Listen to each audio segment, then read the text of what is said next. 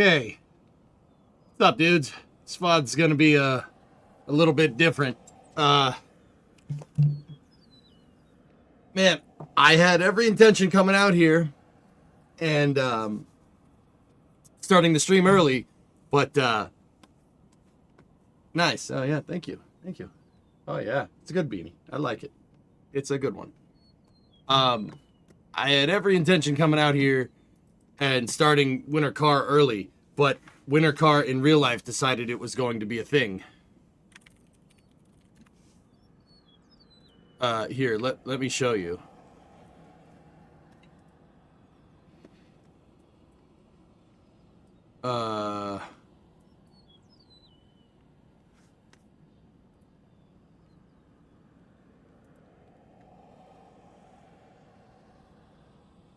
Okay, so here is a this is on Windy. Here's a map of the US right now. You see this thing right here? How do I get all the damn numbers off? Yeah, well, I mean, that's wind, but yeah, you see this thing? This thing. This whole thing. That thing. Look where it's pointed. It's pointed right at me. Yeah, that whole storm, that gigantic storm is pointed right at the Northeast. So that I was watching the weather this morning and the guys were saying, you know, like 8 to 12 inches, which for the metric people, that's 20 to 30 centimeters. I gotta get the blower working, just in case. I gotta get the snowblower working. If we get anywhere, above, like, you know, 15 centimeters, we got a big problem. So they're projecting at the very least 8 right now. This storm was supposed to hit like mid-Atlantic, so I didn't really worry about it. But now it's going to come to us. So yeah, that's not great. 14 to 17 in Long Island. Yeah, we're gonna get railed. NG, this is not good. It's gonna get really bad.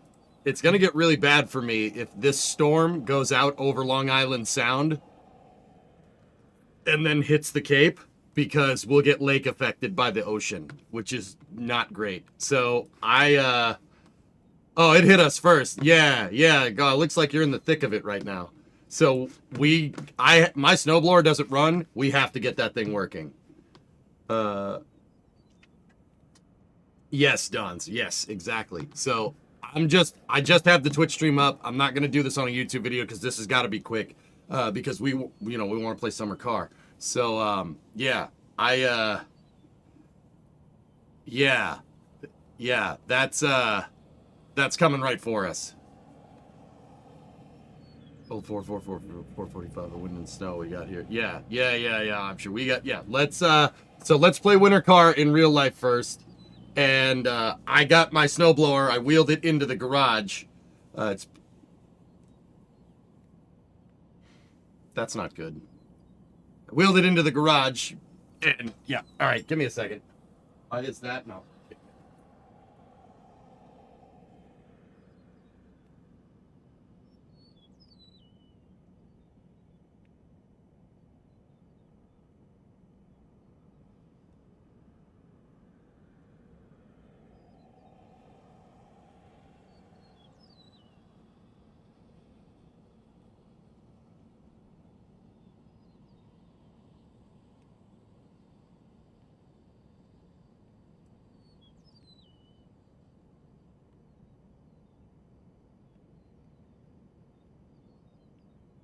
Yeah, that camera just decided to not work, so that's good. Yeah, I'll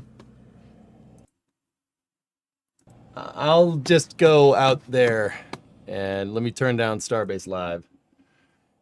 Yeah, my high cam just decided to not be functional. It was working just a second ago, and then I restarted OBS, and now it's not. So, you know, that's great. So let me get the microphone up there, and we'll go. I already got the jet engine working over there. So, yeah, give me 1 second. I'll be right back.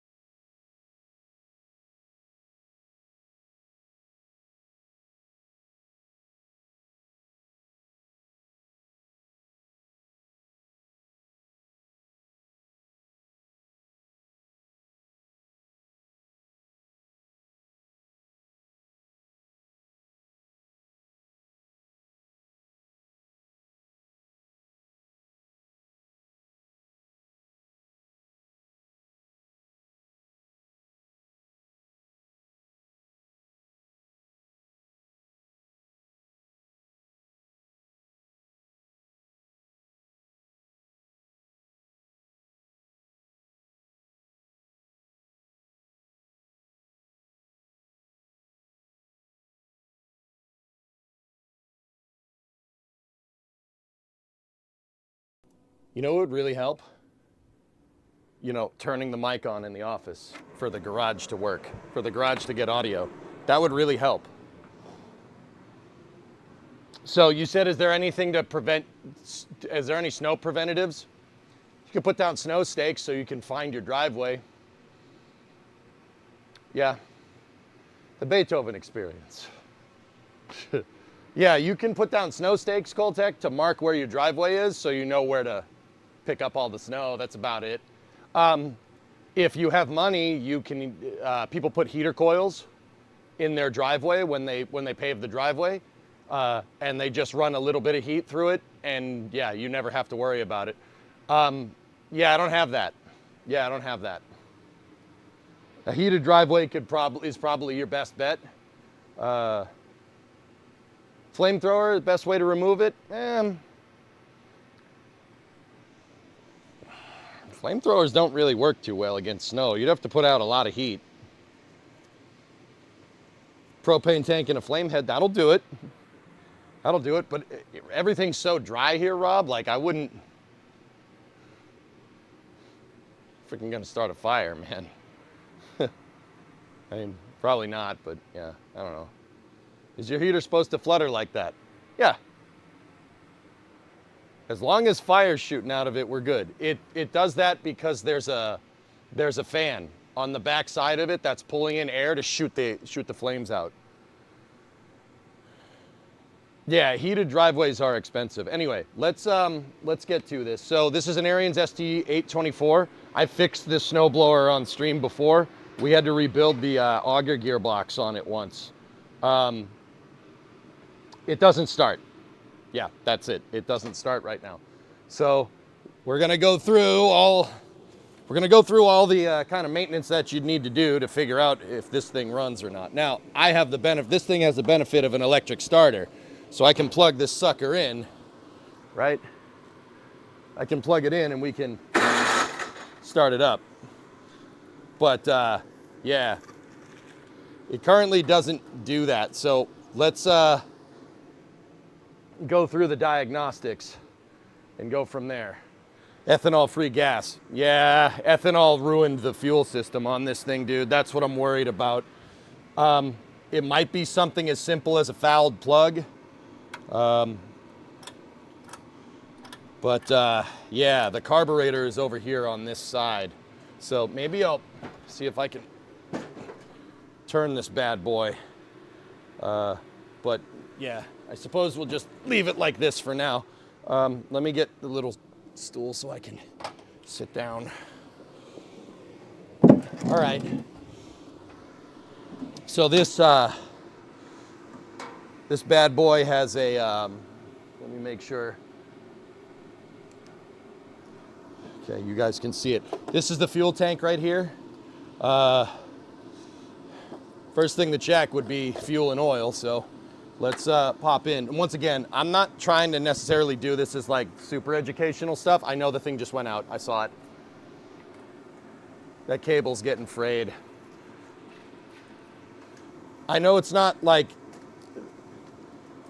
the best, but here, take a look. This isn't gonna be like my normal super educational stuff. We just gotta get this thing running.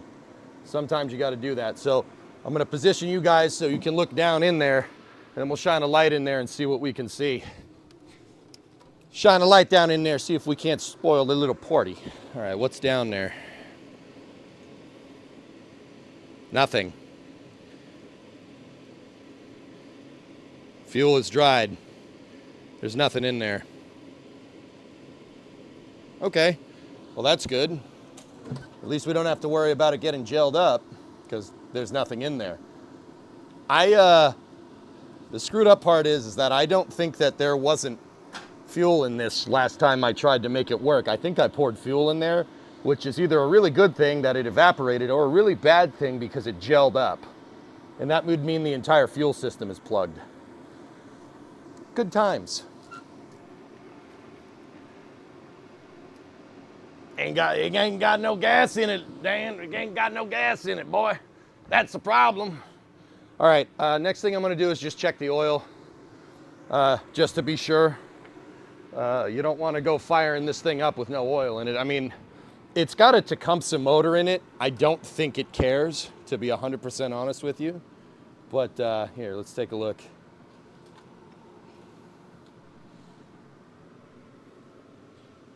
Yeah, that probably could do with some. How is it? A little dirty, but still got some life in it. She good. She's running a little, it's a little bit low, but it'll be all right.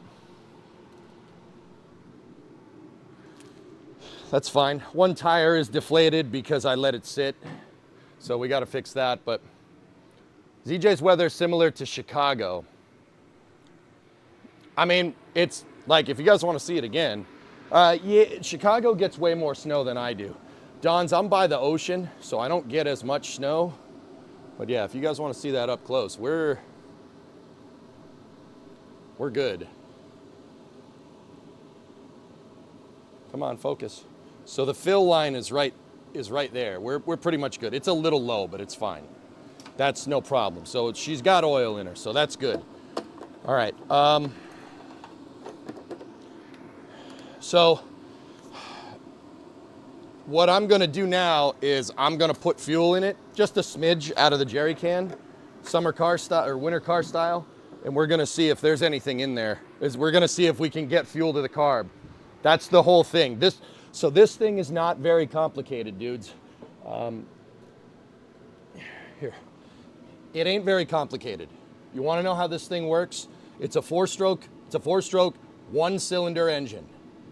All right. It has one piston in there that goes up and down. Yeah, I know, great motion. That's it. You prime the system, it's gravity fed, so the carburetor is on the other side. It's got a carburetor that atomizes fuel. The gas tank's higher than the carburetor. It's gravity fed. The force of gravity, Archimedes' principle, forces gas into the carburetor bowl. That's it. And the needle and seat prevents more gas from flowing in or out so you don't flood the carb. It is not rocket science. A toilet is more mechanically complex than this. I'm serious. This thing is very, very simple. So with all that being said, the carb is on the other side. And we do have a manual primer. A manual primer is basically just a little air pump, like push it on the back. Hear that? It's a little, you can hear it's moving air right now. It's not moving any fuel. That just forces some air into the bowls if gravity doesn't do it. This thing is not rocket science, man. It's very simple. So let me get a funnel and we'll start putting fuel in. I'm only gonna put a splash in there because you don't want to fill it up. Yeah, here we go. Here's my gas funnel, courtesy of Geek Nation.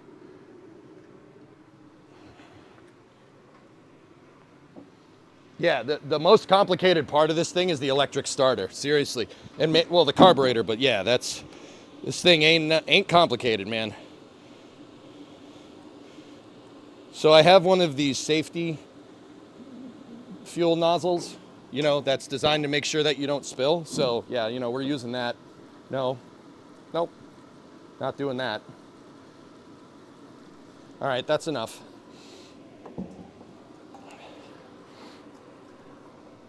All right, so there we go. She's got a little bit of fuel in it. So for this part, we need to hear if it's priming. So I gotta shut the heater off. I gotta shut the leg heater off. Stand by for Miko. Roger, press for Miko. We have good shutdown. All right, so I need to be able to hear if this thing is priming. So what I'm gonna do is we're gonna go, you guys come on around here. I'll show you the primer and everything and the controls. This, once again, this ain't rocket science, boys. It's very, very simple. Okay, so you got a bunch of controls here. That's the plug for the electric starter. That's your starter button. This is the primer, right? There's your primer. This is your throttle. You either run it at max power or run it at no power, or you can find something in between. This right here, that's the choke. That's gonna constrict air going into the intake so you can start. And over here is the key. That's the key to it. You push this in. It what this thing does is break a it's a jumper that bypasses the spark plug. So right here, there's inside of the engine, there is a weight on the crankshaft that basically generates it generates power, just a little bit of power, just enough to power the spark plug. There's no computers on this. It's very simple. It's all mechanical logic. It's very, very simple. All right, so what we're gonna do is we're gonna put the throttle to full, put the choke on, key is in, and we're gonna listen here. Here, let me move the mic up to that. We're gonna listen to see if this starts bubbling. Ready?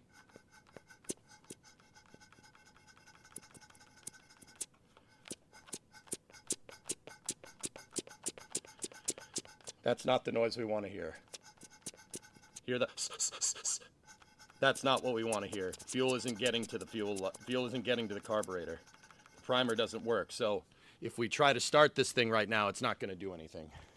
So we know we have a fuel problem. The primer doesn't work. So how about now? It's not going to work. If you guys, I mean, just for the people that want to see for sure, this shouldn't work. If it works, I'll be very impressed, but it shouldn't. Headphone users, the starter is pretty loud, so just bear with me.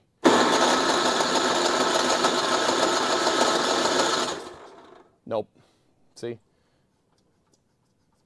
It's making a whooshing noise, not a bubbling noise. This should make a bubbling noise, and it doesn't. So that means our carburetor is jammed.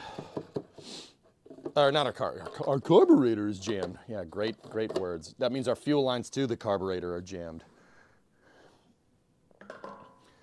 All right, so that means we got to get a little down and dirty. I know you lost picture. I saw it. I'm checking that religiously because I do not need that happening again. It would help if I undid the cable. You should have a reacquisition of signal. I'm just undoing the cable from where I was working on the Coronet last. All right, there we go. Cable is free floating separate. All right.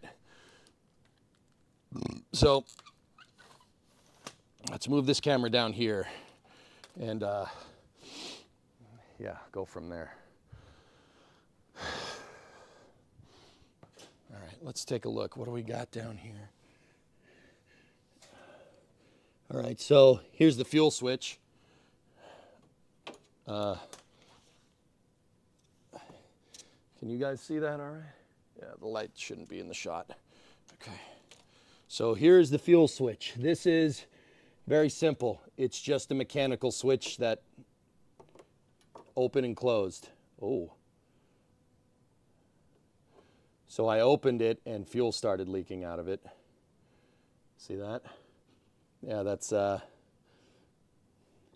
fuel switch was closed. Oh, please don't tell me that that's what was wrong with this thing. Did I shut I actually was responsible and shut the fuel switch off. All right, well, so it's in the off position right now.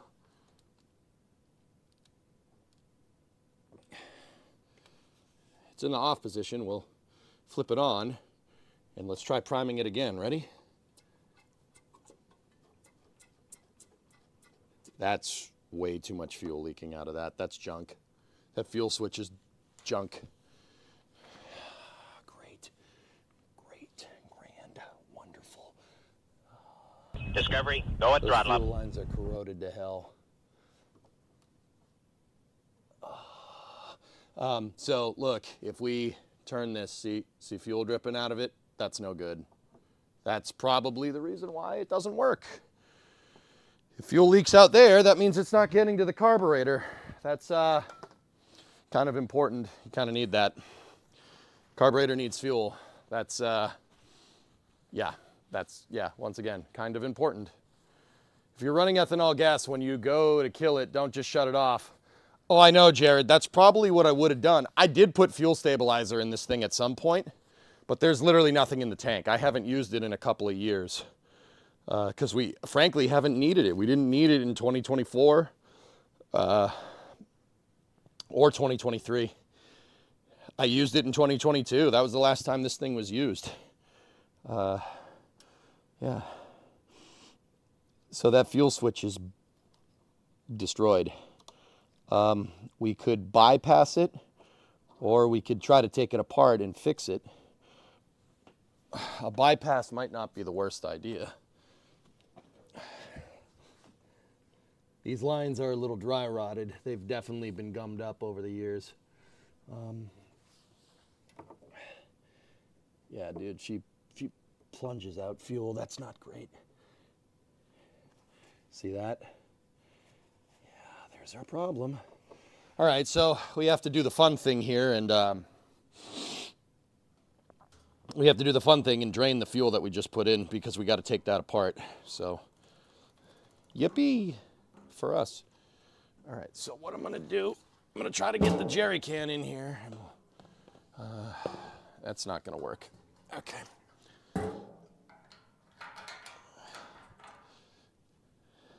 The jerry can ain't gonna do it. So we're gonna need something to, gonna need a bottle or something to hold the fuel temporarily. I remove them, they always leak. Yeah, well, I don't think we have a choice here, man. So let me go get a water bottle from the office. And we'll fix this bad boy. Please tell me I was irresponsible and left some trash on my desk. Yes, I was. All right.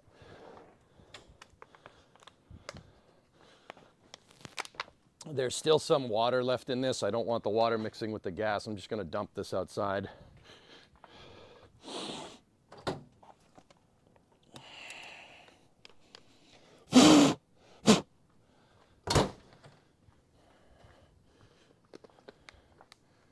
Do they not sell ethanol-free gas? They do not, Sawyer, because Massachusetts. If I wanted to get ethanol-free, I'd have to go to an airport and get avgas, which sucks.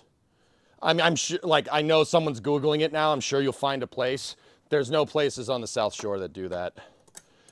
There might be one up in Quincy. I don't know. I'd have to go look. Point is, it's not like I can go down. I've looked around the regular gas stations. You can't go to the gas station and get ethanol free.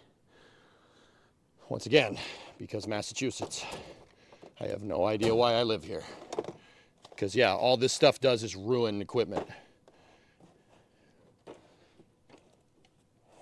That's all it does.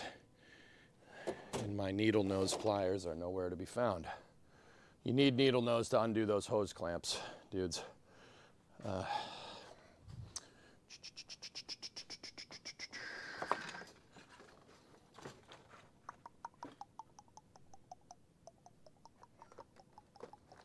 They're in the house. Crap. I might have an extra pair over here somewhere.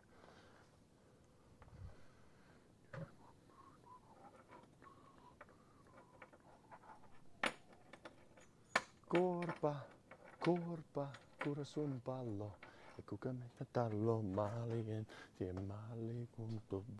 I got it stuck in my head. I haven't even listened to it today, dude. That freaking song, though.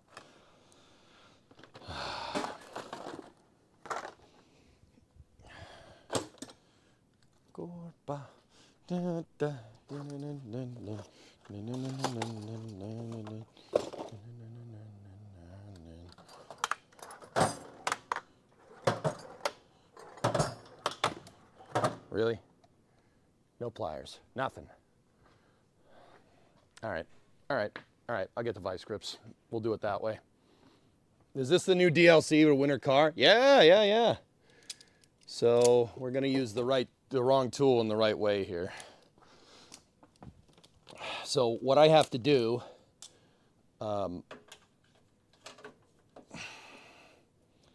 is we got to uncouple that fuel switch, right? And then we got to make sure we grab the gasoline that we just put in there.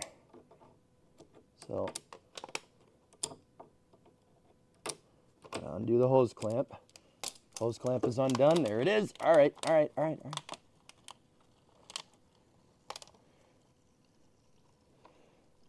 See, it's just a gravity feed. That's all it is. And now it looks like the gas that we poured in there washed with the tank a little bit.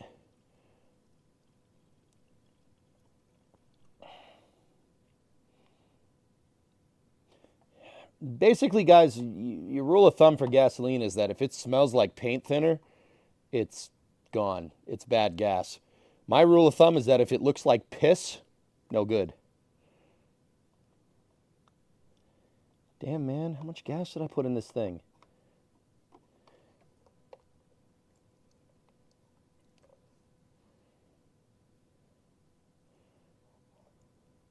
This gas definitely washed with whatever was left in that tank. Yeah, it looks like piss. If it looks like pee, that's no good.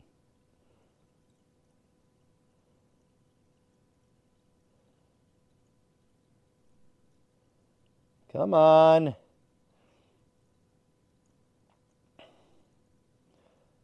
Yeah, there was definitely bad gas in this.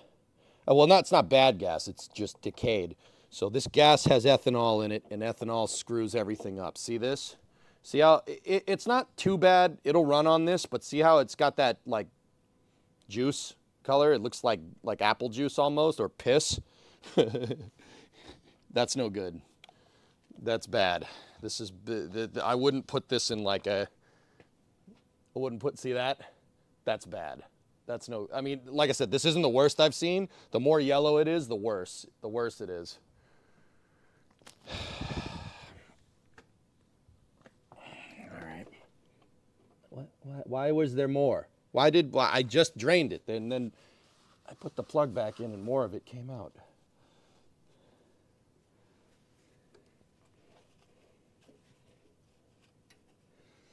Well, the good thing about this is that the gas that we did splash in there probably got rid of all the gunk. I mean, we probably inadvertently kind of flushed that tank, which is okay. But yeah, let's take a look. Let's take a look at what we got here. So this is just a hose clamp. Like I said, you're really supposed to use needle nose, but a vice grip will hold it open. It's just spring steel. And you just put the tabs on there like that and open it. Easy peasy. See this? This is junk. This fuel hose is crap. This is what I mean about ethanol. It ruins it. I mean, this one is a little bit dry rotted. It's a little old. This is probably the original one. I got the snowblower from my neighbor. He gave it to me for free. And because it was broken and I fixed it. But see the cracks? This is bad. Cracks in the hose, bad. You know, it's possible that the fuel was just leaking from that bad, it's possible that fuel was leaking from this and not necessarily the switch. So what I'll do is I'll find a bit of fuel hose. I'll see if I have anything like this, and we'll replace that bit of hose and see if it still leaks. It may have been the hose that caused the problem. I gotta see if I have any small fuel hose around. I should. Oh man. Good times. Good freaking times, dude. Not. No, this is 5/16. 5/16 injector hose. That's no good.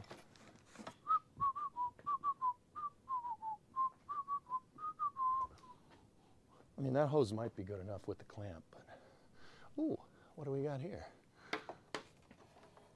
What do we have here? 5/16 fuel line. That'll do it. Yeah, nice. I got some 5/16 fuel hose.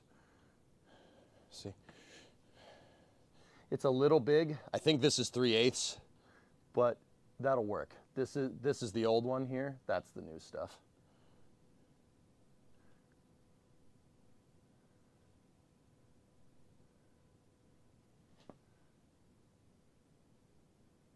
Not to be a wife for a second, but we don't have a different one with fewer problems. Bree, the other snowblower that we have needs a belt. It needs a belt. It runs just fine.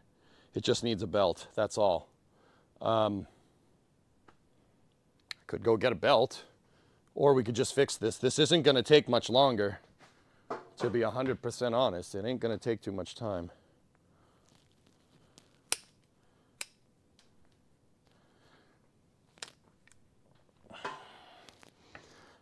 All right, where's my junky bit of hose? Engine swap? We're talking about expedited time because there's a snowstorm coming and you guys are talking about an engine swap? How much snow are they calling for? 8 to 12 inches, so that's 20 to 30 centimeters. All right, so just make sure it's to the right length. There we go, got a replacement. See, nice replacement bit. I'm gonna put my fuel hose, my extra fuel hose, back where I know it is. Like I said, this may have just been that. The other snowblower, guys, that I do have another one. It's a bigger snowblower than this, to be honest. It's actually a lot newer. But that one's got a Tecumseh in it. It's an Ariens STA 225. It's from the 80s, so it was made here. Everything about that was made in the United States. It wasn't made overseas. And it's got a Tecumseh motor. Tecumseh made small engines for everything. That engine is indestructible. It's never breaking. I'd prefer to fix this one. I want to fix the one that's made here because it'll never fail me if I, as long as I take care of it, and I didn't take care of it, so it failed me. But that's the fuel. That ain't, I'm just going to pass the blame on to bad gas and go from there, even though I know it's a thing. So I'm putting the old hose clamp on. I said that like geek. Hose clamp. Hose clamp. All right. We have to get this thing a little bit, you have to get this a little bit up the line so you can slip it onto the, barb is what it's called. Hello, you will succeed. Thank you, Andy. All right. So you gotta put the hose clamp like in the center so you could slip it onto the barb. These, the connection, what like hooks the fuel line up, you have like a ribbed connection right here. It's called a barb. You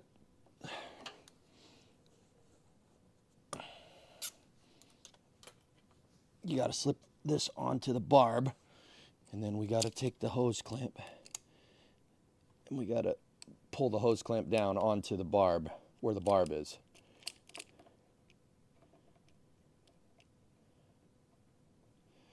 So what I'm doing is I'm basically going down the list here of all the things that are in the way to get the fuel to the carburetor. So we replaced that bit of fuel hose. It might have been just that. This one, we might be able to fix this for nothing. So there should be another hose clamp onto the gas tank, but there's not. Against my better judgment, I'm going to take the piss fuel and we'll put the piss fuel back in.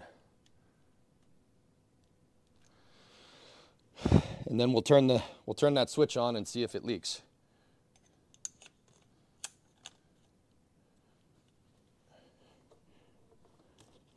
Like I said, it may have just been that hose.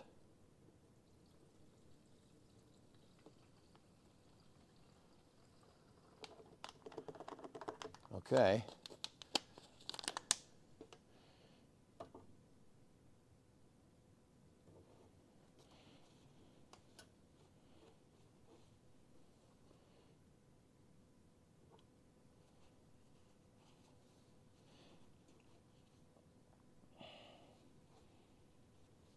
All right, it's not leaking as much, but it's still leaking.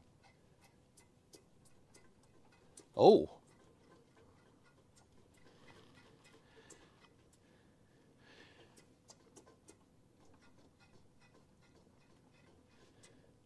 Yep, okay. When I started moving fuel, when I started hitting the primer, it started leaking. Okay, so that switch is toast. It's toast. Cool. Let me get my thing back. And we fill it up, fill the canister up with fuel again.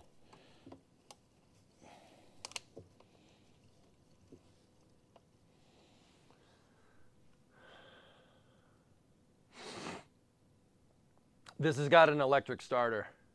XJ. Yeah.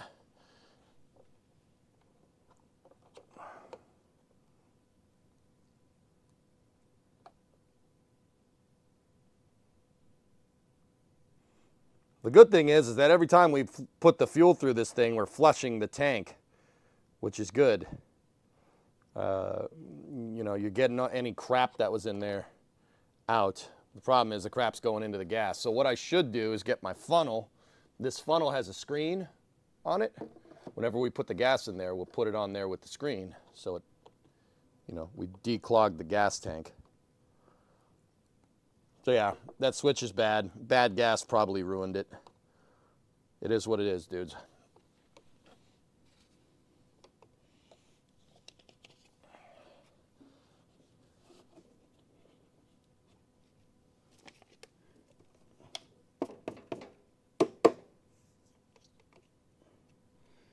All right, so we can rule out the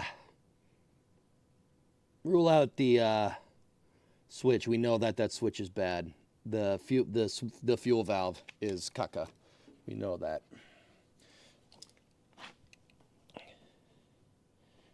Why does it always do that? It pisses out more fuel.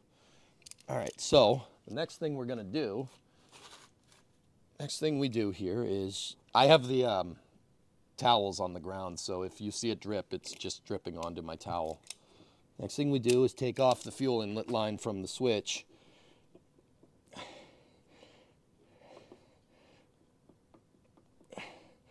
Which is also dry rotted to hell. We're having trouble pulling the barb off. There we go. All right, so this switch was caca.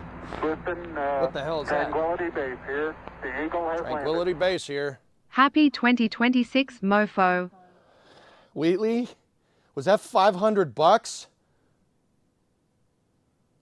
Holy balls, dude. Only Wheatley would say happy 2026 mofo. You kidding me, dude? Screw it, we're buying a new snowblower. No, we're not. We're fixing this one and we're using that money for car parts, baby. How's the carburetor? Haven't gotten that far, Clayton. Don't say that in front of Brimo. We're using it for responsible business decisions. What's up, man? Hey, thanks. So, you guys want to see something interesting? Look at this. Look at my hand. See how it's all black? That's from the hoses. The gasoline degrades the hose and the rubber just emulsifies and it gets all over your hands. Modern gas. I know I'm not live on YouTube. This was supposed to be quick, just for Twitch. You can buy so much content with that. We're going to be responsible and use that to buy 10 more broken snowblowers off Marketplace. Yep.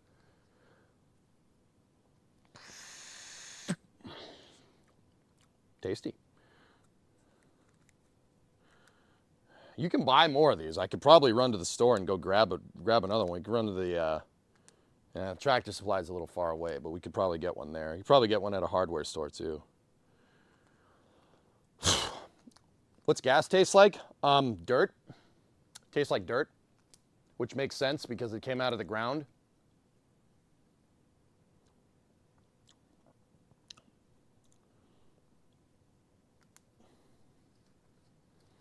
Yeah, it just, yeah, tastes like gas. Anyway, wheat, thanks, man. I appreciate you.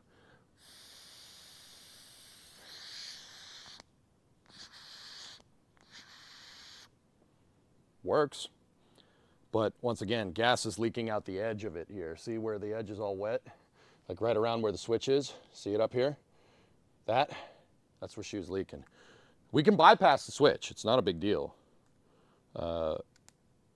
We just got to make sure that we run the thing dry when we do. I wonder if we can take this apart. It might just need an O-ring. But this looks like it's all pressed together and it's plastic. That's the other thing. The ethanol gas makes plastic brittle. It makes it super brittle and it cracks. Sounds like a bad O-ring. I would say you're probably right. It probably emulsified the O-ring, Clayton. I'm not exactly sure how to get this bad boy off.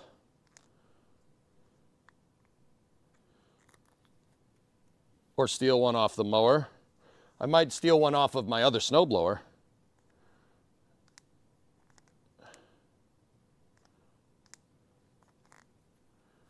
Let's see if she comes apart. You know what? I just got to get this thing running. We'll maybe buy that off stream or something.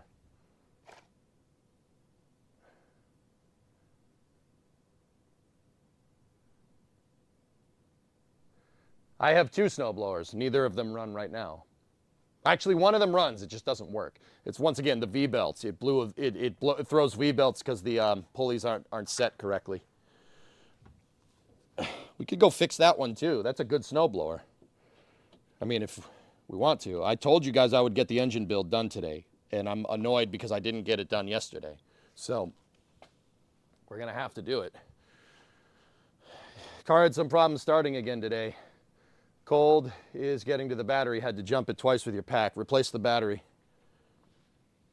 It's also absurdly cold, Flykin. So yeah, you might want to figure that one out. So okay, here's what we're gonna do.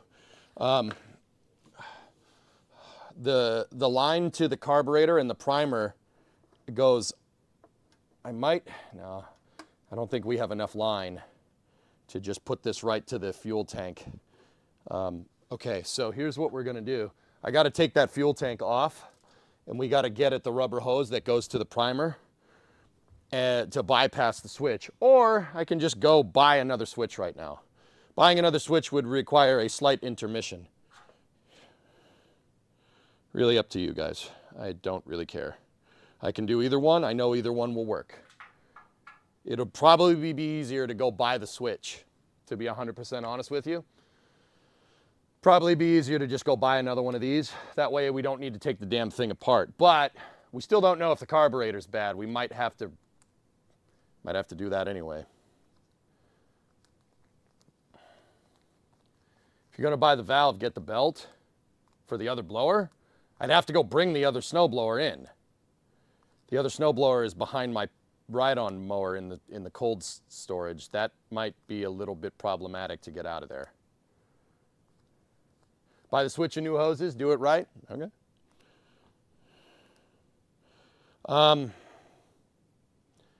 Fellas, okay, so that's fine. We can do that. Let's figure out, let's keep working with this thing. What I'm going to do is we're going to temporarily put an inline connection. Temporarily put an inline connection. Here we go. Now these are vacuum line hoses, but they'll work temporarily. So what I'm going to do,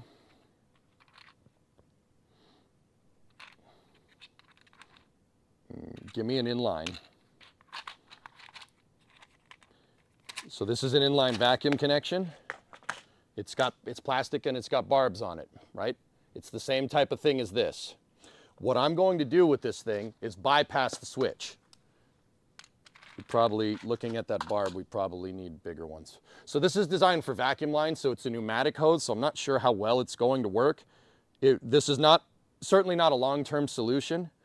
What I'm going to do, like I said, is bypass the hose. Actually, a T-junction might do it, but yeah. Can't you just get a belt without pulling out the other blower? The other blower needs a belt. This one does not. This one does not need a belt. This one was built correctly. The other snowblower is brand new. I also got that for nothing. Somebody gave it away because they didn't want it because it was brand new and it threw a belt. Oh, Big Pussy's Auto Shop. Hey, how you doing? Whoa, hey, oh, gabagoo, gabagoo. All right, so what I'm gonna do is I'm gonna use a vacuum. We're gonna use a vacuum hose barb, and I'm gonna bypass it just to troubleshoot anything else down the line. The reason why I'm doing that right now is, one, so we can troubleshoot everything in one video. Two, so I don't have to go to the store twice. Don't feel like driving to the store twice, so yeah, it makes sense. Let me go get more fuel hose and we'll cut the fuel hose to bypass the connection. I don't feel like driving to the store twice. I also have a V-belt up on the shelf over there. That might work. All right, so there we go. The barb fits just fine into the hose. We're gonna need to basically just make a little bit of hose like this to connect into the pre-existing fuel line. It will create a low point, but it'll work. As long as the lowest point of this hose is above the carburetor, we're fine. All right. So once again, this is just for testing purposes to make sure that it works. I just want to make sure that everything else is good in line with the fuel system before I go and buy something else. Try to save some cash here. So if we put that onto the fuel hose barb,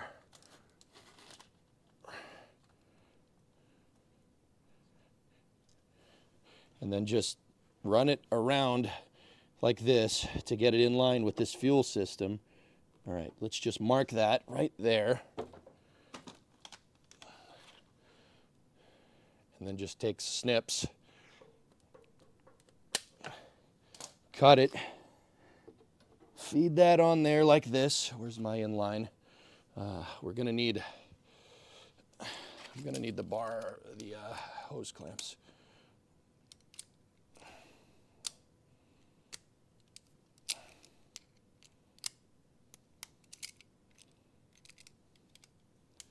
Once again, this is just to make sure that this works. Make sure we can get fuel to the primer. If I can get fuel to the primer, we could probably start this thing. So I'm gonna put one of the clamp that was on here to the switch. I'm gonna put that in line right here. Gotta slide that onto the hose. Keep it loose, loosey-goosey. I'm gonna put the bypass thing in there. Hose clamp to it, there we go. Now I'll take this clamp, slide this sucker onto the line like this. We gotta give the barb room to get on there. There we go. That's a little bit loose on that, but maybe on the other side. No, that doesn't really.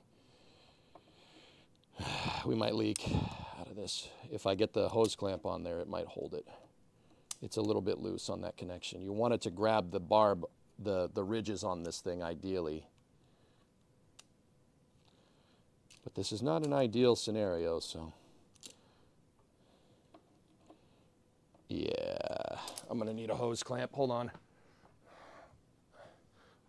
We're gonna need to cinch that thing down with a small hose clamp. I gotta see if I can find it. I gotta see if I have a smaller one hanging around. Yep, I do.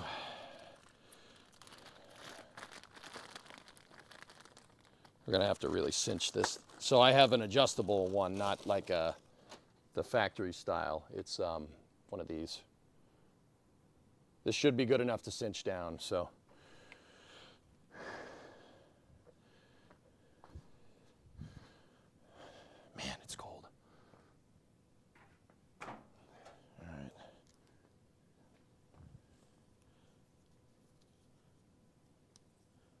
So we'll just cinch this bad boy down. See if you can see the barb right there, guys. So the ribs on that vacuum piece, if you could slide the hose on there and take it off like that, it's too big. You don't want to do that. I'm just doing this once again as a temporary thing. So slide the heavy duty thing on there. This thing will cinch it down. You don't really, I mean, this will work if you're in a pinch, but I would do it right. So really get that thing on there so it doesn't move. All right, killer. So what we're gonna do now, I'm gonna get my funnel with the filter and we're gonna pour our piss gas back in there.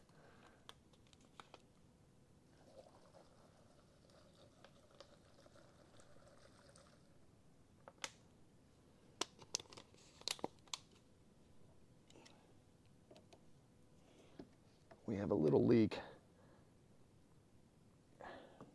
Just a smidge. Okay, she's not leaking anymore.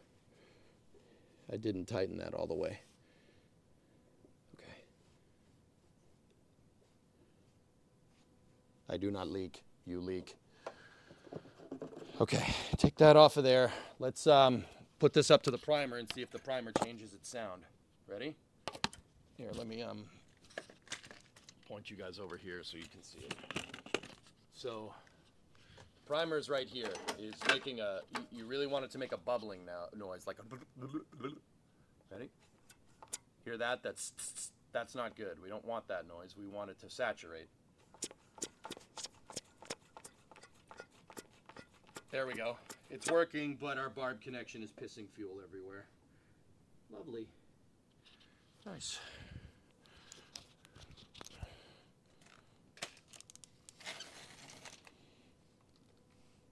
That's good. Get the piss bottle again. It's the front connection. This thing, see?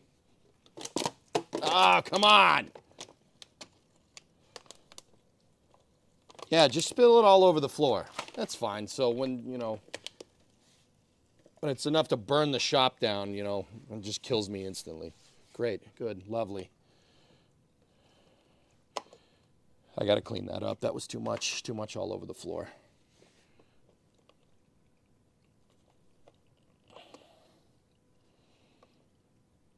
Yeah, this front barb, this thing is no good. We got to cinch that thing down. I'll get the other hose clamp. I have another one.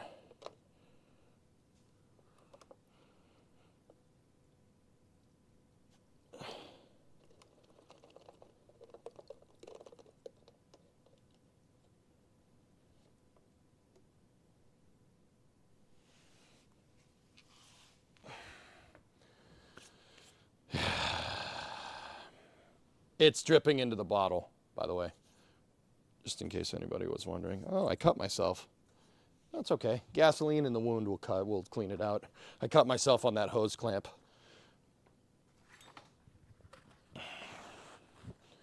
It's okay. It has ethanol. It'll sterilize it. It's good.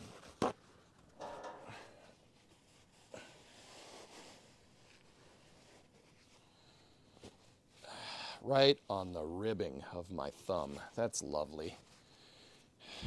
Great.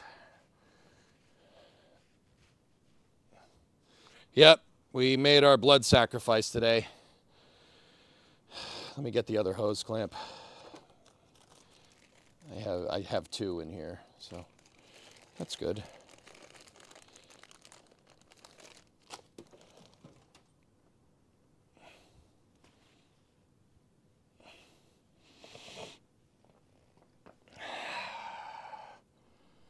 Wow, that slipped across my entire thumb. That's really gonna hurt later. But you know, it's good.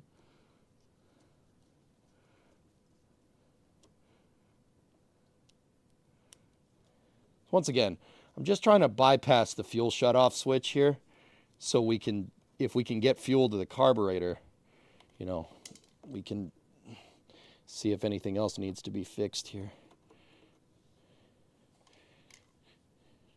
Yeah, see these little end pieces slit my thumb. So it doesn't hurt though, so that's fine.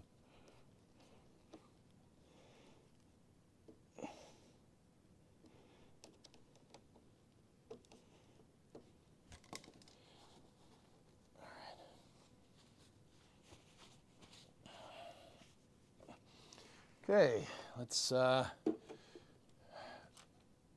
dump it in again.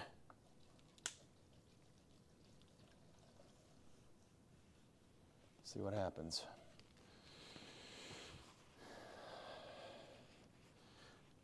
You're bleeding, man. EJ ain't got time to bleed. All right, I'm gonna fire the primer. Oh no, she's leaking again. This isn't gonna work. Well, maybe just a little bit.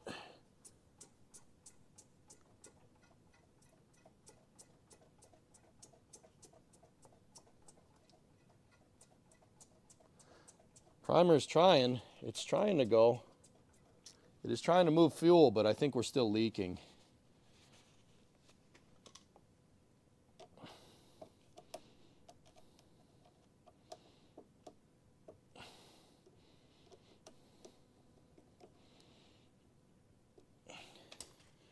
Let's really tighten that sucker down. We need to, in order for the primer to work, you can't have air getting into the line here. There we go. I do not leak. Nice. It's not leaking. Primer's working. Excellent. Excellent. All right. Okay, guys, so headphone users, I'm going to try to do this. We're going to try to hit the starter and see if she works. Oh, this is space. I'm in space. Who's in space? Fluffy, give the sub to Plums. Thank you. Careful with the fuel smell. Yeah, we'll be all right, Dan. It'll be fine. I picked up all the fuel off the floor, man. She isn't leaking. My crappy barb fitting is working. We primed the engine. The primer is making a different noise. It's making a bubbling noise. It's not making a s noise. Which means we're... Oh. Oh. Oh. I know you lost signal. Give me 1 second.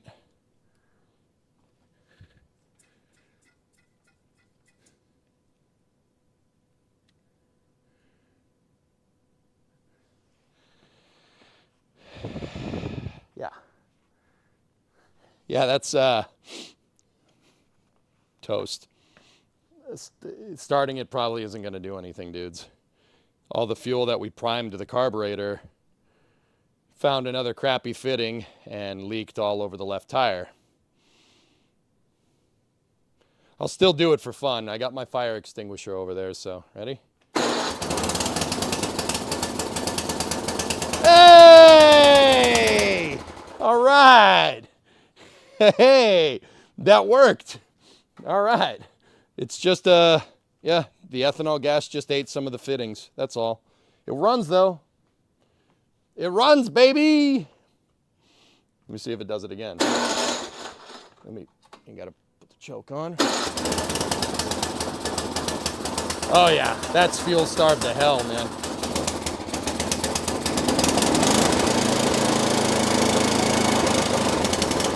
Nice. Hell yeah.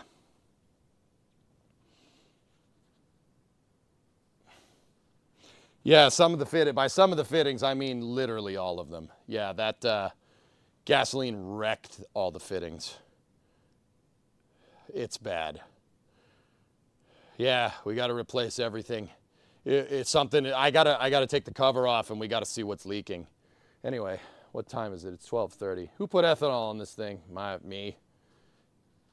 I have extra shearing pins belt fed, yeah. Believe it or not, what got this snowblower, the reason why my neighbor gave it to me is because the auger wasn't working, because someone put grade 5 bolts where the shearing bolts should be, and it destroyed the auger gearbox. Nice. More leaking. I know. I just wanted to get it temporarily working just to make sure. So the carburetor's good. That's the carburetors, the jets in the carb aren't gummed up. It's probably because it ruined all the fuel lines going to the carburetor, so fuel didn't have time to sit in the carburetor, so it didn't clog it. But it runs. That's good. How are you? I'm good, Beats. Everything's good. So Blue Origin just announced their own internet mega constellation called TerraWave. Up to 6 terabits per second direct optical to ground, optimized for enterprise and data centers. Okay. Check the float bowl in the carb. Can collect some debris from those hoses. It most likely did, Smithers, but that's why I didn't run it for that. That's why I didn't run it for very long. I just wanted to see if we could get fuel to the carb and get it to run. Because it's going to suck all that crap from all those degraded hoses into the freaking carburetor. All right. Hell yeah, man. It runs. Oh, that's cool. That's what I mean about that Tecumseh motor. It doesn't take much. I have a disgustingly bad slit on my thumb. That's bad. Hear me out. Just fabricate a plow for the lawn tractor. You have the gear. I would if I had more time.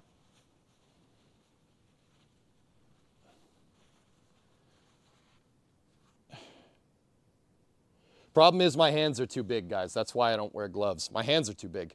I just tear the glove and then my hands get cut anyway. It's just adding a step. I'm serious. Too big. I can't. You want to see what I do to gloves? I'll put the thing on and the glove will tear. Even mechanics gloves. Still, I tear those like crazy. The new connection still leaks. Did you see it? It's just temporary, dude. Don't worry about it. I see it leaking right now. We'll put it all back into the piss bottle.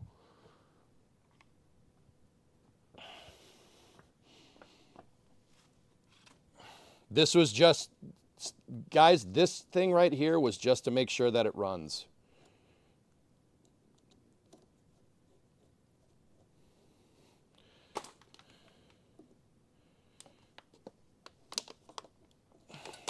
All right, ready? Oop.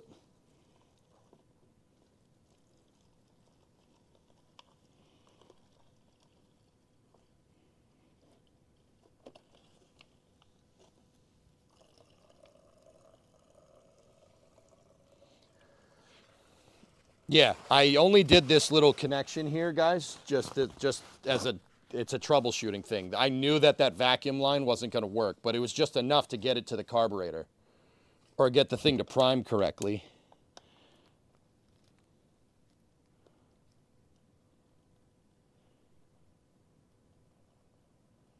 Still going to have to take apart the carb, unfortunately. And I got to redo the hoses and stuff. But that's the game, dudes. It's the game we play. That's 2026 gasoline. It's terrible. It ruins stuff. It ruins this small equipment. It'll ruin new equipment too. It'll ruin old, ruin new. It ruins everything, dude. It ruins cars. Yeah, it's no good. Is that a propane shop heater back there? Yeah, you've seen it run, John. All right.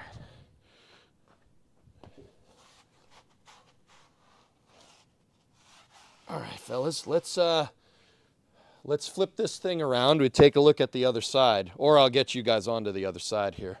I'm going to turn the blower back on because it is getting very cold in here very quickly. Okay. Igniter is on.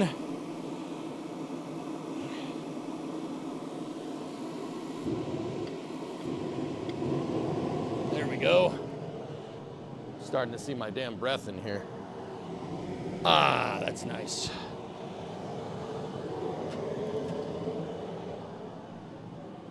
I'm still bleeding. Hang on. I gotta get a Band-Aid for my hands.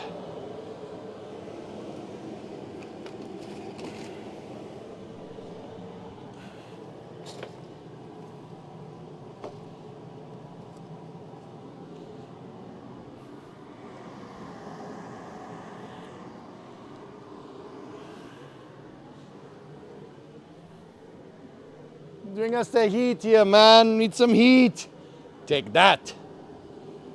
Oh, Mr. Rod. You can call me Ruby.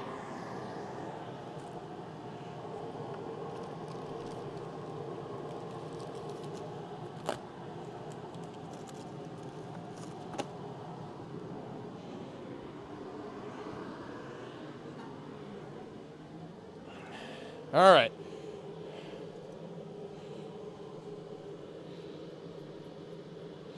Got to clean the wound first. Who thinks this is going to hurt? Think this is going to hurt?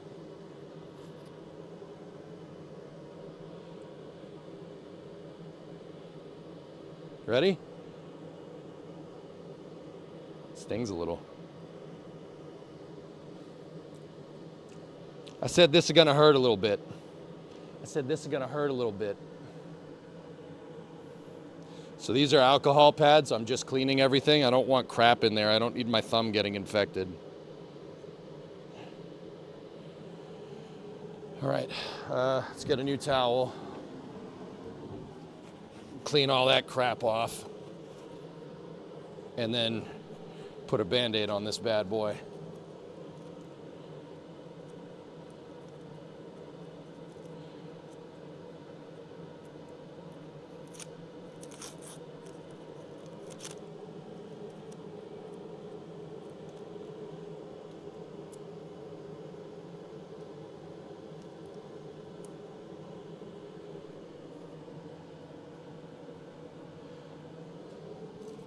Brake clean will do it. Yeah, acetone's a good antiseptic. That's fine. All right, cool. Hopefully Twitch doesn't get mad at me for showing blood on stream.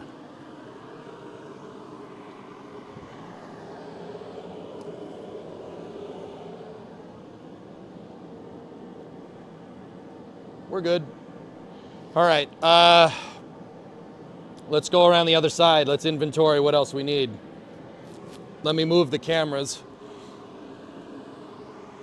And we'll see.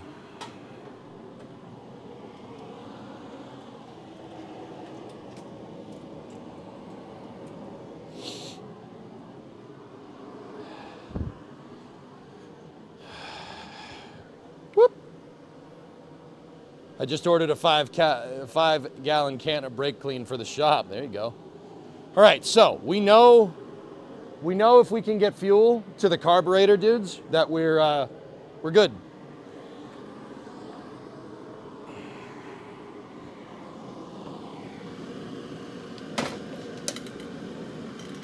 So let me put my seat down here.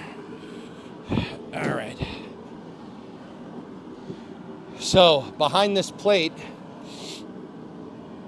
there's the carburetor. We got to see where it's leaking. My guess is it's the hose. So that, I'm going to undo the starter because we don't need that.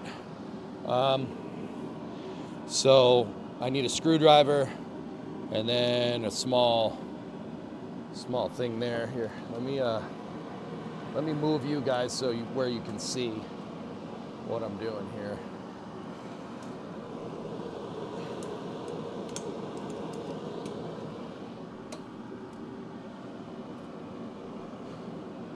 Is there any other screws here? Yeah, there's one up at the front. Okay, cool.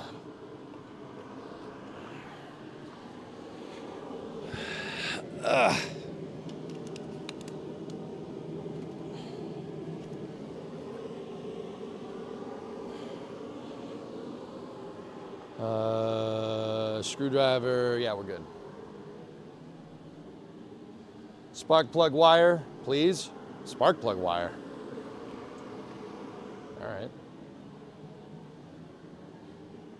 I mean, if you want to lock this thing out for real, yeah, sure.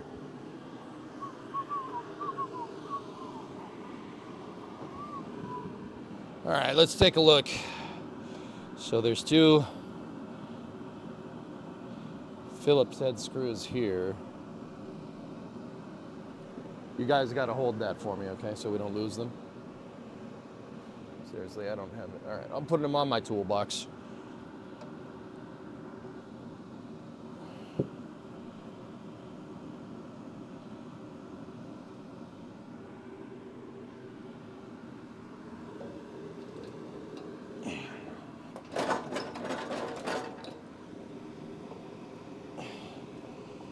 This one doesn't want to go. Uh-oh. Yep.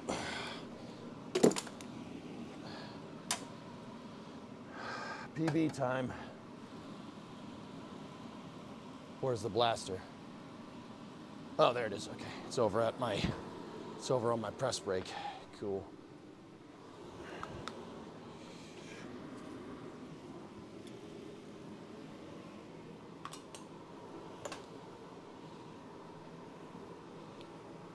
Guys, you know what I'm going to do? I'm going to move this so we have a little bit more space.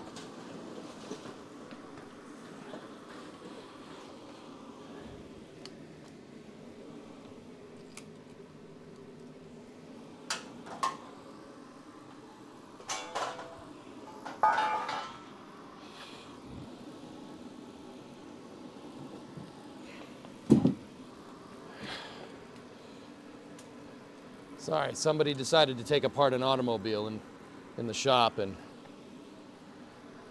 yeah.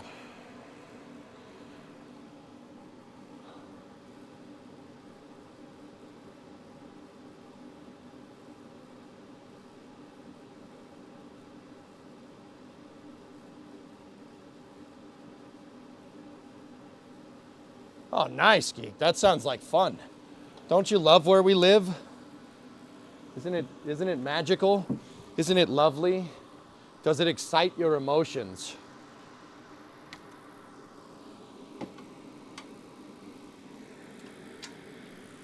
First try, 5/16. All right.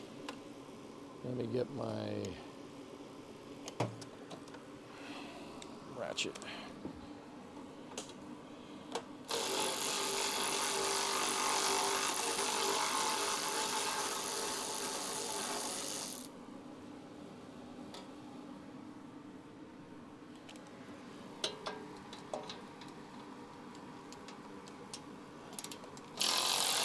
There we go, that one went.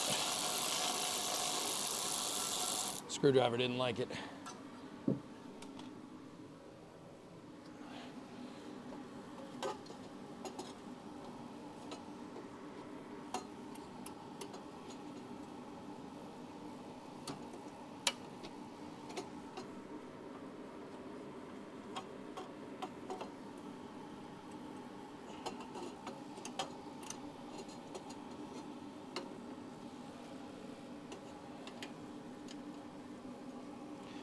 Oh.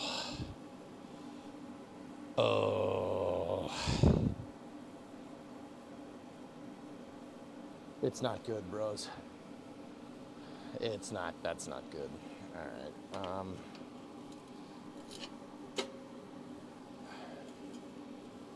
Here, look.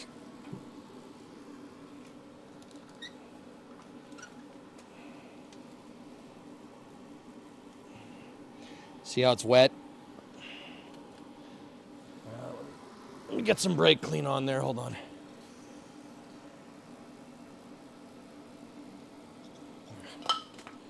Let me go find some brake clean to put on there. Other can right here.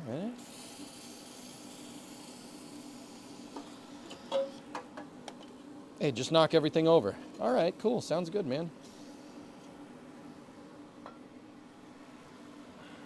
Junk.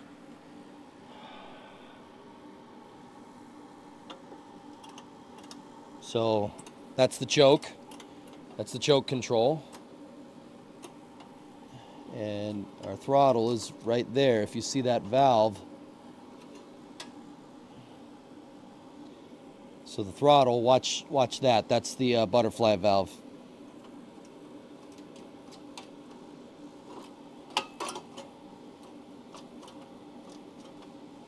Oh. Oh.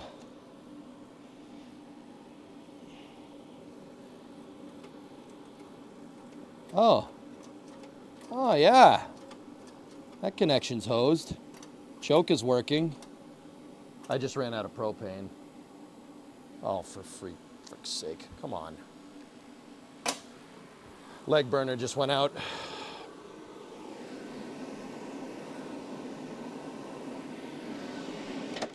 That's great. Oh, that's nice. Lovely. Whatever. Our throttle linkage is not happy. It's gummed up. This thing right here. Here, let me zoom out so you guys can see a little bit better. If we go over here and I move that throttle switch up and down, see? She ain't happy. Okay.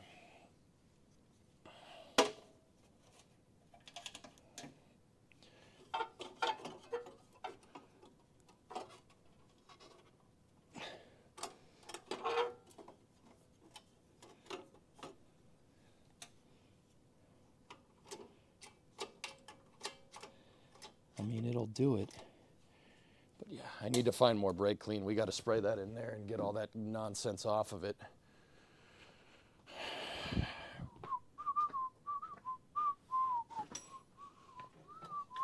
Here we go.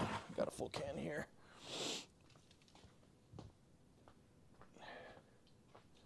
All right, let's see what we got in here. Ready? So the brake clean just kind of going to clean everything off. Get all the gunk off of it so you can see.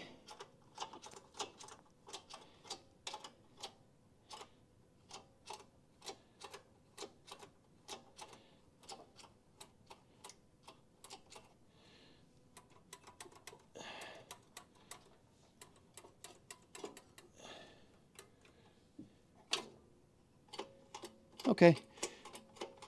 The connection was just a, it was just a little, not loose. It just needed to be worked a little bit. So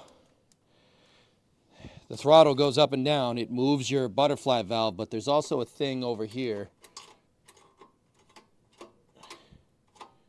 There's also a lever over there that it pulls that's attached to the, it looks like where the transfer case is. Now the transfer case is just it's not really a transfer case. It's connected over here. See this little arm?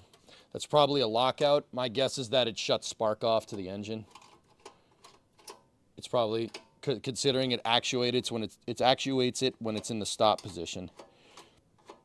See how it's moving this over here, but it's also moving the butterfly valve with these linkage connections. All right, so once again, I'm just taking inventory on what we need. Where's the PB? Where did I put the blaster? Where did I just put the blaster? Whatever. Carb cleaner will do it. Oh, there it is. I got it. All right. So let's just hit that with some PB, hit the arm with some PB, hit all this mechanism with the PB. It's not necessarily the right thing for the job, but it'll do it. See how that connection is moving? Now, see how it's moving back and forth because of the spring? The more we move this up and down, the more we work this thing, the more the penetrating oil gets in and it makes the mechanism work correctly. See, you'll be able to set individual, like certain throttle settings. See that?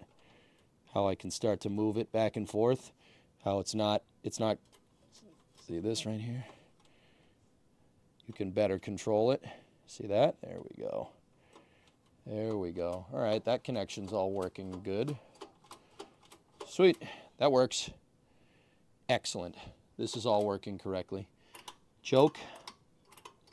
That's the choke for the motor. That's going to constrict air going in. And the intake, believe it or not, the intake for this bad boy is right there. That's the intake.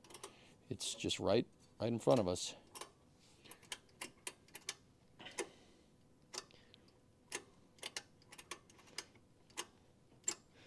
I'll just spray some penetrating oil in there. Okay. All right. Yeah, there we go. That's working. It's working great.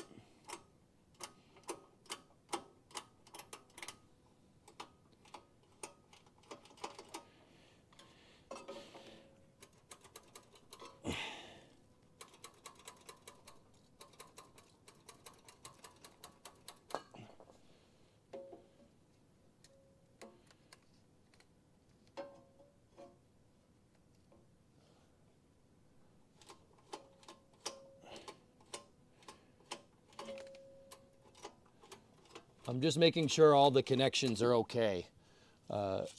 This is basically just inventorying, just to make sure I know what parts I need.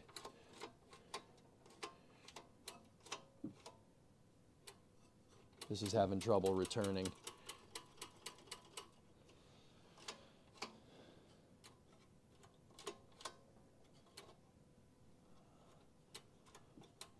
I feel like that should be moving.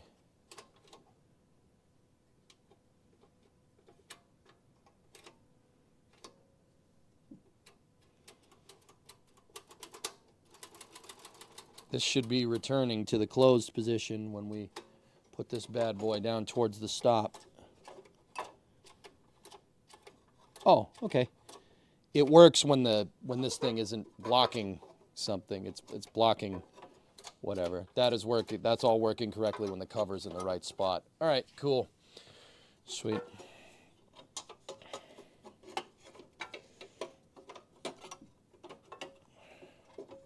I really got to figure out where we're leaking fuel out of this bad boy.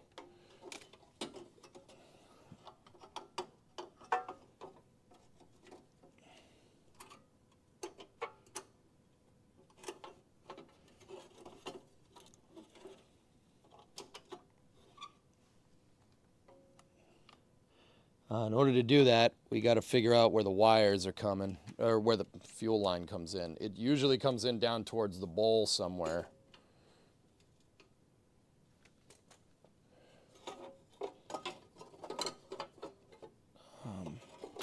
Bowl is down here. I don't know if you guys can see it, so I'm going to give you the light so you can see it. It's down here. That's the bowl for the carburetor. So see that? That's a little temporary area that holds fuel for the carb. When you throttle it up, right? When you throttle this bad boy, it'll pull more fuel into the carburetor, and then if it needs more fuel, it'll suck more fuel out of it. It's kind of like a buffer tank. The bowl for the carb is a buffer tank. It serves the same purpose. There's an AFR screw right there. I don't think we need to worry about that. I'm just looking around. All right, where the hell is the fuel line coming in? Oh, boy. I think the fuel line is on the back side of the carburetor. It's in there. That's your... Nope, that's PCV. Crankcase ventilation. That's what that is. I thought it was back there. Where is it? Where are you? Where are you? Oh, we have a push to bleed. Check that out. Oh, dude, that's super handy. You can bleed. We have a bleed screw, a push to bleed screw on the carb. Look down here. Ready? Watch. See this? Push that. See if there's fuel in the carb. Neat. That's pretty neat. How neat is that? I mean, honestly, guys, this carb doesn't look to be in that bad a condition. I'm just trying to figure out where the damn fuel line comes in.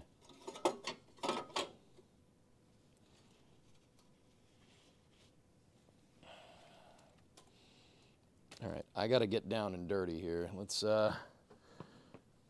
look underneath this bad boy, see what we can see.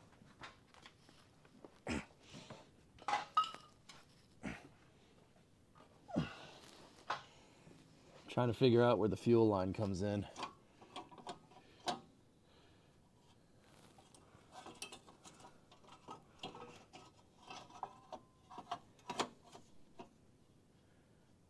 Okay, so we were getting fuel to the carburetor, but we were leaking somewhere.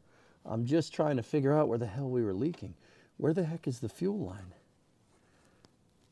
Huh. I need the light, fellas. See what I can see. I see the fuel line. It's right there.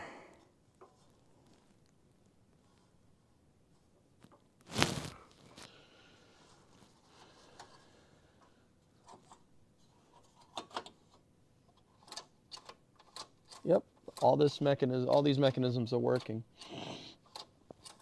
Cool, choke works, everything works. Where are we getting fuel? Where are we losing the fuel? I don't know. I might want to check the bowl gasket, in which case we're about to make a mess. Really wish I could pull this whole damn thing off, but it seems to be stuck around the choke.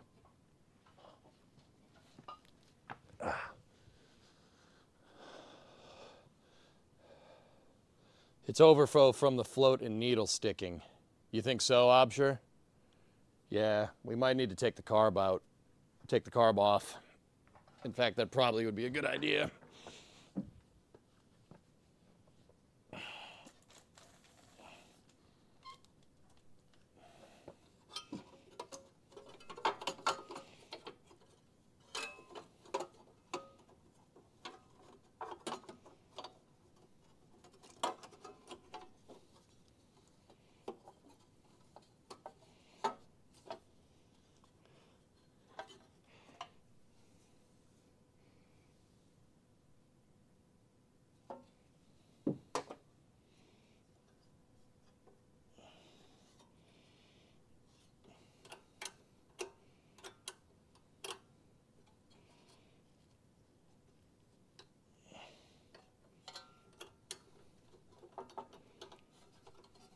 Hang on, I think the choke mechanism is spring loaded. It's spring held in position. If I can pull the spring out, we should be able to get the cover off.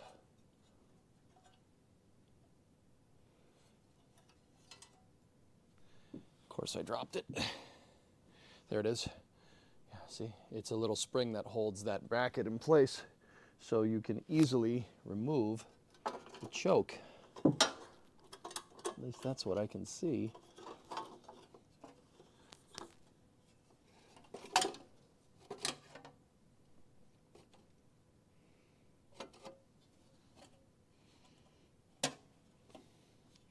Nope. No, we need a screwdriver.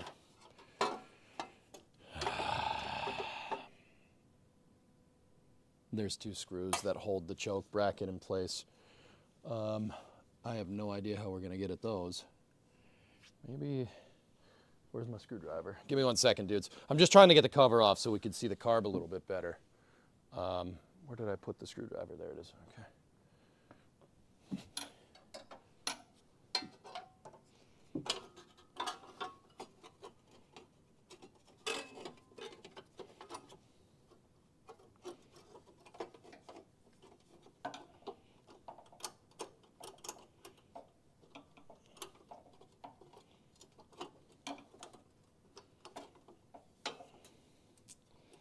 If I can get this cover off, it'd be a lot easier.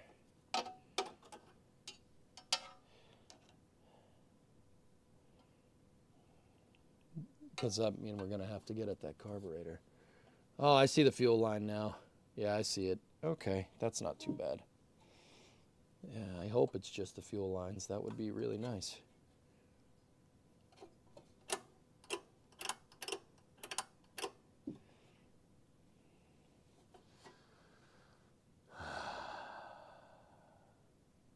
That cover would be off by now.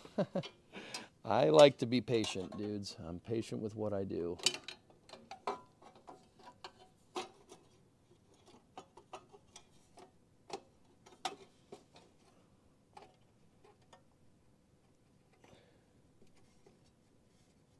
lot of this stuff is a little bit rusty and crusty. I mean, that's good enough. We can get at the carb from here. The fuel line that goes to it is not happy. Here, look. You guys should be able to see this. So look right down in there. See this? That's the fuel line. Look at how gunky it is. It's definitely dry rotted to hell.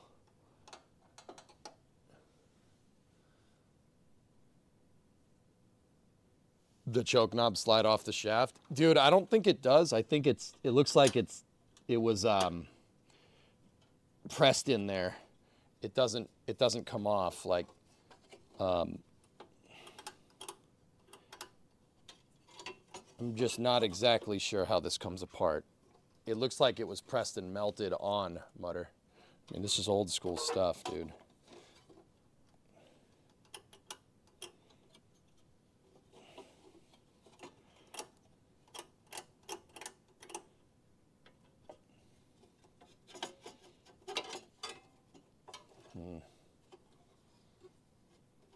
Just yank it. It won't yank, dude. There's nothing to...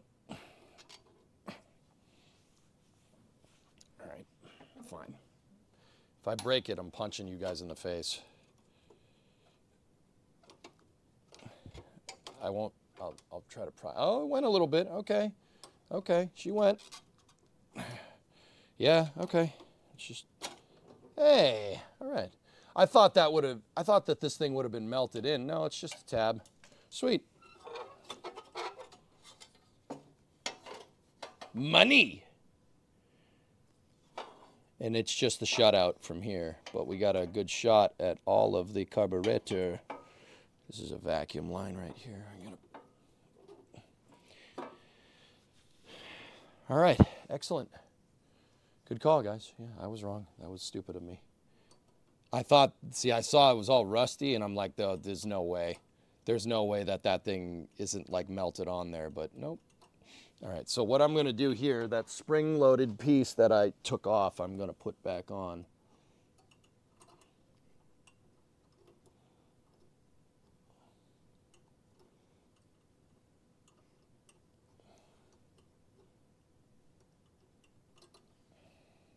See, this spring kind of holds this thing in the upward position.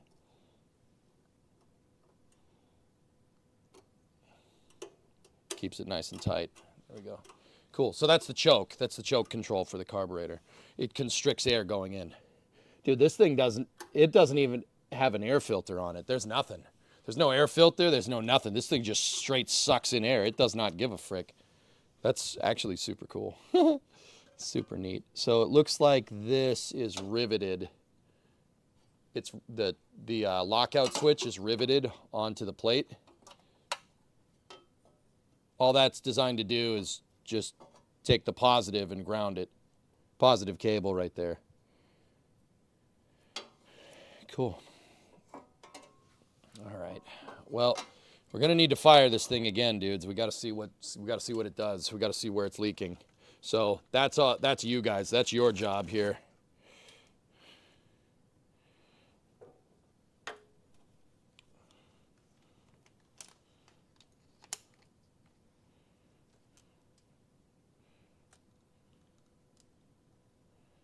All right, I'm gonna put the spark plug back on. We'll put the electric starter back in position.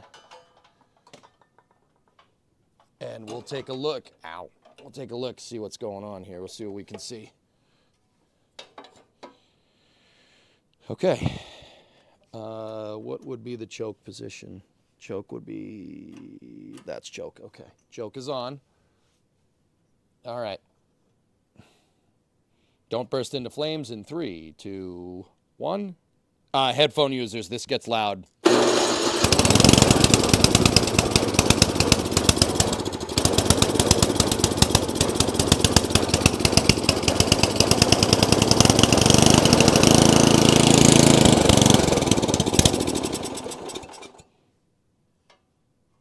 I don't see any leaks. Do you guys? I don't see any leaks. I mean, we did drain the fuel line, so that's actually really good that we don't have leaks, because that tells me the carburetor is okay. Here, I'm gonna brake clean the snot out of this thing. Brake clean will evaporate very quickly, dudes, and it'll evaporate, and it'll see where we can see what's leaking. I think it might just be the lines, guys. I think that carb, believe it or not, is okay. The cover is not hanging off of the fuel line. That's vacuum, dude. That's vacuum. It's a vacuum line, Rarest. Here, we can...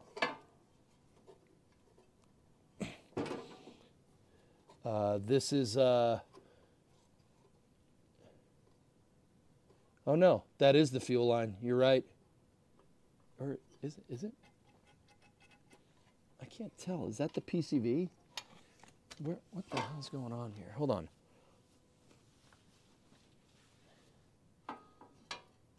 There's no vacuum on this. Yeah, you guys probably are right. Yeah. Yeah, the shutout line is tangled on the fuel line. I want to pull that off, but I don't have my needle nose. Yeah.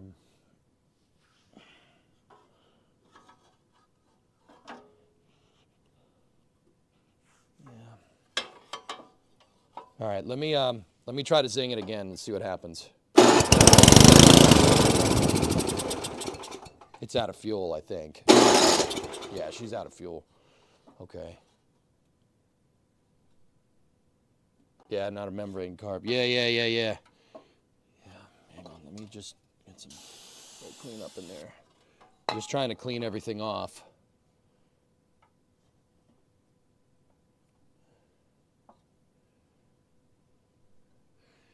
So this must be coming from the primer. It's coming from the primer, I think, which means we got to take this cover off to get at the primer. But fellas, I don't see any leaks. That's the thing. I'm not seeing any fuel leaks. But then again, we don't have the fuel lines hooked up.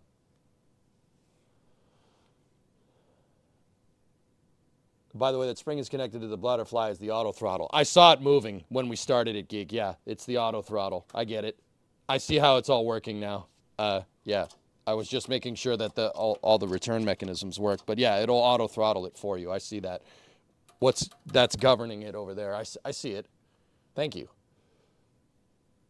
The grips. Where are my vice grips? They're over there. Give me a second.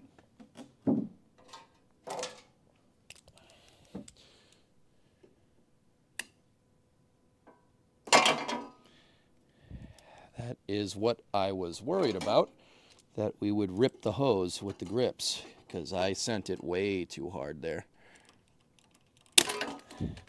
I could punch the camera too. That works. All right, hold on. Yeah, the line was cracked. I mean, if we were going to crack the line with the grips like that, she was probably no good. So that is the fuel line, huh? It was definitely cracked. It didn't surrender. It surrendered real quick.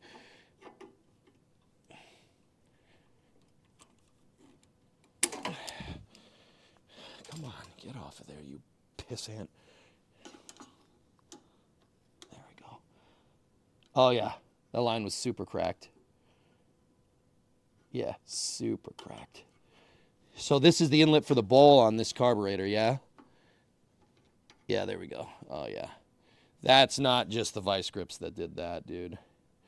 That thing was really screwed up. But that might be the key here. If we just got the bad bit off, right? Snip the line a little bit. Think of it like a repair loop, almost. Go in here. Cut a little bit of that bad boy off, and then put it back over the flare.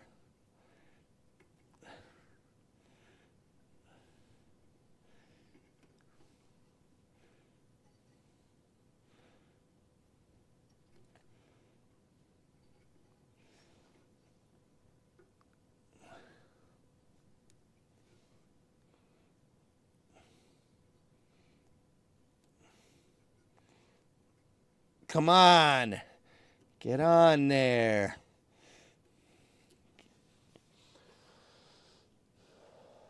Ethanol is a cancer on automobiles. Yeah, you're telling me, dude. Dude, you want to hear something? My neighbor is sick, right? My neighbor, or one of my neighbors, not the cool ones. My neighbor has ALS, right? And freaking the other day when we got the snowstorm before, the power went out. This was back in 2025. That's awful. And ethanol ruined their generator.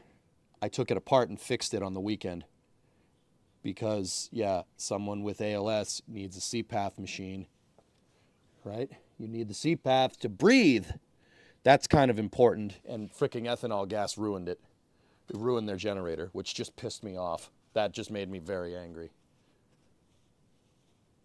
So, yeah, ethanol gas. Yeah, you're saving the planet, but you're also inadvertently killing people. That's great. Lovely. Good job, guys. Keep up the bad work. There's a reason why I'm passionate about this stuff, dudes, and why I hate ethanol gas.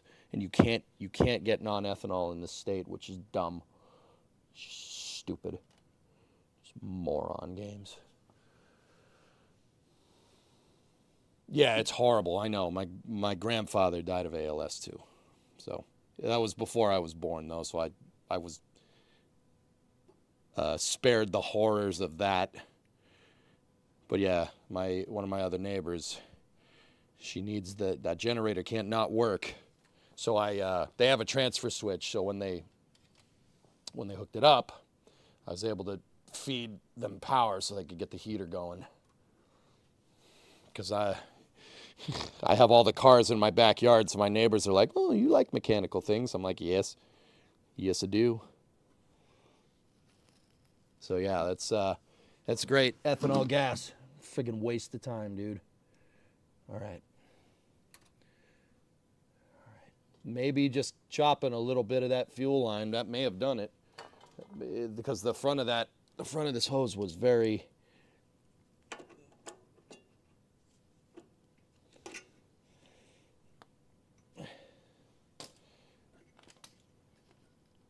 Was very, very dry rotted.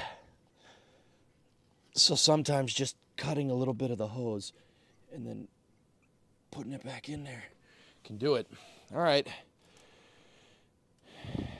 So, all right. I got to go look at chat. You guys are saying a lot of things over there. Your position in the neighborhood is safe when things go very bad. Well, yeah. I hate it, Nubius. I hate it here. Did you order the stud welder? I have not, Bio. I'll do that today. I freaked out today because we're getting a nasty snowstorm. Up to 30 centimeters, dude. I got to make this snowblower has to work. Home Depot sells ethanol. Yeah, it's the True Fuel Zeros. Yeah. That's my problem with True Fuel. It's not cheap. I have True Fuel. It's over there.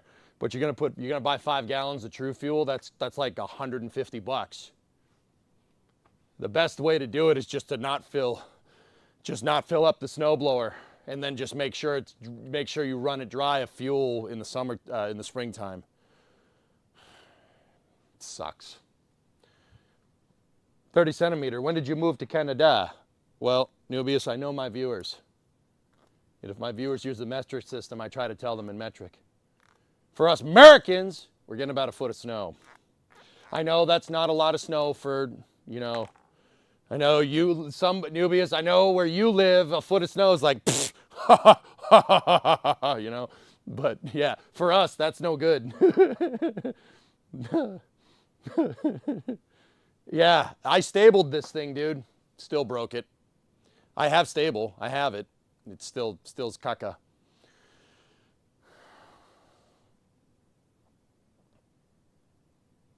Ethanol as an additive is perfectly fine, but your engine hoses need to be compatible with it. Yeah, if we go to replace all the fuel hoses with this thing, I'm probably gonna put Teflon coated stuff, Deadbringer. We'll do it right. Replace all the fuel hoses with Teflon hoses that can take the ethanol. It still doesn't spare us the carburetor, but pay attention to you.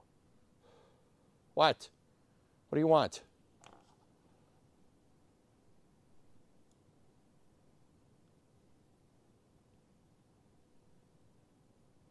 You kicked me out of your X account. I need the password and stuff.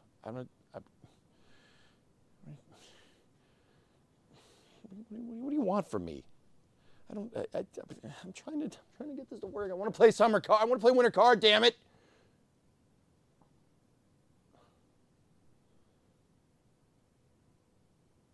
It's alligator 3. It's 1, 2, 3, 4, 5. Walk down there and get it. I'm kind of busy. I'm bleeding all over the place. Leave me alone.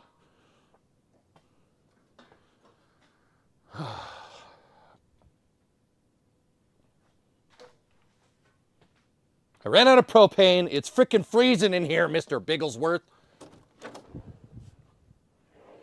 Actually, I think that other propane tank is full, but give me 1 second. I'll be right back.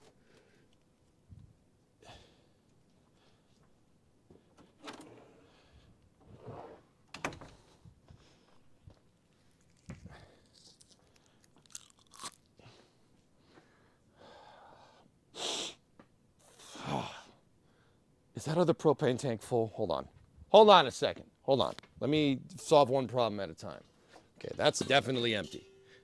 They're both empty. I gotta go swap those tanks in the morning or tomorrow.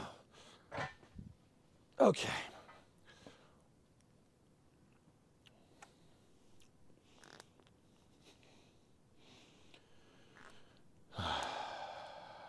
Those are scavenged from the grill, Jim. You get them swapped? Yeah. Yeah, you just go down to the hardware store and swap them. The grill tank is empty. That is the grill tank. There's 2 of them over there. I mean, if you get the switch, you can do it today. Kind of want to take this apart. I have O-rings, dude. At least I think I do. Let me see if I got O-rings in my drawer. Cotter pins, P-clamps. What is this? Vacuum hose fittings, snap rings, Clecos, riv nuts, body shims, torque wrench. Nope. Negative. Don't have O-rings. Yeah, sorry. Cotter pins. Damn it. I said freaking cotter. Sorry about that. All right, let me think. How are we gonna do this?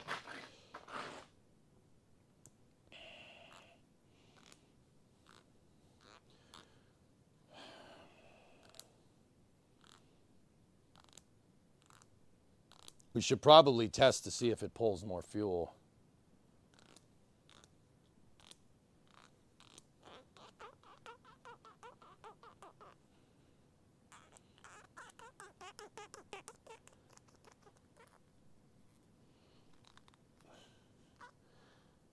Hang on. Let me see if we can pull the O-ring out of this bad boy. It's already broken anyway, so might as well try.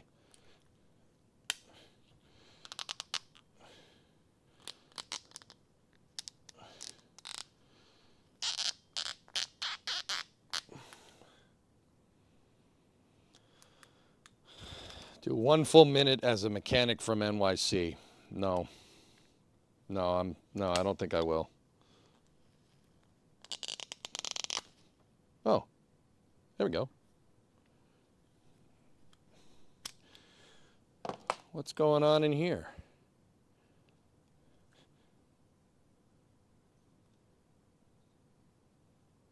Huh. The seal looks fine.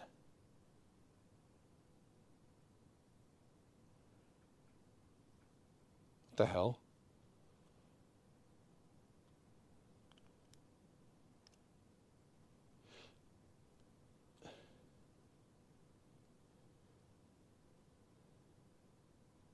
The hell? This seal looks fine. Look at it.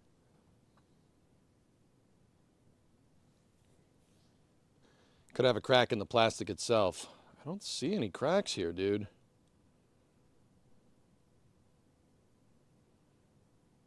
What the oh. Hold on.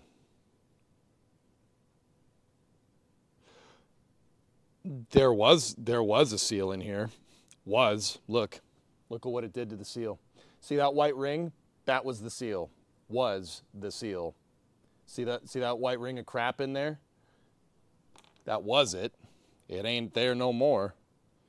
Yeah, there's a problem. Who knows what the hell that stuff's supposed to be. Yeah, there was a seal on this at one point. It's totally gone. It's whatever it is, it's emulsified into that white. It looks like chalk.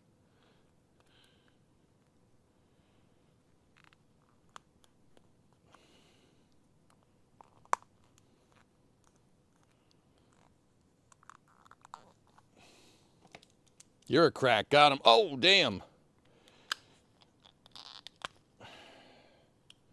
Yeah. Like I said, freaking emulsified into nothing. There's nothing left of that damn seal. That's ridiculous, dude. What are you going to do? It's the O-ring to seal it, Clayton, when fuel is flowing. There's nothing left.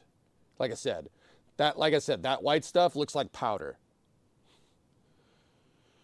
I doubt they sell replacement seals. We can make one. Probably make a seal, to be honest with you.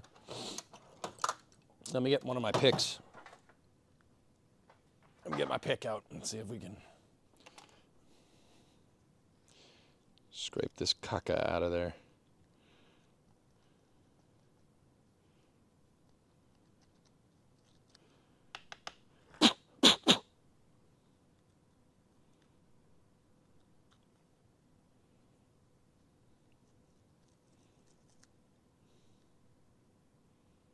Yeah, we could stuff Teflon tape down there. That'll do it. Let me see if I have any PTFE.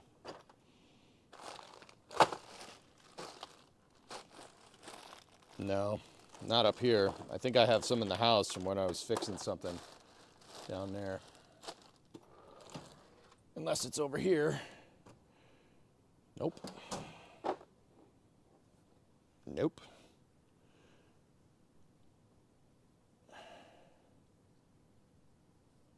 You have 20 rolls of PTFE? Maybe I left it somewhere. Hold on. I mean, I don't think PTFE is going to fix this, dudes, to be honest. It's a shot in the dark. Like, I don't think that's going to work.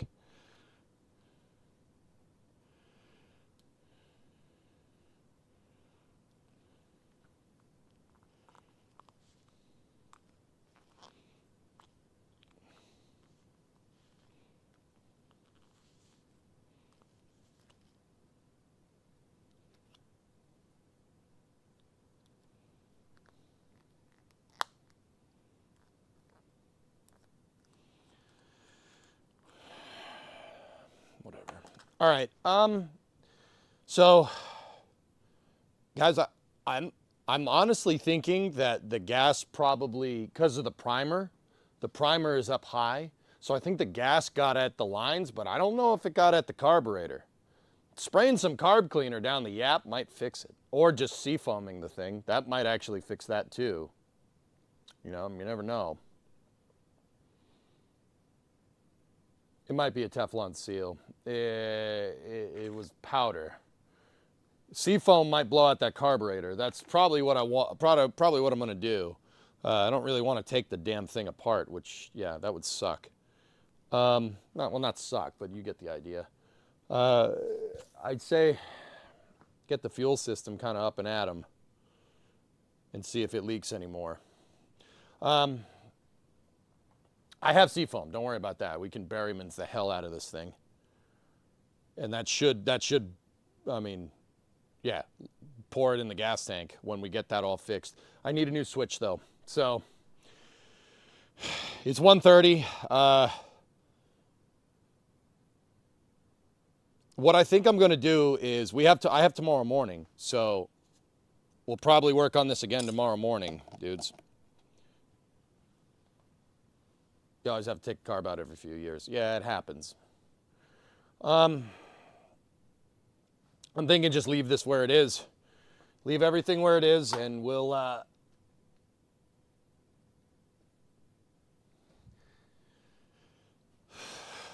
call ahead and have them pull the part. I don't do that. I just go find the part myself, dude. I could go get the switch now and get it done and be done with it, or we could work on it tomorrow morning. Either way, like, yeah. Got the model serial for that engine. It's a,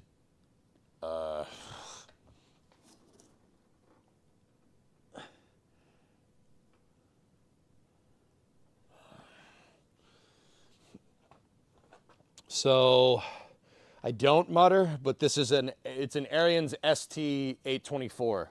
This thing is from the 80s, and it's got a Tecumseh in it. I don't know.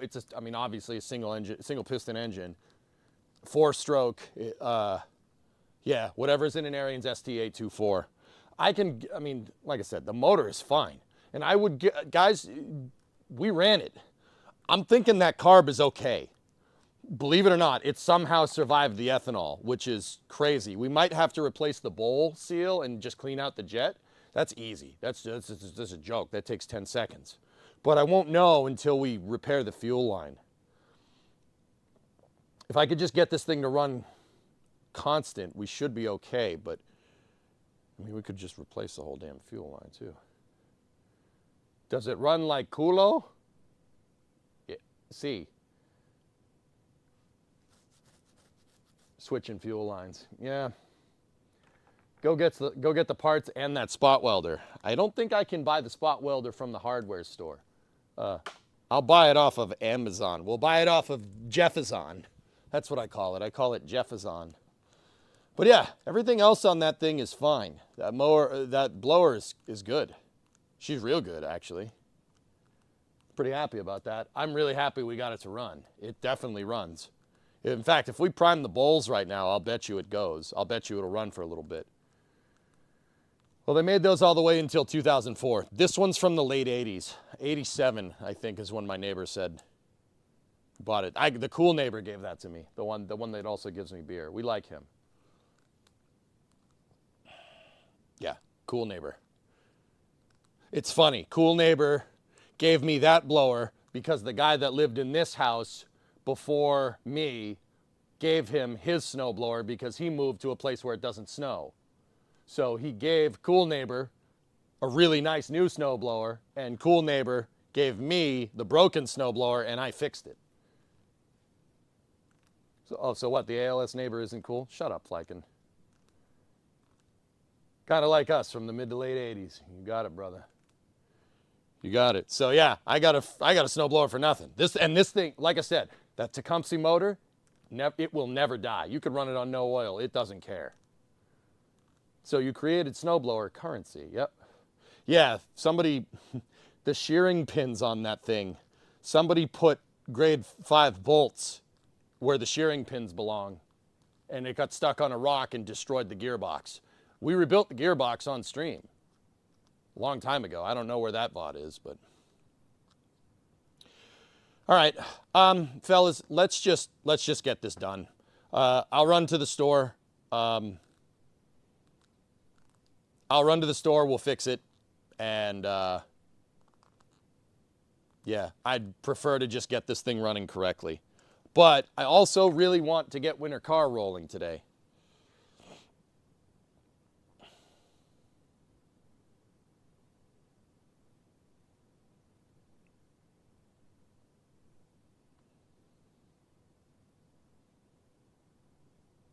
Please do not run your motors with no oil in it. Yeah, no, you should run with oil in it.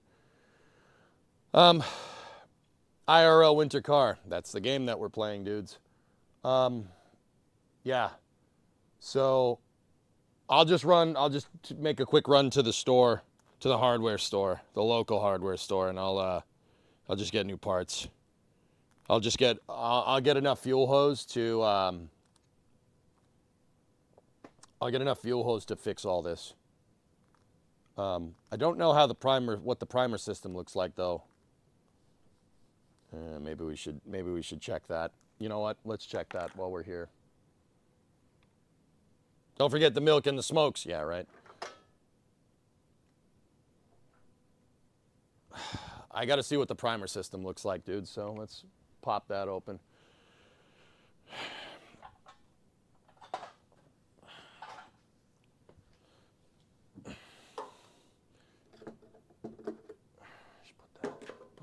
here.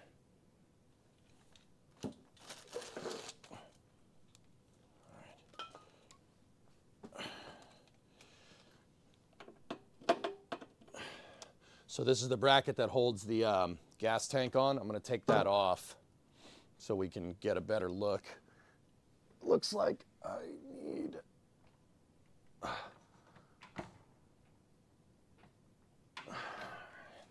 me just get my index out here. See, in summer car, you can't bring this with, well, you can, but you can hold the index in one hand and check the socket with the other. Can't do that.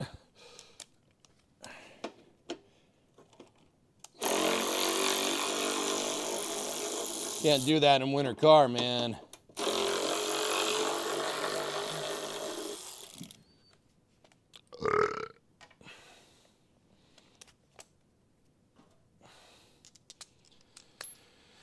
These are 1/2 all day.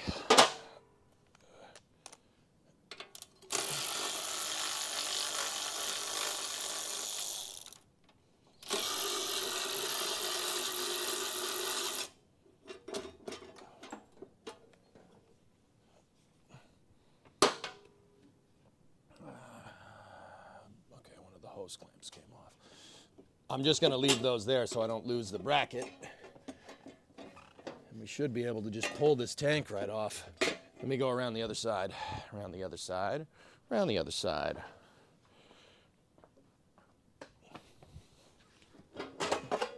Yep, it's just held in by gravity. Okay, that gives us a biddle. I'm just making up words. Just gives us a little bit of a better idea of where the lines go and whatnot. Let me get my fuel cap and put that on there so we don't lose that. Okay.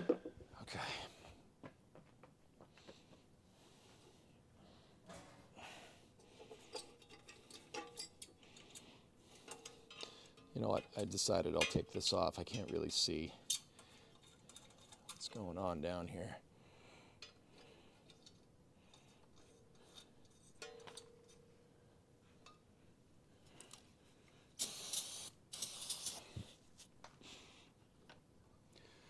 Okay, so we got to take the starter off, the electric starter.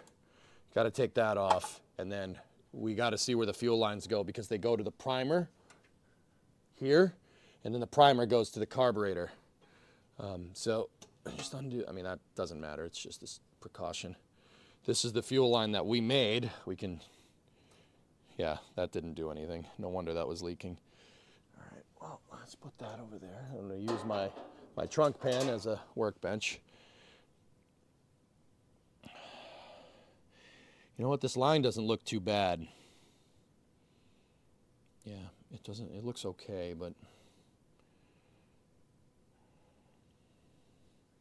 it's frozen for what it's worth.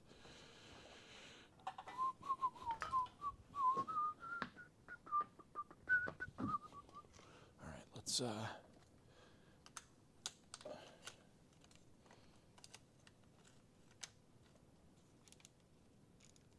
get the remote starter off here. These screws are probably extremely long. I said a remote starter, it's the electric starter, idiot.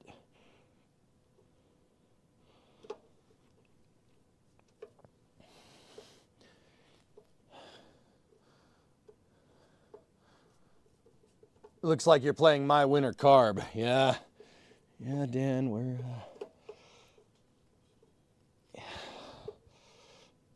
playing EJ's small engine and snowblower lawnmower repair. You know what? I might have a socket that's small enough for this. Yes.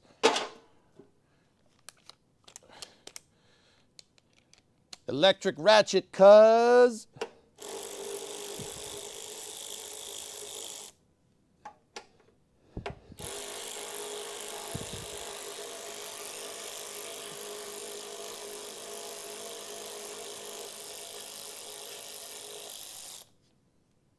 Oh, that one's still got a little ways to go.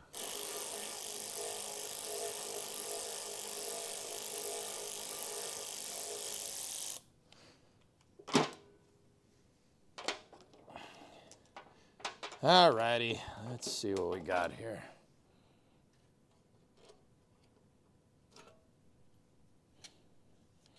Cool. I'm going to take these 2 long screws, put them over there on my toolbox.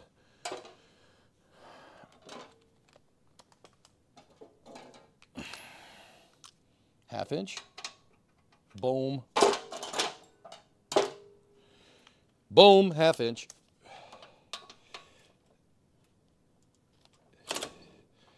Okay, those ones are fighting us a little bit. Hold on. Hold on. Let's just give it a little water there. Water the plants.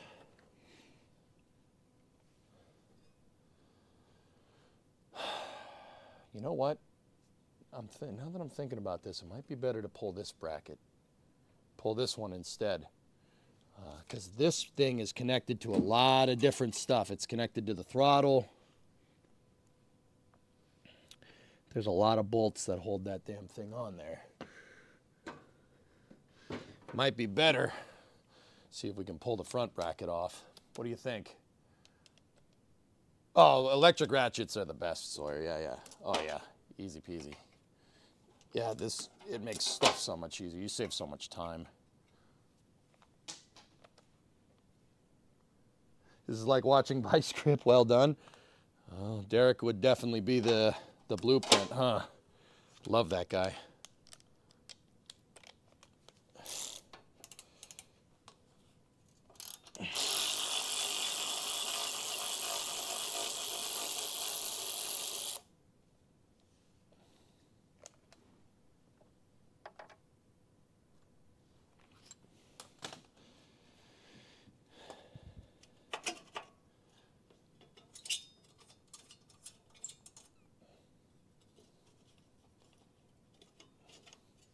Freaking muffler. The muffler is that's gonna suck trying to get that thing off. There's 2 through bolts on this thing that go into the head. That's it's gonna suck trying to get those off. Because the exhaust bolts get heated and cooled because they're attached to the exhaust. So they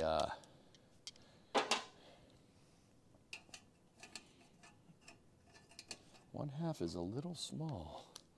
Okay, 9/16. My 9/16 socket is missing from this. That's good. I wonder where that is. Not here. It's somewhere in the car. There it is. Found it.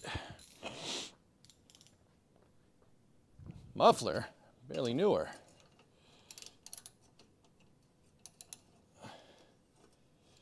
It's not they're not 9/16. They're not 1/2 either.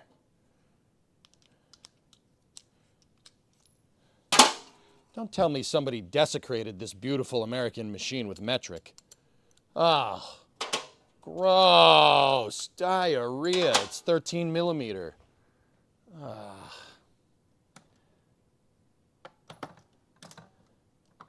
Disgusting.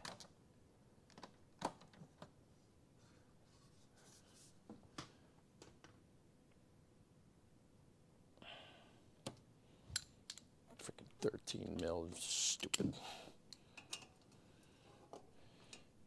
13 mil isn't fitting either. Hold up. What size is this? What are you?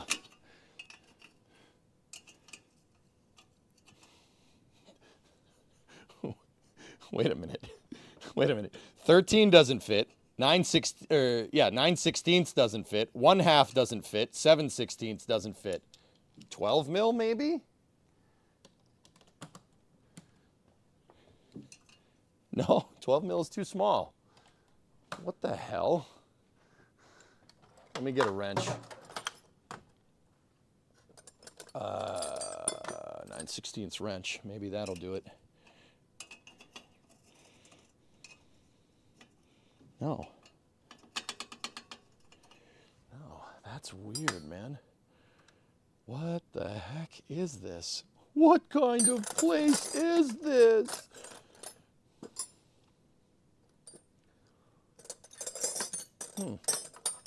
Huh. Huh. Huh. Huh. Huh. That's really weird, actually. 13 millimeter. Nothing really fits on this thing. Oh, is it the tab? There's a tab right there. Hold on. Okay, I see it. There's a little tab on the damn thing.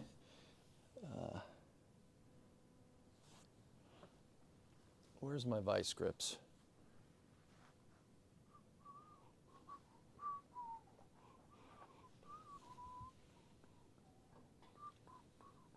Of course, I left them all the way over there. No, there's a little tab on these things that's preventing a socket from getting on it. That's why none of them seem to fit. I don't think you can even see it on the camera. This is probably a thing that they put on there to prevent the bolts from backing off. It's definitely there. They're definitely bent on purpose. I think it's just there to prevent them from moving.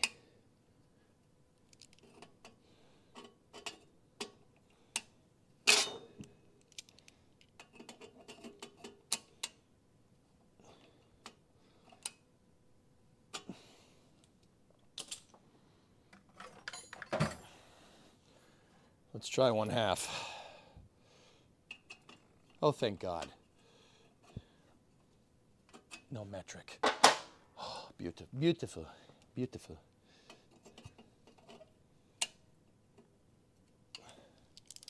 Once again, these vice grips aren't the right tool for the job, but yeah, those are there to make sure that this doesn't back out. It is 1/2. Good. All right. Oop.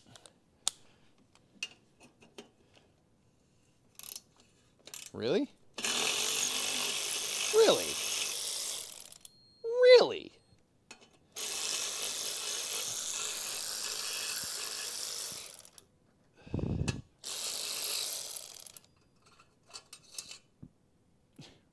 That easy?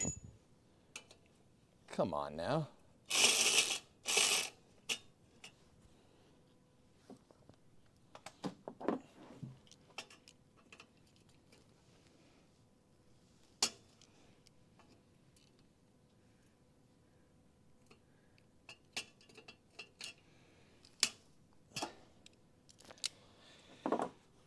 I gotta get a punch. We need a punch and a hammer to bend that one. I don't have a plier that's small enough to get on there. Tigris, it is really cold. Yeah, man. Yeah, I'm just bracing for this snowstorm, dude. We're about to get railed pretty badly with snow. Where's my brass hammer? Brass hammer.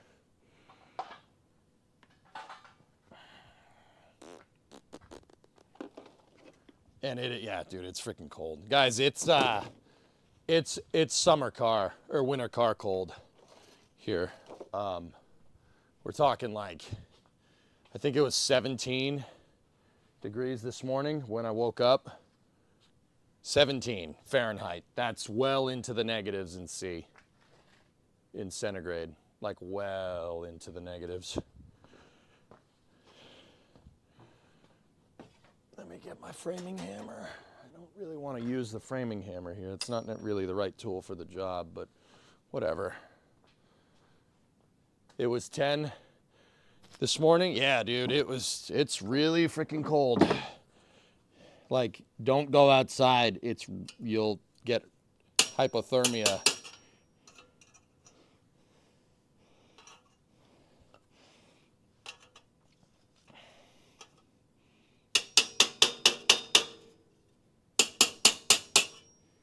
There we go.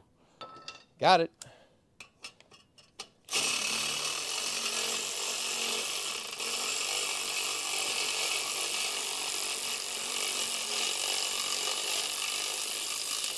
Man, this thing didn't even put up a fight. Didn't care.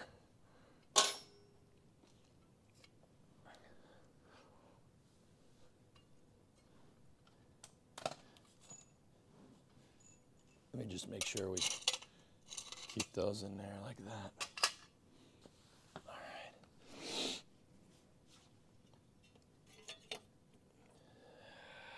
Yeah, the heads. We're gonna need to take that bracket off anyway, dudes. That kind of sucks, but what are you gonna do? What are you gonna do? What are you gonna do?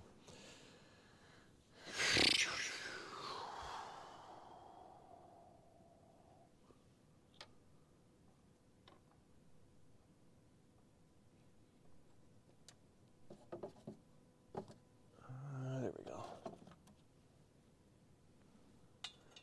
Just put those back in there. 50 in Colorado Springs, brother. Man. All right, so let's take a look. What do we have here? So this is going to nothing. I think that's our crankcase vent. So when the piston goes up and down, it creates pressure inside of the crankcase because of the rings. So our crankcase vent's right there, which means that is our fuel line, which means what the hell is this small one? Let me just give the fuel line on the other side a tug and a turn. Huh. Yeah, that's nice, Nader. Yeah, I don't like you either. I don't like you either.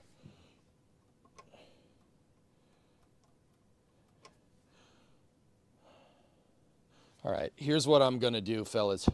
I don't trust myself remembering how all these mechanisms go together, so I'm gonna take a picture of it. There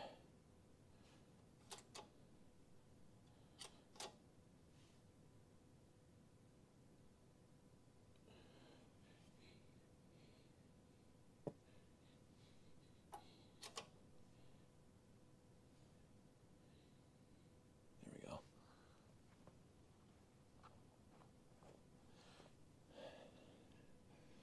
Just in case, I don't think we're going to need to take these things apart. So this is your intake.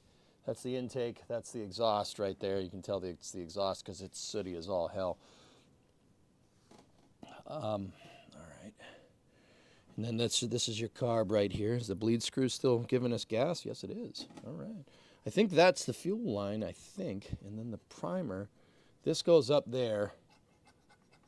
Primer obviously isn't doing anything.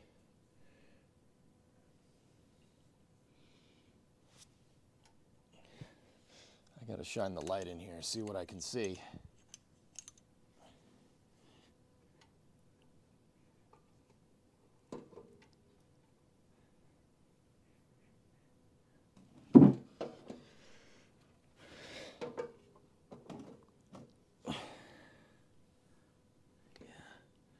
Yeah, okay. Yeah, that seems to be the case.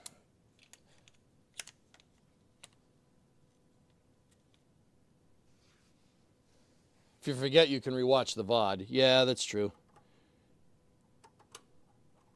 That's the joke.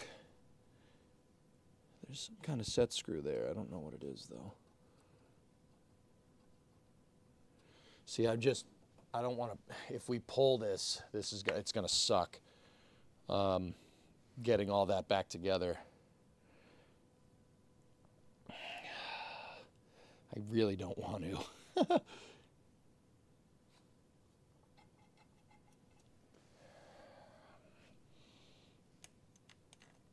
I don't know, fellas. I wanted to play a lot of winter car today so we could build the engine, but we're ended up trying to fix this pile of dookie shoes.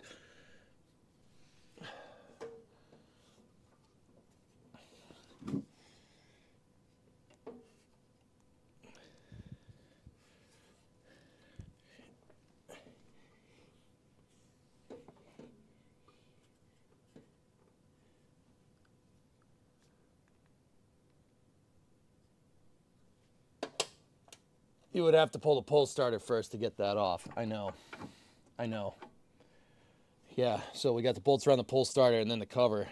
Cover has to, the throttle bracket here needs to come off from that. And then there's 1, 2, 3. Don't die. 4. There's 4 bolts for it, I'm sure.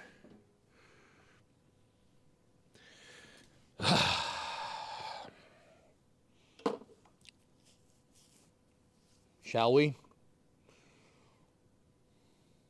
Yeah, let's do it. Screw it. Let's go.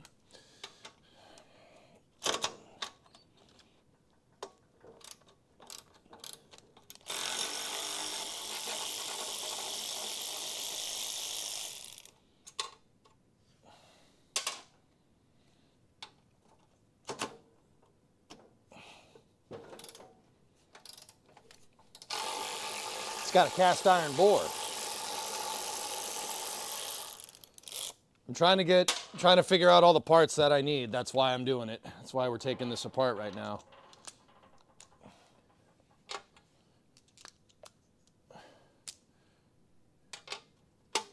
Yep.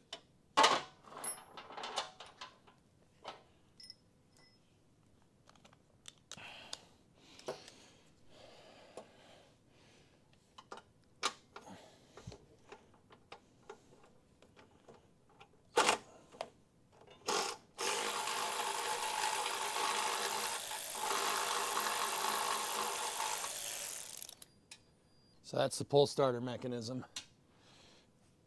The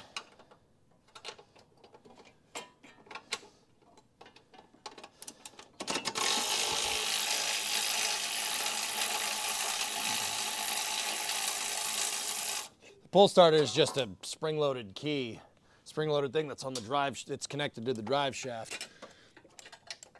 I just got to make sure we don't unload the spring when we take this off.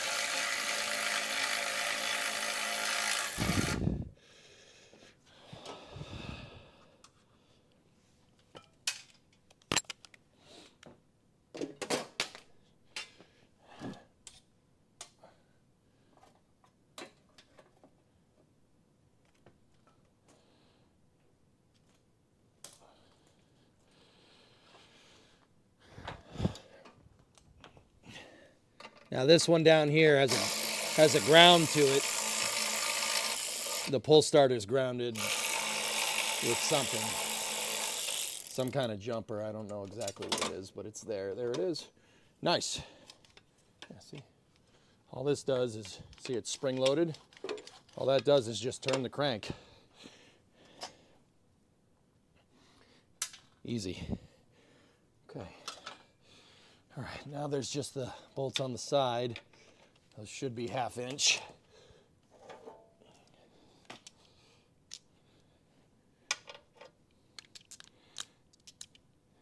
Nope, they are 7/16. There's one on either side, and then we should be able to take this thing off. I decided let's just get this done today. Worst case scenario, we get this thing figured out. We just get to binge my winter car on Thursday, tomorrow, and Friday. Should be. There's 2 more bolts that hold this cover in place. They're down the bottom. Just got to get at it. If you want a trick for messing with stuck bolts, guys, tighten it a little bit first. Always tighten. Then, gives you a little more leverage, bolt comes right out. I don't know if, I see that around, like different people do say that, but that's what does it, dudes. You want to really, really improve your odds of not snapping a bolt, tighten it first. So here, I'm going to set the ratchet to tighten it. And then crack it, flip it to loosen.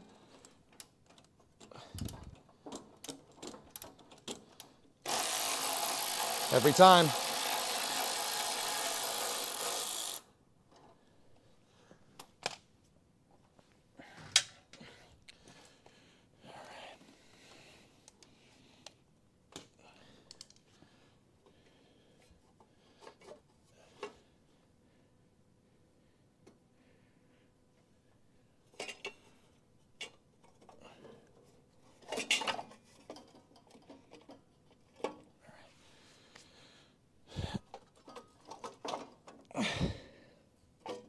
I'm going to take that throttle bracket off. Where's my index? It's over there. It'll be easier if we can get that thing, take the thing off without the throttle bracket.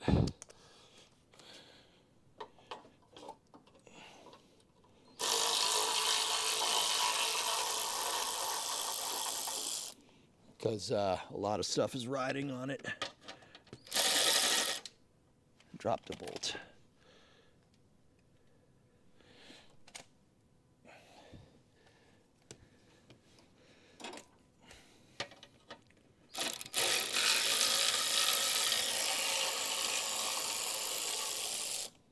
Okay, throttle bracket. Oh, that came out of its tab. Oh, I hope I didn't break that. Hold on. The kill switch.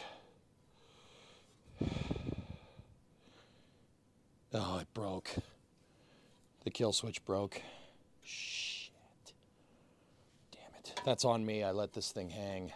It broke the tab off, dudes. See that? We're going to have to figure out a way to put that all back together. Crap. That's not great, but whatever, we'll fix it. We can fix it, no problem.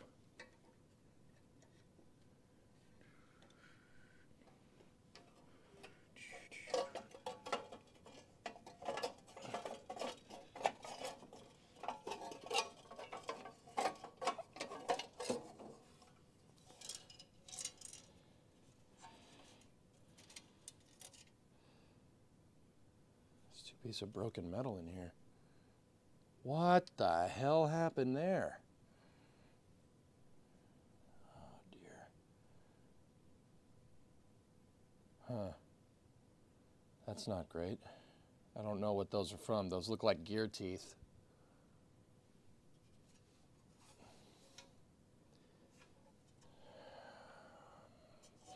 So that little tiny fuel hose, guys, this thing is the primer. That's the primer. That's the primer. I see what the primer does. It creates suction in the bowl. Yeah, okay. I'm stupid. I should have known that. Okay. I'm wondering what those are. That's not good. And those definitely have been sitting down there because they're rusty a little bit. See? They're a little rusted. Those came out of the bottom of this thing. I'm just worried about figuring out a way to get that kill switch to hook itself back up. Do these go together? Like, what the hell happened here? What are these from?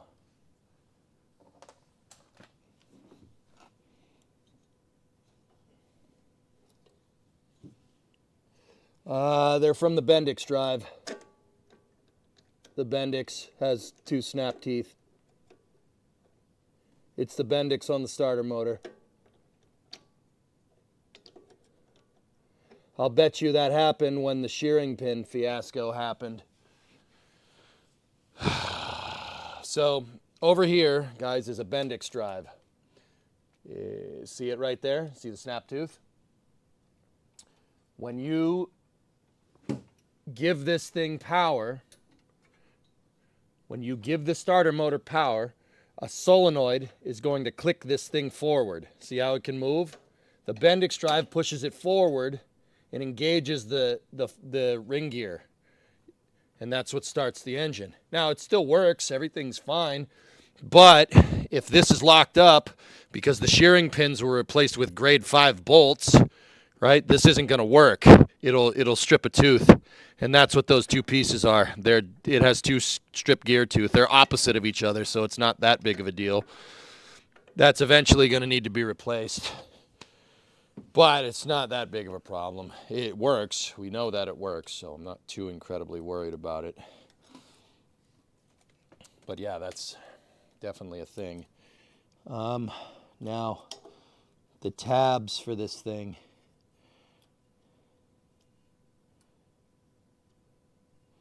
I need to see where the damn kill switch was. I need to see where the damn kill switch was ending up. it connected to this thing somehow.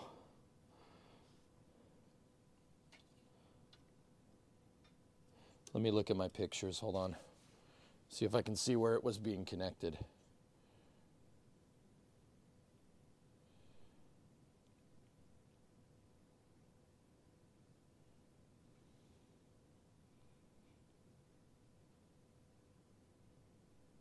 Same spot. See it down there? Okay, it's connecting at the bottom. That's why you take reference pictures. So it connected down here somewhere.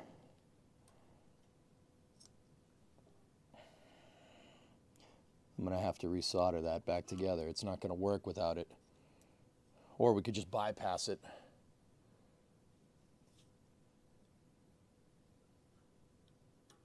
With the rust, you can see all the different metals used. Yeah, you guys want to see how simple this thing actually is?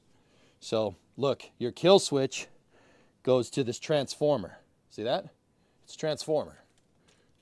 What this thing does is when this starts spinning, see there's a magnet on it. See the magnet? When it spins past this thing, it's going to create a field just for a momentary second, and that's going to this thing will send a spark down the plug every time it goes by. It's going to generate electricity. Just a little bit from this thing spinning. That's going to generate a spark. Now, the kill switch wire, what this thing does, from what I can tell, is it's connected into plastic. See the plastic down there? And the kill switch wire is grounded. When you plug it in, it grounds out. That's what's in the case. Where's the case? Here. Check this out.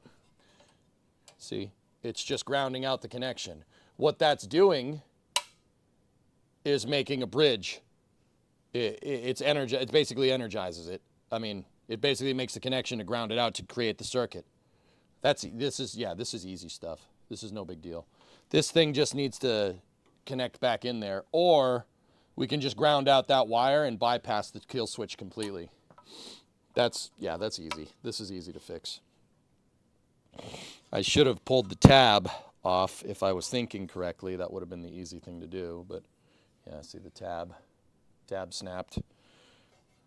Because this thing just has a, it has a slider. I didn't see it. I just could have pulled it off and we wouldn't have to worry about fixing it. This thing goes in here somewhere.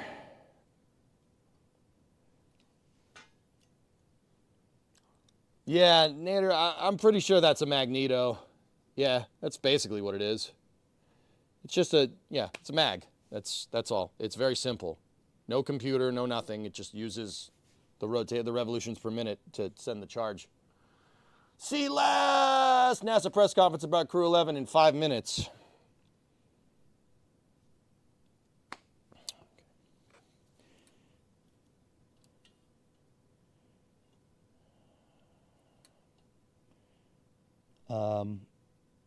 It looks like what I'll basically do is just solder. I could probably solder that back together.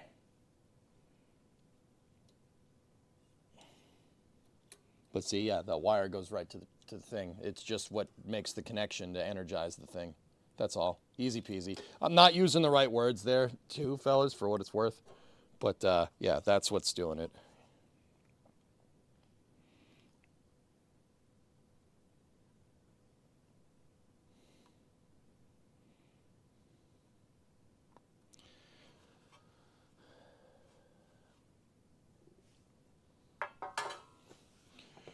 All right, here's the fuel line. There's a retaining bracket. Guys, the crazy thing is that the fuel line don't look too bad. But we were leaking out of here.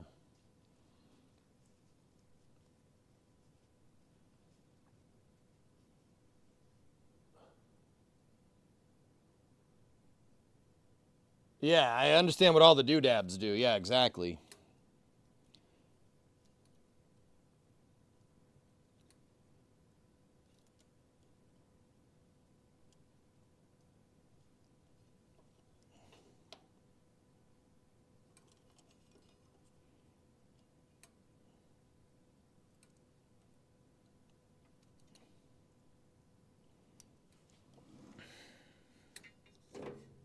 have to see where that dang tab goes in. I don't know what this plastic piece does. I think the plastic piece just prevents it from grounding.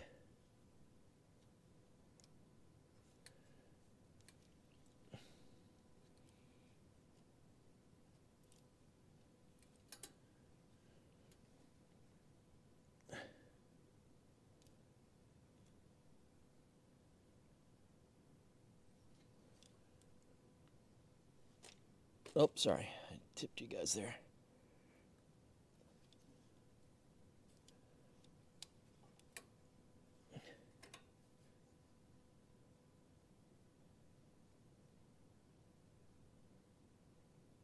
It looks like the tab's squeezed in there. All right, that's fine. The auto throttle needs to be set. I don't know what hole that went in. Gonna have to figure that one out. All right, I need to look in the other side, and I need to see where the fuel line is retained in there somehow. The age of that car probably has a brass float. Could be taking on fuel, shutting the valve after it primes.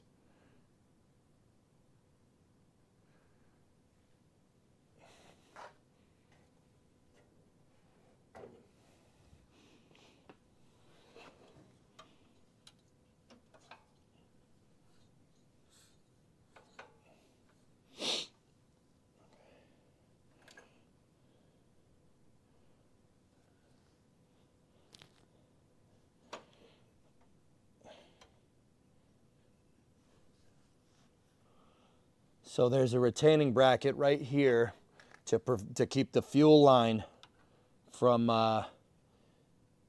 it keeps the fuel line from getting at the, from getting away from this. Yeah, there's the compression stroke. Okay. All right.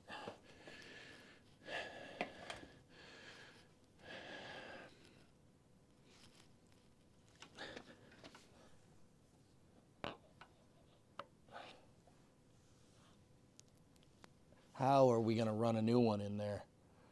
Oh boy. How are we going to do that? Balls.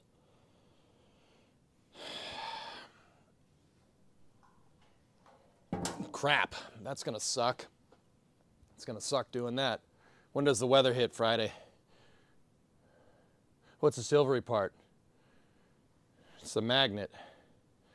CRS11 is live. I mean, guys, what do you want me to do about that? I'm kind of busy right now. Like, I'm sorry. I can't. We got a foot of snow coming. I got to get this finished. Okay. I'm sorry that, you know, this is the way it is, but.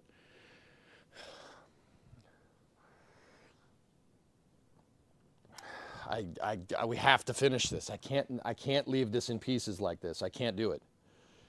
I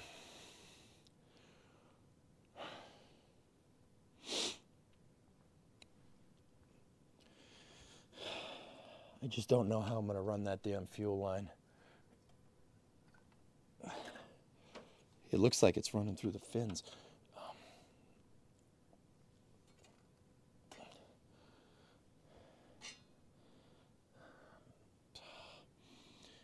Why couldn't this thing just freaking work?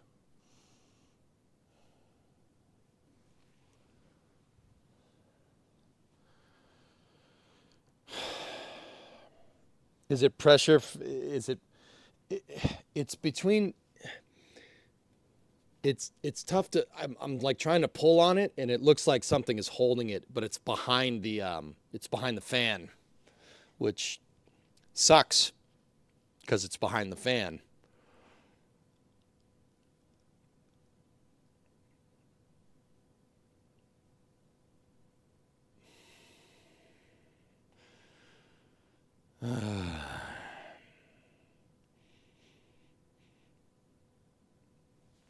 I'm pissed I broke that switch bracket.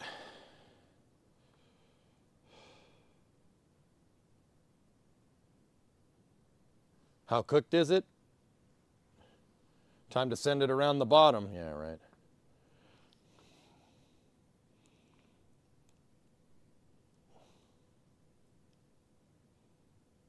All right, here's what we're going to do.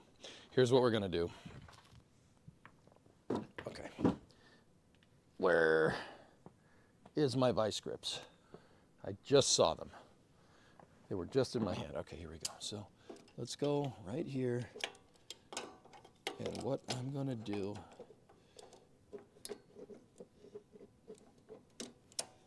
is get at that fuel hose right here.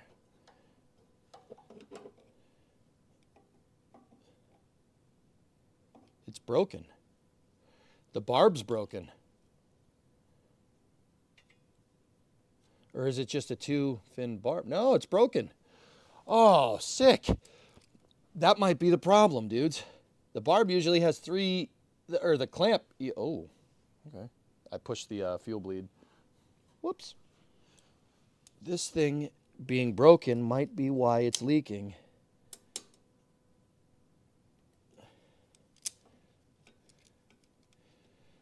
See, because it's loose. Hold on. Come on. Get off of there. Yeah, it's broken. Look. See right here? Maybe that's why. Maybe that's why it was leaking.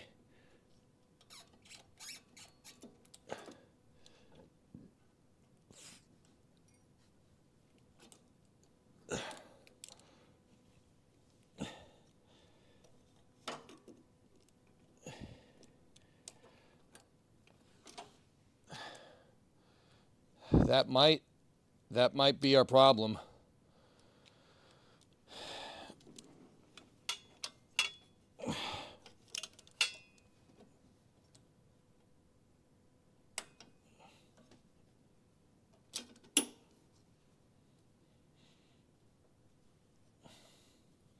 This, believe it or not, does not look very dry rotted to me. I think the hose clamp was just having trouble.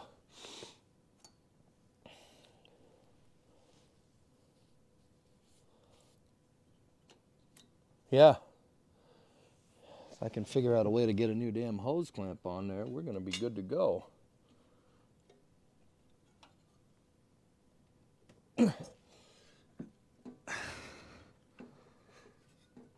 I legitimately can't pull on this thing, dude, before it gets stuck.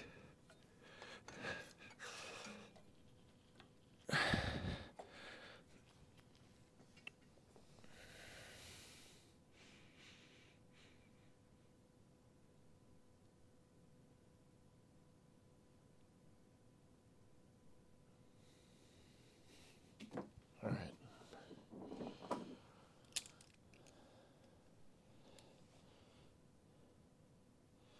The hose clamp to the block? No. Let me just see if we can get that out of the way.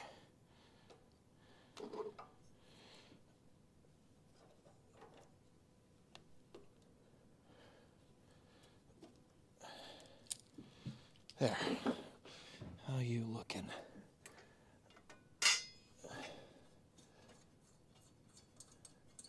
Give me one sec.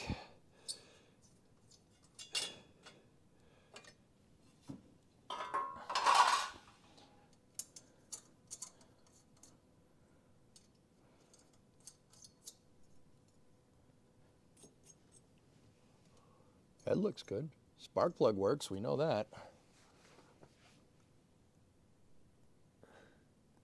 Put a salt circle around it, it's got demons. Oh.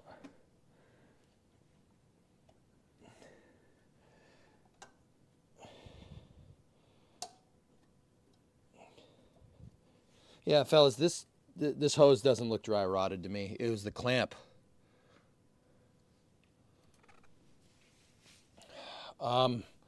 What I can do is we can bypass the car. We could bypass this hose.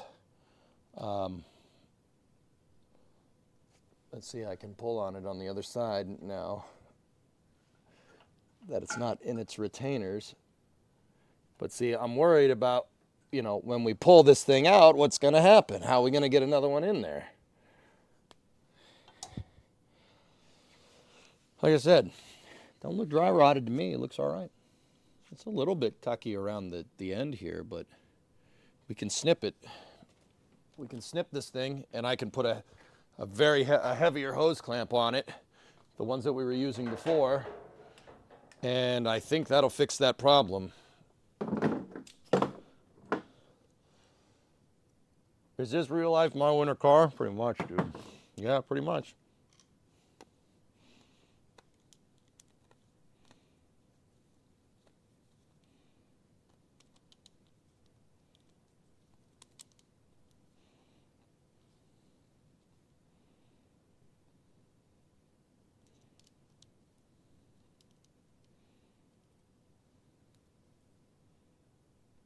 Hello?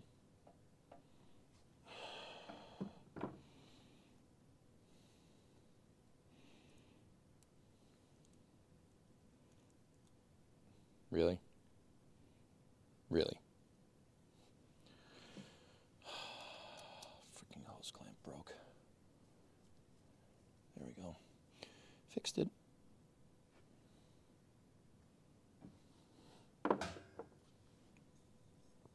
All right, so here's what we're gonna do. Give me this. Give me my snips.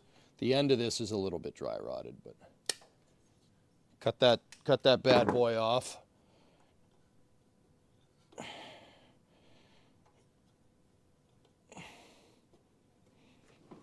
And then just push the hose through a little bit.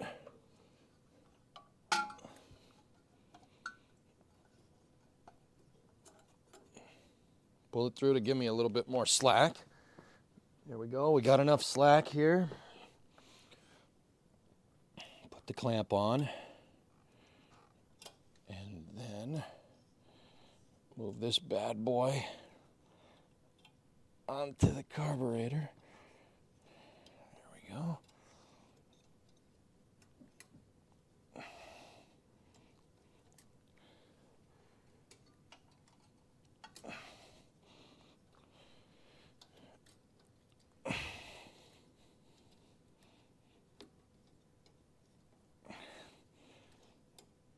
Come on.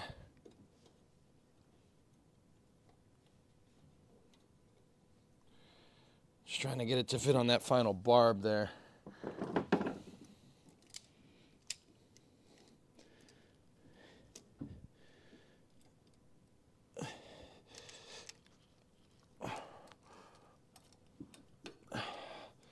Come on, get on there. Looks like you're going to need it this weekend. Why do you think I'm fixing it, dude? I wanted to play winter car, but I figured this might be something you guys want to see, so I did it. I'm going to do it. We're doing it on stream, Ryan, because we are going to get absolutely railed. That snow that was going to go through the mid-Atlantic is coming to us. We're going to get absolutely clobbered.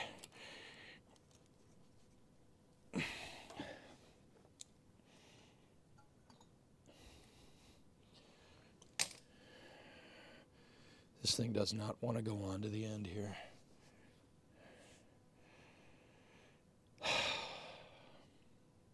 I don't want to pull this thing off the snout. I don't want to pull it off the snout. It's never going to come off. This thing, I don't want to pull it off the crankshaft. The snout of the crankshaft is the piece that comes out of the engine. I just need to get this thing to get a little bit more slack so we can get that thing all the way on there. Come on, you bastard. Okay.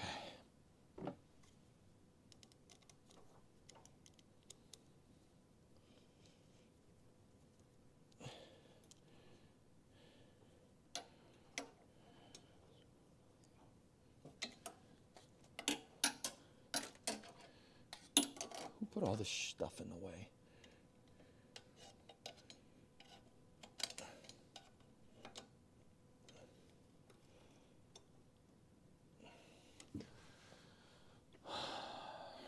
you go to the store? No.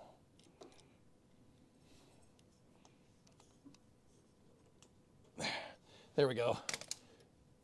I got it slide on. There we go. So now I just want to clock this hose clamp in a way that I'll be able to get at it even with all the covers and stuff back on. So let's clock this thing this way.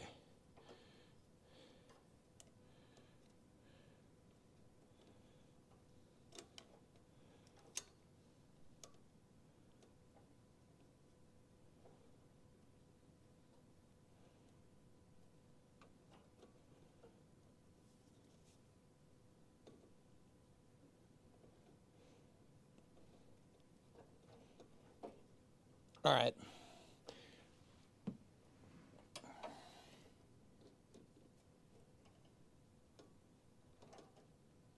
That's not coming off.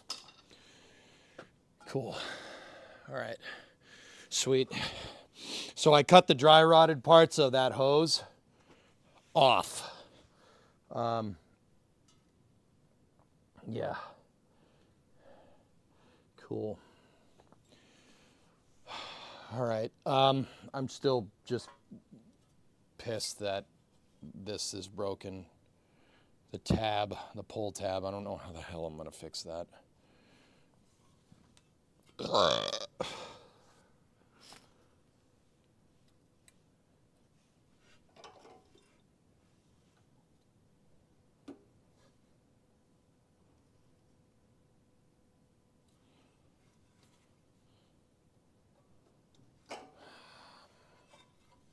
Solder it? I'm not exactly sure what it solders to, dudes. That's my problem.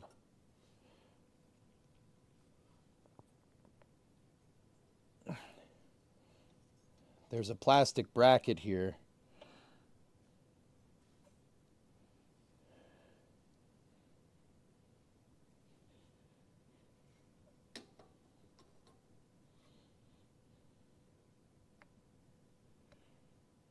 And it looks like the plastic bracket goes right here.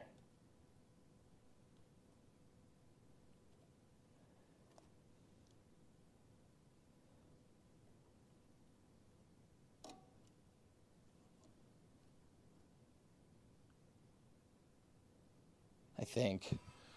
I'm not sure what that plastic piece does. See this thing right here? I don't know what that thing does. But I know that the tab was like in the bottom of it.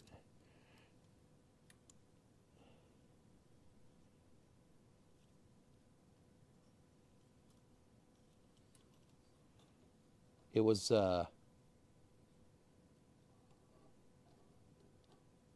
seems to have been broken off like that. Like either that or was like on the top here. I need to see it. I got to take this thing off. There's a tab up here that goes to the magneto. There we go. I got it. I did not break the tab.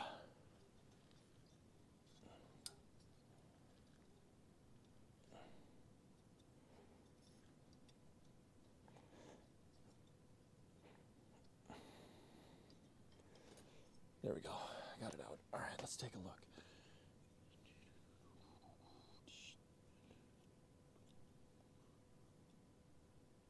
So there's a little wire up at the top of this thing.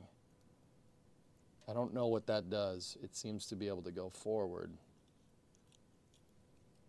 If we push that, what happens here?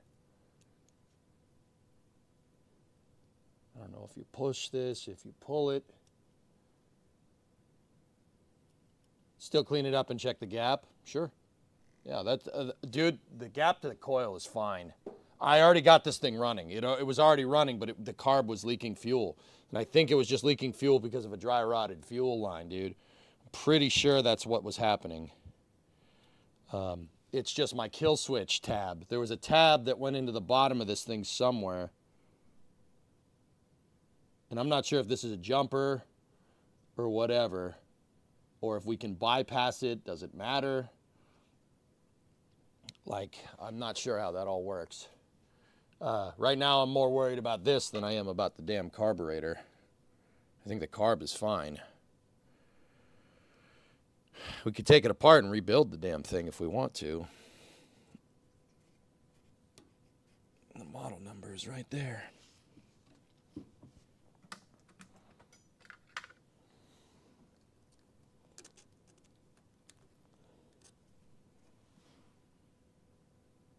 I think that's the serial number. But either way. The wire is the switch to the throttle for the kill. The other tab probably is the wire to the key for an extra ground. Breaking it off is the bypass for the key. Oh, all right, cool, sweet. I ain't worried about anybody taking this, dude. I live in the woods, so I'm not too worried about the key. So I'm sure you telling me that it'll work? This should work without it? I mean, there's only one way to find out. We can put the damn thing back together.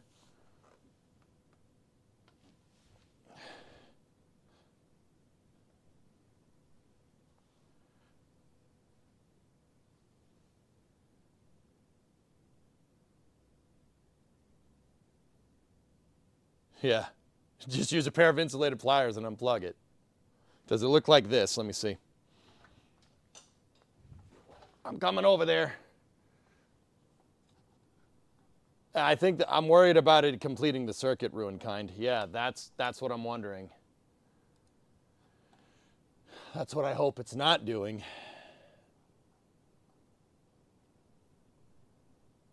Yeah, that's the piece.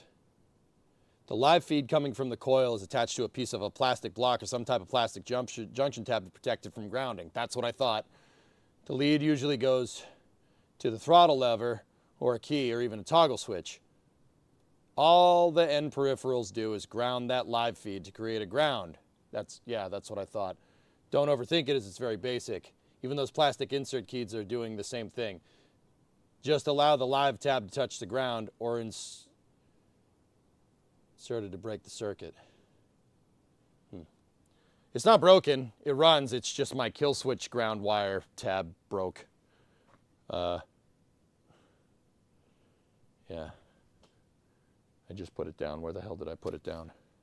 The other thing is it's getting cold in here because the blower isn't on. I gotta put a coat on.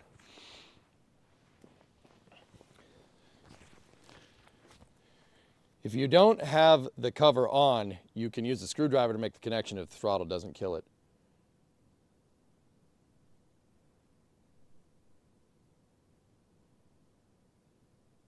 It keeps it grounded with the key out. Yeah, okay.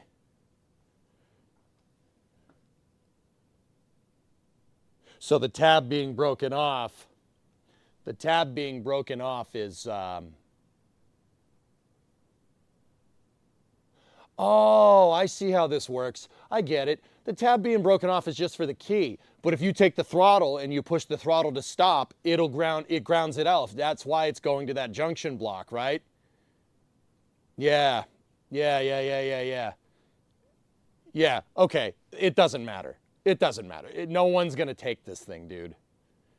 Yeah, it'll stop it. That's why it's on the junction block. That's what that little plastic tab, that's what that plastic hook is.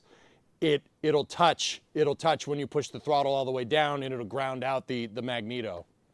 Got it. I got it. We're good. I got it. It took a second, but I got it. Like I said, this thing is not rocket science. It's not a computer. It's really easy. It's very simple. So yeah, this is just gonna bypass the key. It'll run. It'll run just fine without it. Cool. Excellent. Good. Fine. So I fixed up the fuel line. Fuel line's good. We still got to mess with the carburetor. Cool.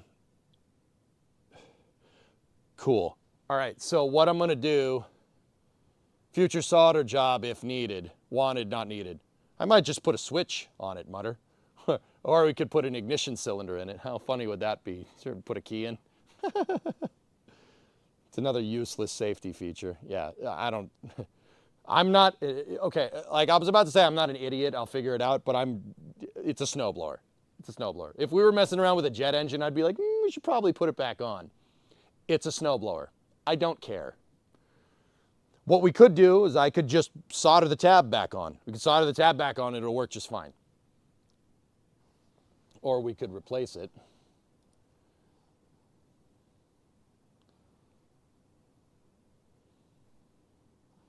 I'd rather just solder the tab back on, dude, to be honest with you.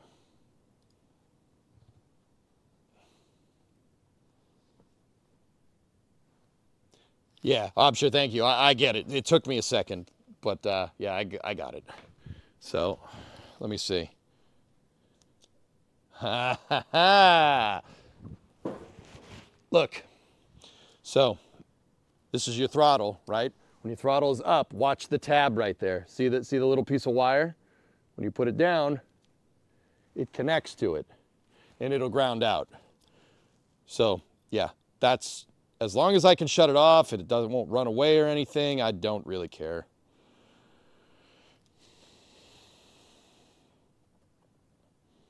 Also, that linkage went into the second hole from the left on the bottom. Cool. Thanks, man. All right. Sweet. Let's reassemble what we can reassemble. And then, once again, I can put the pull start cover box and everything back on, but it's still possible that the carburetor is caca. So we don't want to put any of that stuff back on just yet. But yeah, I get how this all works. Yeah, like I said, it ain't rocket science. That's really, really simple. Really easy to understand. We still need a new fuel switch, though. This repair project escalated quickly. Yeah, it did. Yeah, it did. That's what happens. Okay.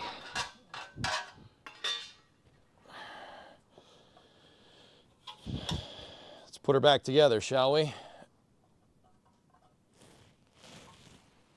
Or at least put together what we can put together. So the spark plug wire goes up here, connect that on there just like that. This thing,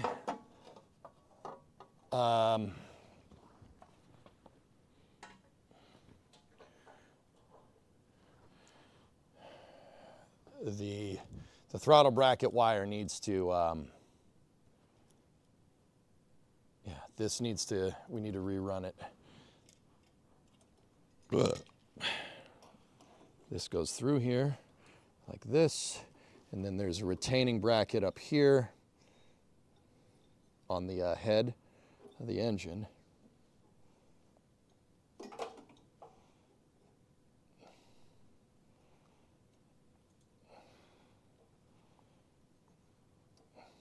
we go. Okay, and that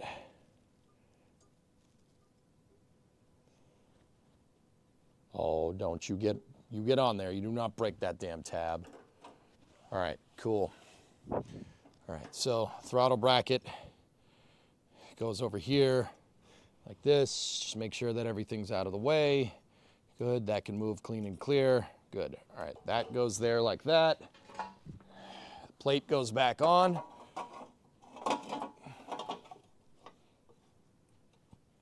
Remove the linkage right there. This is the primer. Priming hose goes around here, connects into the carb like this.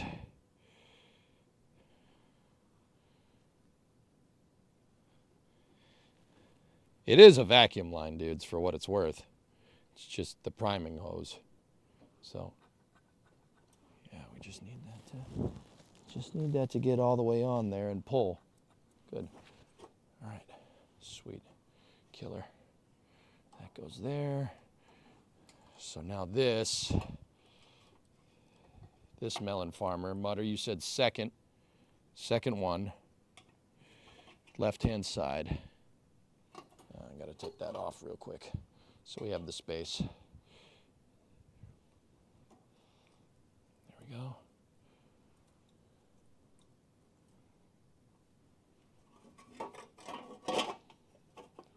Good.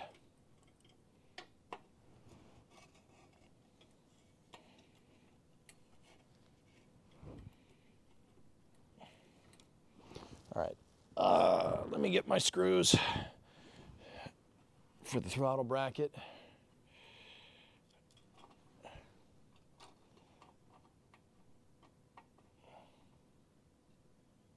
Like I said, I'm only putting this on enough to be able to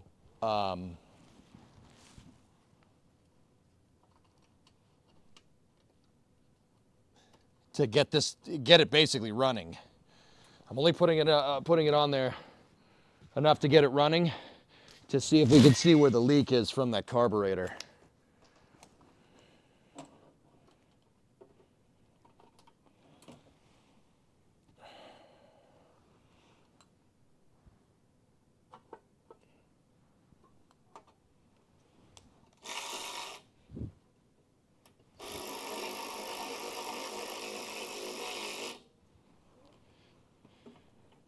Because there was a leak somewhere.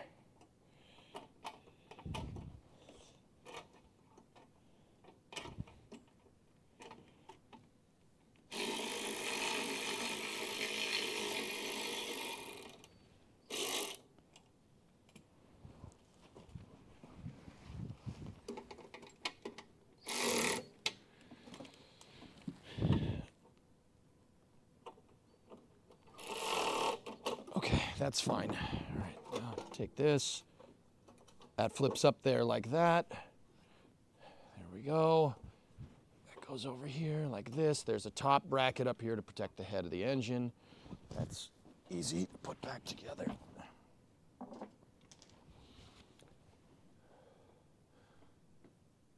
That looks like the third hole. What do you mean? Oh.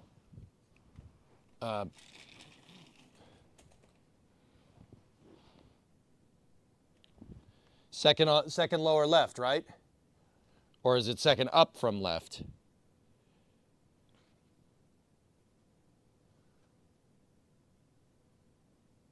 Brake cleaner's the best, Sty. Yeah.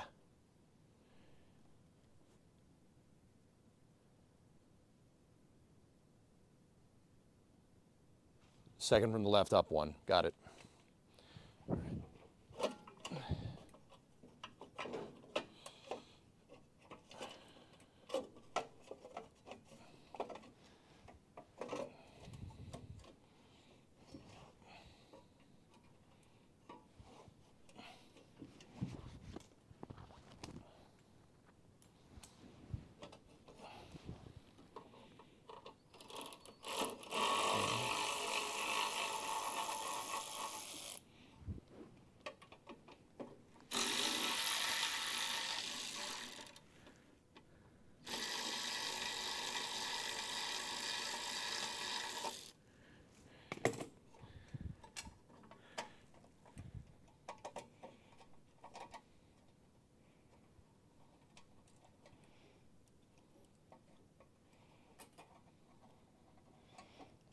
Hang on. I dropped a screw. I just don't want to lose them, that's all.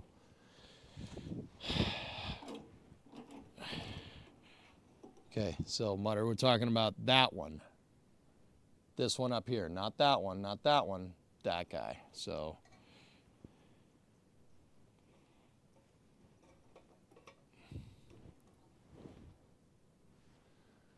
that one. Cool. All right, man. Let's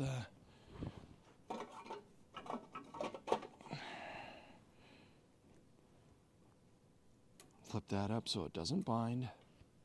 There we go. We fixing snow blowers here, baby.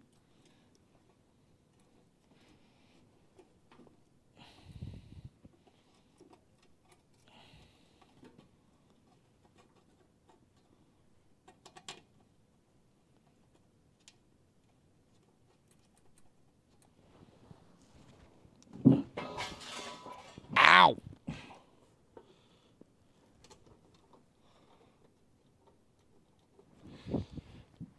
All right, so we're clocked in the right spot. Let's take that.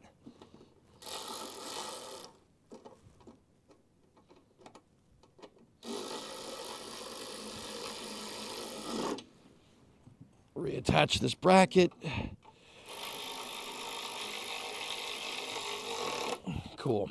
All right, so make sure that the priming line, the wire is out of the way. When we go to put this back on, we don't want anything getting constricted. There we go. Primer line is good. All right, fuel hose is good. That thing's clamped. The grounding line is good. Yeah, there we go. That mechanism all works. Excellent. Okay, next. I'm gonna put the get these bolts back on.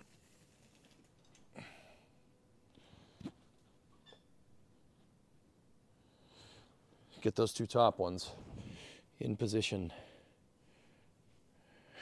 Where did I put them? Dang it, chat. These ones went up here. I know that. And then the other two are over there. Got it. All right, cool. So whenever you're putting on a bracket like this, dudes, just a quick side note. This thing has two bolts on the top, one bolt here, and another one on the other side. Whenever you're doing something like this, don't tighten them down. Don't tighten these down, just see how the thing can move. Give it a little bit of loosey-goosey breathing room. And then you'll have a little bit of wiggle room to get the other screws in.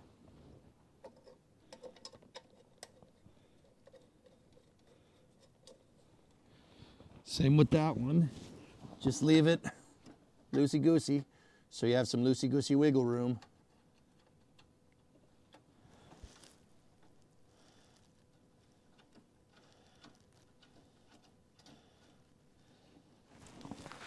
And now you set it in its final position. Cool. Cool. If you really want to be good at what you do, you could chase these threads just to make sure there's no caca in them. But these are all basically tightening down just fine. Killer.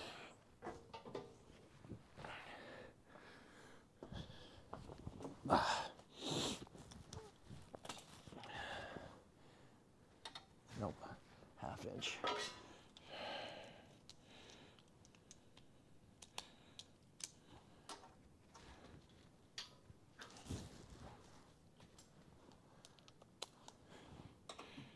Is it fixed now?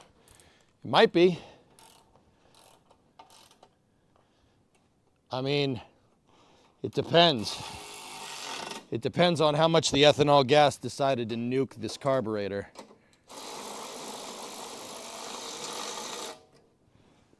I think these lower ones are 7/16.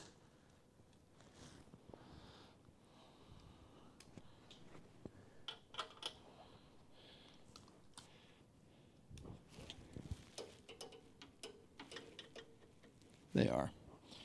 Okay.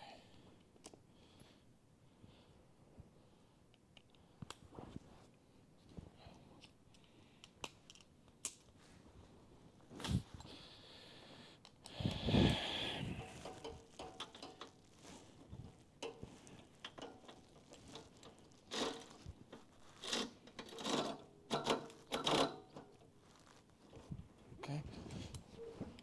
That's one here. Okay, that one's back into position.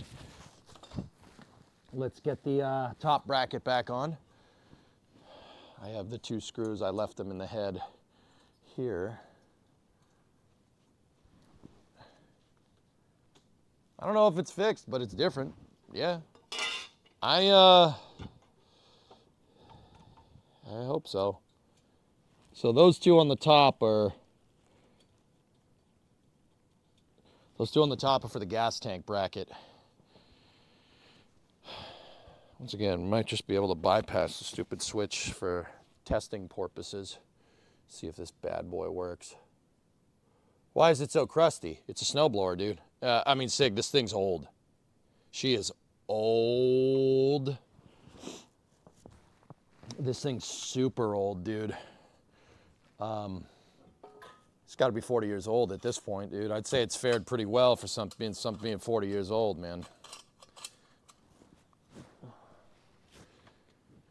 That goes right there. That's the top exhaust bracket.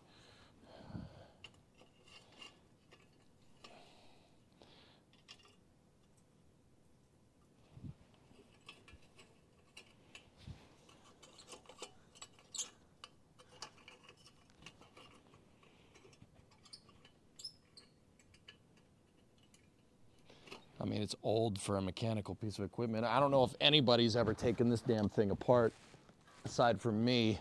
There is a maintenance tag on it, that it was maintenance up where it's up by where my PO box is.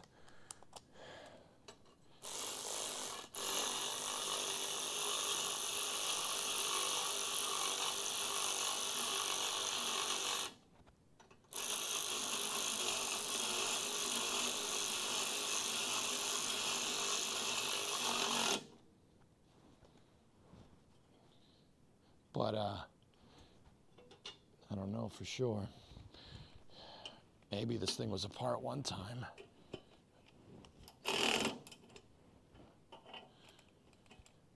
Okay. All right. Sweet. Sweet.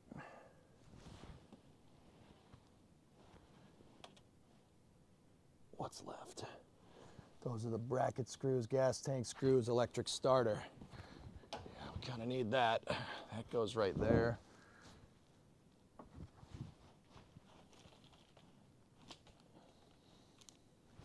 Yeah, this is, I mean, guys, we could, I don't know, maybe in the summertime we take all these brackets apart and paint this damn thing. Paint it, make it look nice. You know, we cover up all the cool stickers, right? The stickers are still good, right? And then maybe we just give it a nice coat of paint, because it's still in pretty decent condition, dude. Paint your logo on it.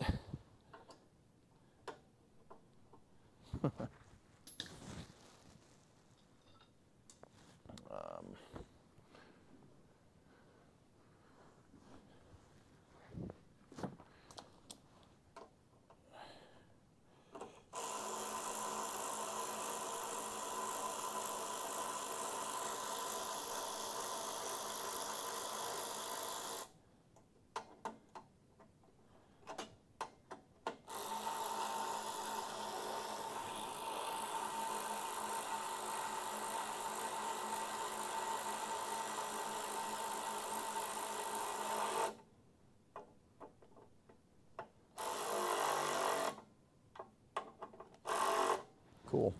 All right.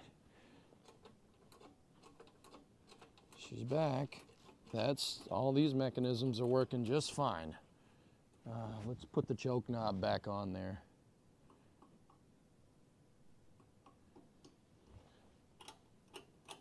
Yeah, it's working fine. Are we still bleeding fuel?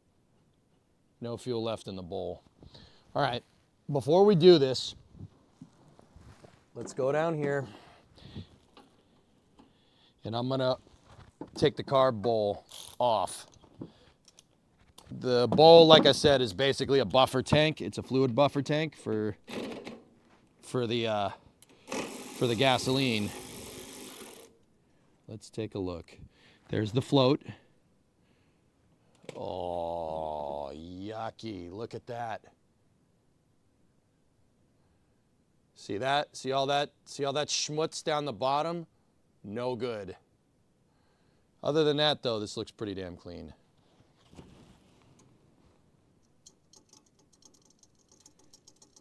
Needle and seat are moving, dudes. Yeah, needle and seat are moving just fine. Interesting. That's all the fuel line. Bingo. Yep. So, here's what we do. Where's my good thing of brake clean? Here we go. See, here's what we do. Ready? Done. Let's just make sure the bleeder works. Leader's working.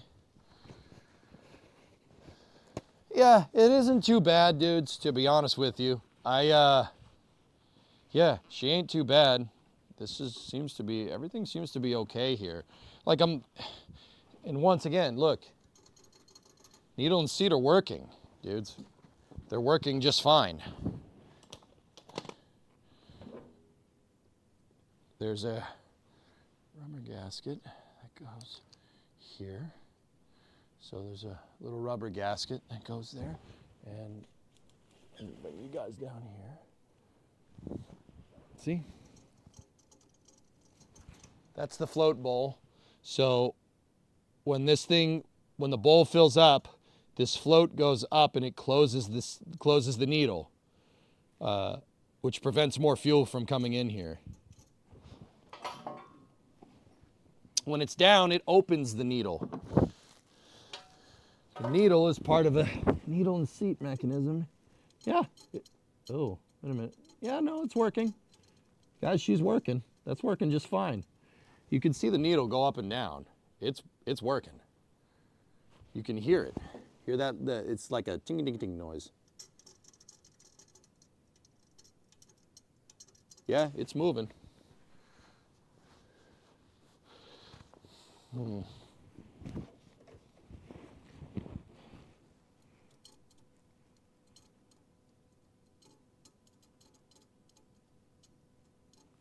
Yeah, it seems fine.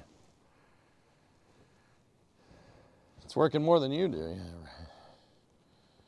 All right, so let's make sure we have our O-ring or a little rubber gasket there. Let's put this all back together, make sure it's clocked and the bleeder's in the same spot.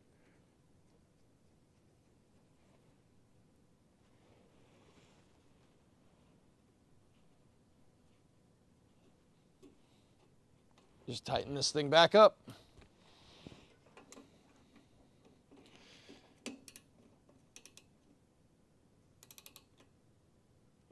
Just needs to be snug. It doesn't need to be tight. You don't want to pinch the O-ring.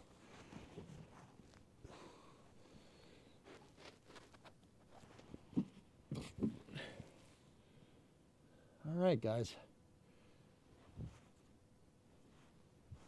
500 K86 is the carburetor. That's what the carb is reading, 500 K86.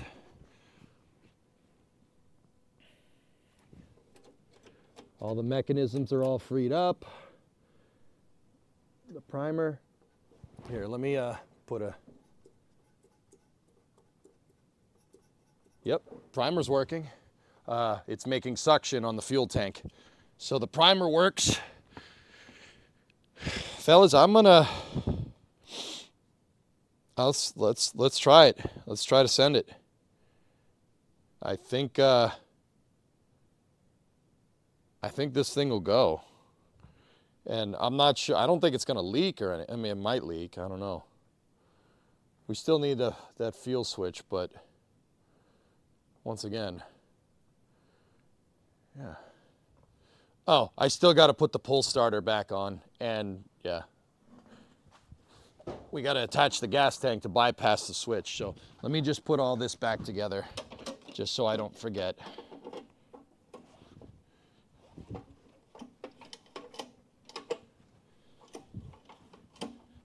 Okay, that's working.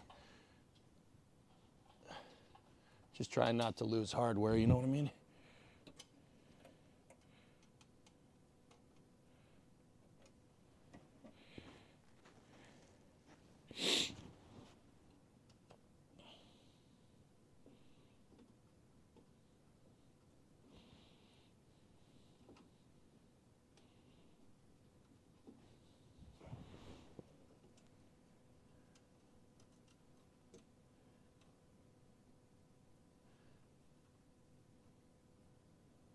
Killer.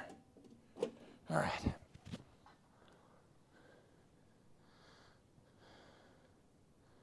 This is where you notice a couple bolts. Nah, I'm good, bro. I'm good. I am good.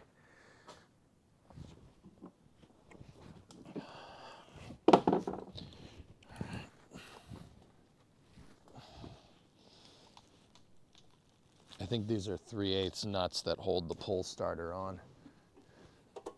Yep, 3/8 nuts. Got him. Got him.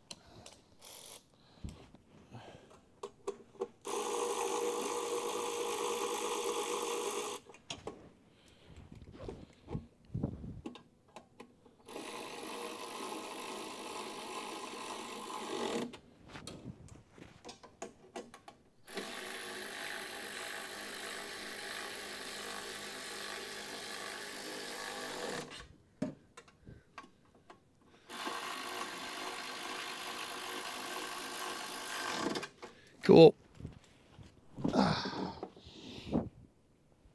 Okay, so let's get you guys back up a little ways. So what I'm gonna do on the other side of this, I'm going to undo my hose clamp and my vacuum barb fitting that's blatantly gonna leak. We're gonna undo that, and I'm just gonna hook this right into the gas tank. We'll go right in the gas tank. Yeah, this should actually just hook right in. We won't mount the gas tank, but take that, take the hose clamp off, put that on my trunk. Now we can do is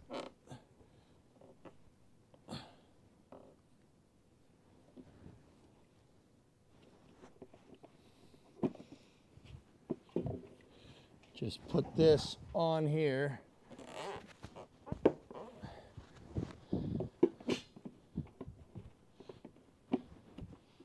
And I'm just gonna put the bracket back on just to hold this in position. So now I have it completely bypassed. We're still gonna get the switch and everything, dudes. I just need this to be held.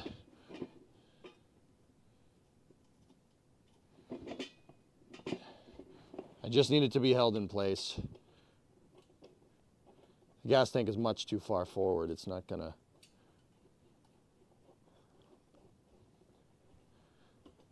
work like that too much.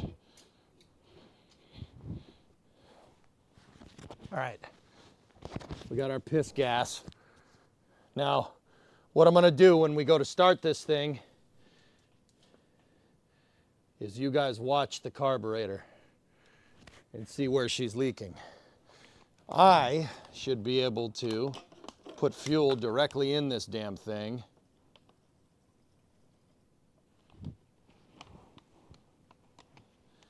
And it should be enough to at least prime it a little bit. Yeah, let's hope for no leaks. Let's hope I got all the dry rot out of there. Oh, my gas tank fell. Yeah.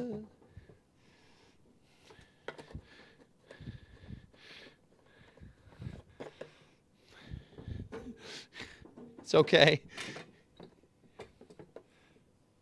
You think it's gonna be okay? You think it's gonna be okay? Sorry, my man. I'm just worried about kinking the fuel line, that's all. So, I'm just gonna take these screws that are designed to go into the gas tank and I'm just gonna get it so it doesn't move. All right, that's awfully tight, hold on. This thing, yeah, it's gonna have to just be up there. All right, let's prime it. Hear it change? Oh.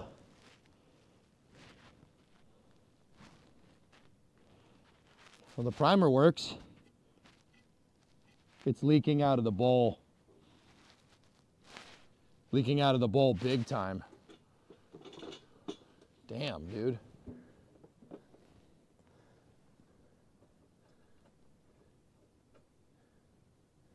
Yeah, the bowl gasket, no good.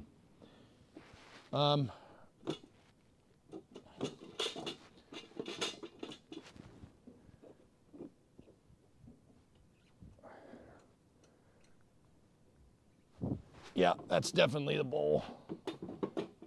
All right. But if we did this all correctly, if it's just a ball gasket, we are in luck. So I'm gonna give it a start and we'll see what happens. Choke is on, throttle's at full. Headphone users, just careful here, okay? Headphone users, you got about 5 seconds.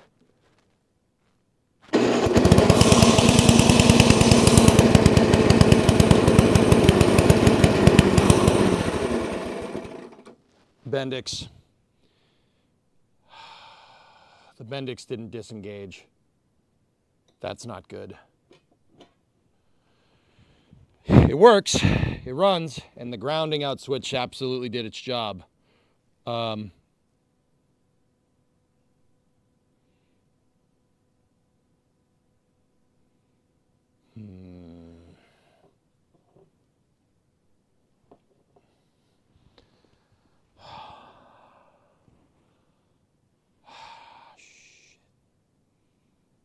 The Bendix didn't disengage. That's not good.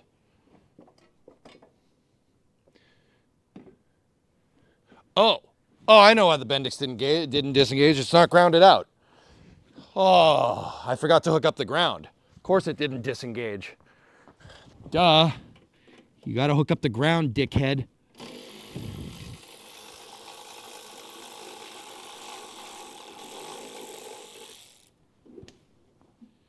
So let me hook the ground for the starter motor. So it was running, but the starter motor was being driven by the main engine, which is not great. We can fix that problem by doing that. I just rehooked up its ground. You kind of need that. That's kind of important.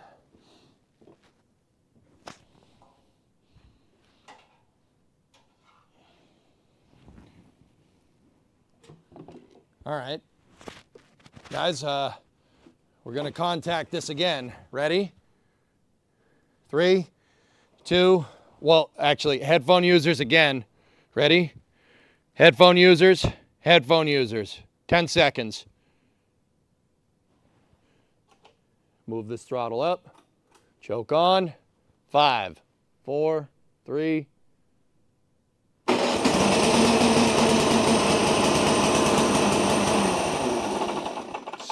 still, the Bendix isn't disengaging. The starter motor isn't disengaging, but it runs good.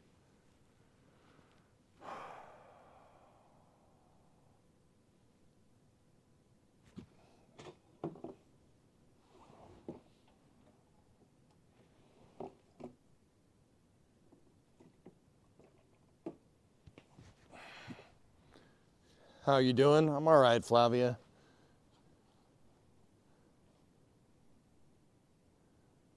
It's wild you can tell this by how it sounds. Probably shouldn't have moved it manually. Yeah, I probably have to take it apart. Or just reclock it. But yeah, we've narrowed it down to the ball gasket on the carburetor. Cool. Fuel switch and a bowl gasket.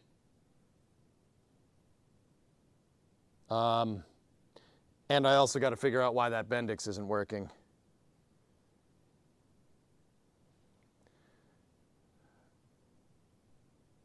What have we eliminated as the issue?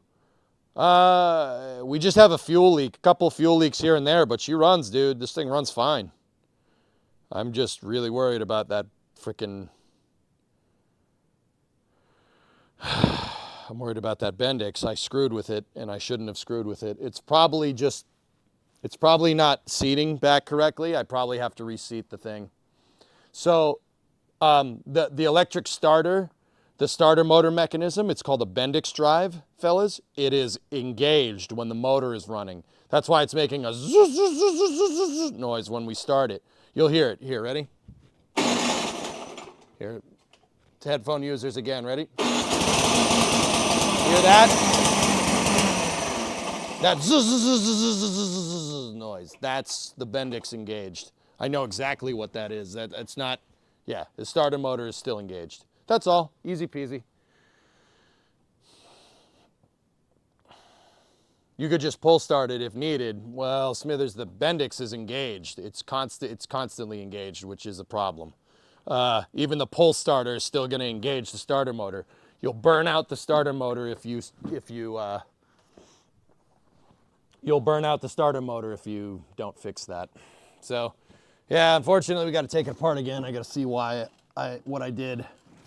It's probably just not seated correctly. Bendix drives are very, very simple. They don't. It either works or it doesn't. Like, well, ours works. It's just not seating back correctly. Yeah, it's on me. I shouldn't have screwed with it. But I wanted to show you guys how the damn thing works, so it's okay. But yeah, the crazy thing is, dudes, is that I don't see any leaks from this thing when it's running. Do you?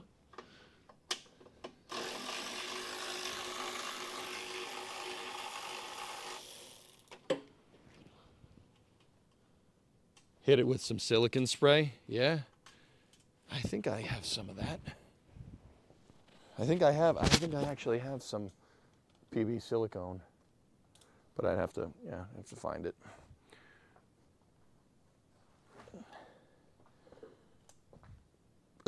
You see bubbles?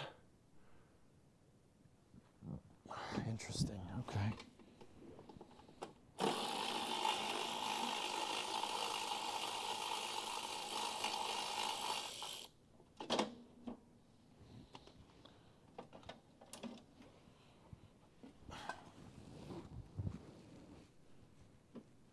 Dude, I swear if it's just a bowl gasket, we are going to be sitting pretty. This is going to be so easy to fix.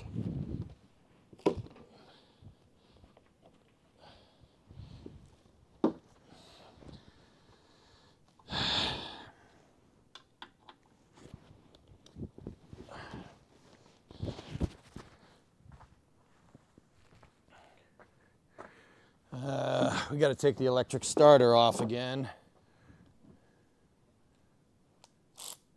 Tighten the bowl nut a quarter turn. You think so?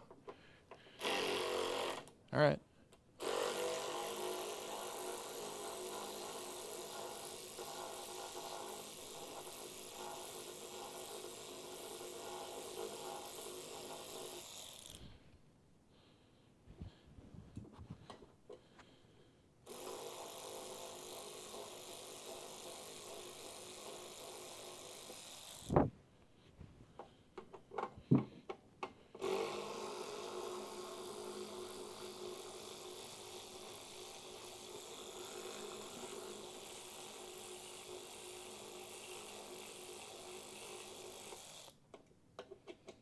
These freaking screws could be longer.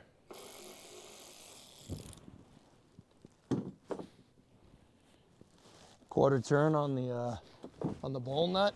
I can do that.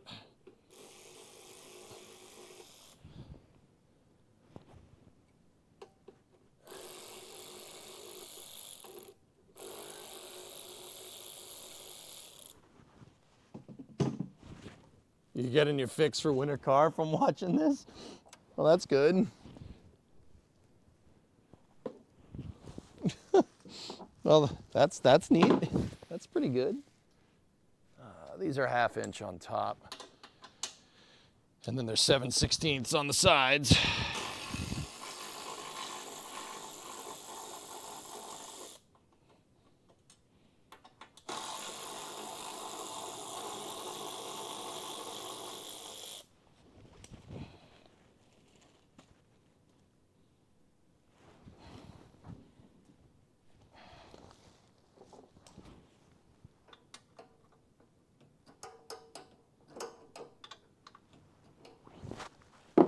Where's my,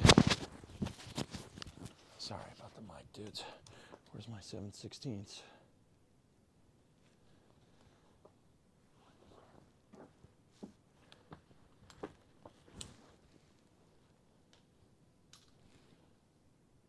That's 9/16.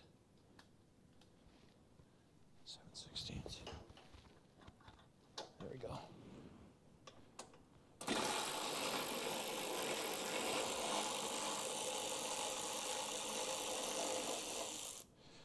So yeah, I'm glad you guys are getting your fix for winter car here, because this, yeah, this sucker.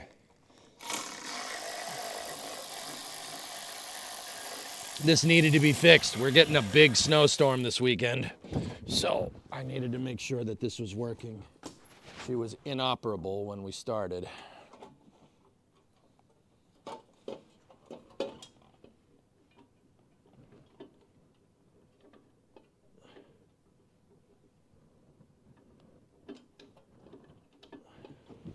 The Bendix looks fine, dudes. That's weird.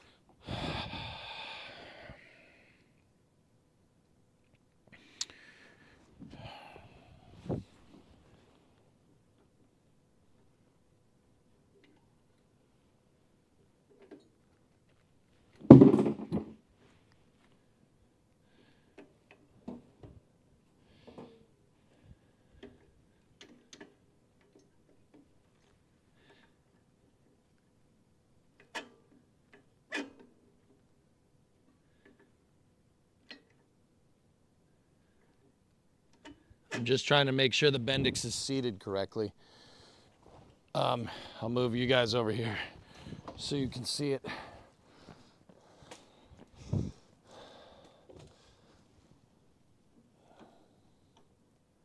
Yeah, see, you can drive it out and then. So this thing, when it's energized, it slides this thing forward, right? And that's what turns the motor. That's what does this. See that? It might not just be seated right. You might have to just turn it and seat. Ow! Seat the thing correctly.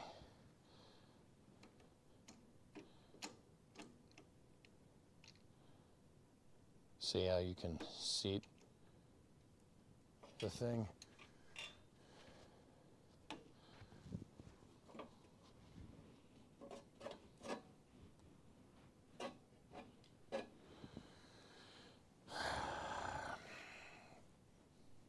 Can you start it with the cover off? Yeah.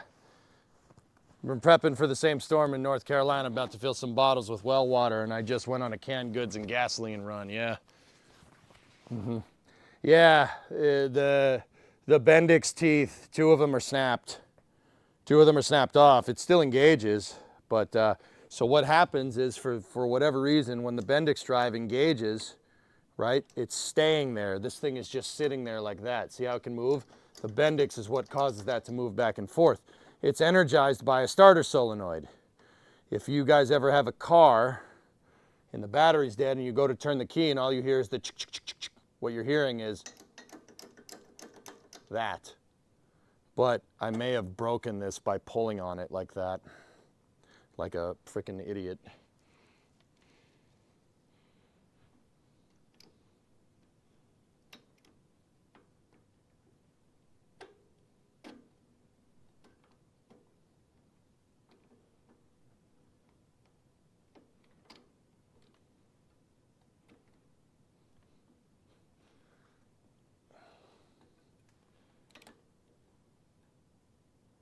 See, I was hoping it was just not grounding out, but I don't know why that's doing that. I can't really start the thing with this cover off. I mean, I can, but the auto throttle isn't going to work correctly. Neither is the primer.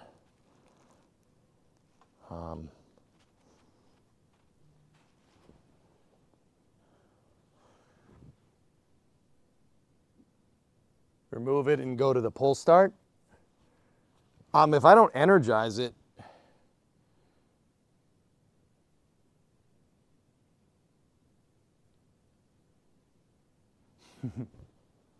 let me think. If we don't energize it, it won't engage. We could just move to the, yeah, we could do the pull start, dudes. That'll do it.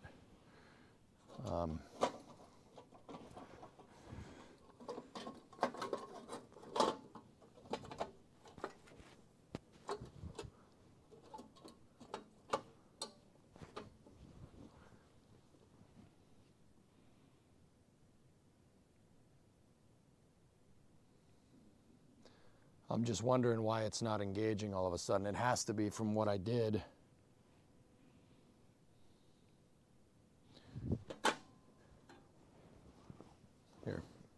Here's what we'll do. Let me just start this bad boy like this so we can kind of see in there and see what this does.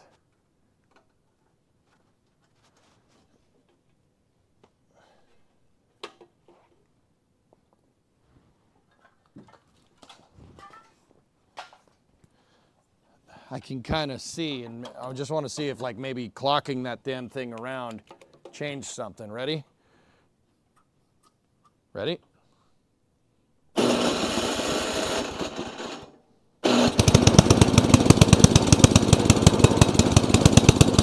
There we go. Yeah, it just needed to be reclocked. It's working fine now. Yeah, we just needed to screw with it a little bit. I probably didn't have it clocked in the right position. That's all. She's working just fine now.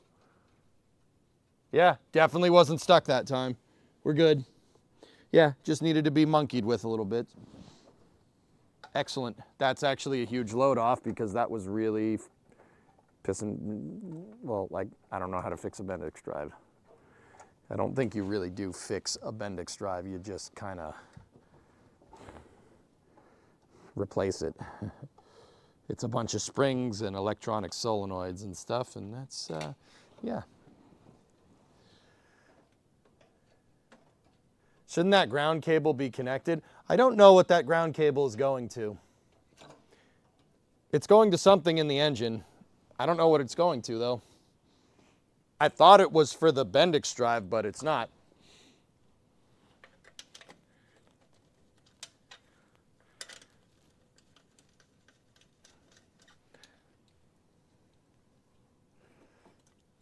So that thing goes, it clocks right here.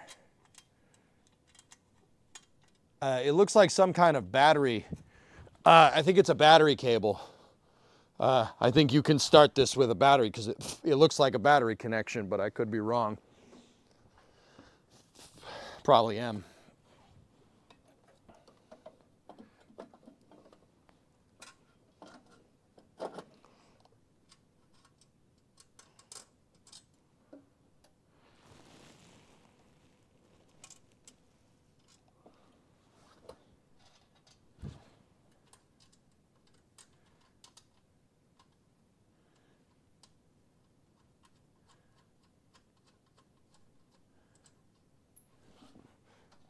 But we also have the pull starter. The pull starter will work. Actually, you know, just to be absolutely safe, I'm just undoing that while I'm putting my hands near stuff that spins.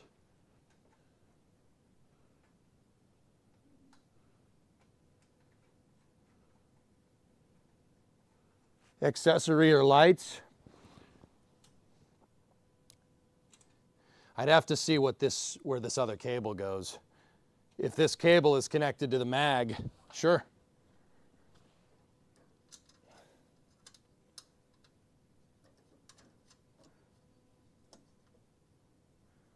Yeah, I mean, there ain't no battery on this thing, so I'll bet you that's the connection for a light, dude. And you know, if that's the case, let's hook up a damn light to it. How cool would this thing be? Put some dark lighters, or KC daylighters. It probably doesn't have the amperage to do it, but also put some daylighters on a snowblower because frick it, why not? Yeah, get some LEDs. We'll be able to snowblow in the dark.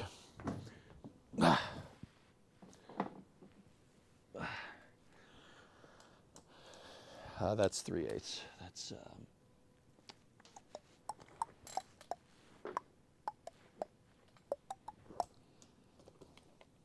Is it 7/16? Nope, 3/8.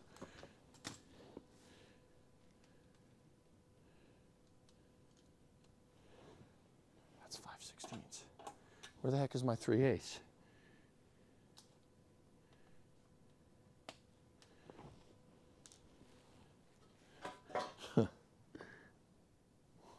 Where did I put the 3/8 socket? Oh no.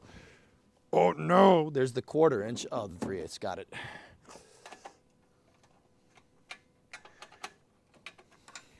I was sitting on it.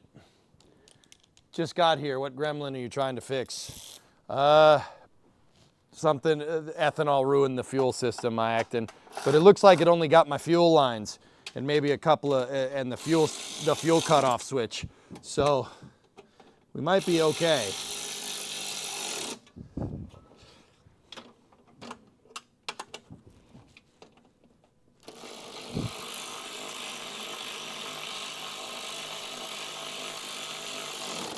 Cool.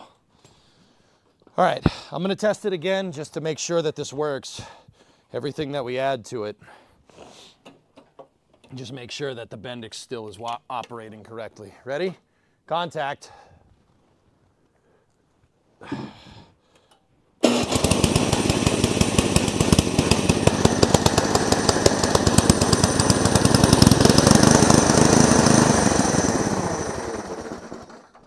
You gotta be kidding me.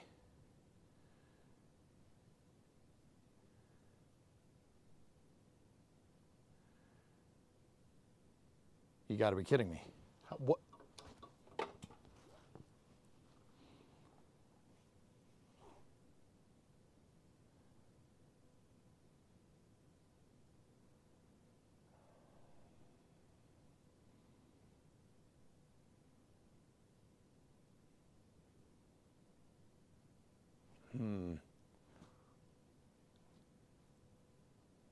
Have you disassembled a carb yet? No. Current problem that we're trying to figure out is why my Bendix drive, it just worked a second ago and now, so it's staying engaged, dudes. That's the problem.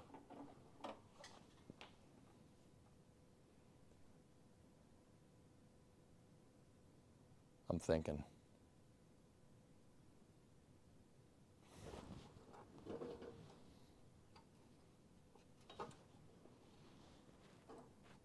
Grease it with what?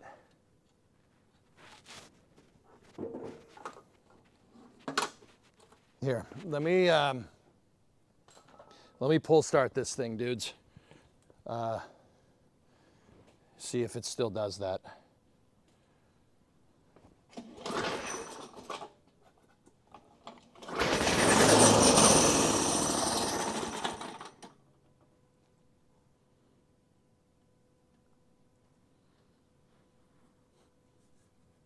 Yeah. Yeah, it still did it.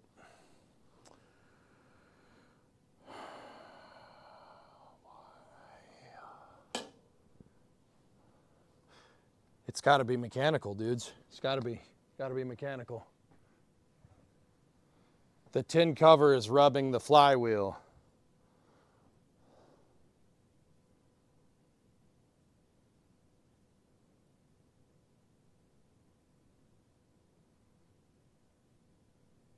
Where?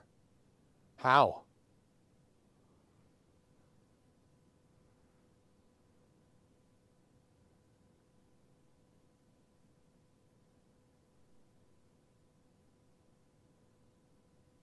Huh. Well, that's definitely a weird one.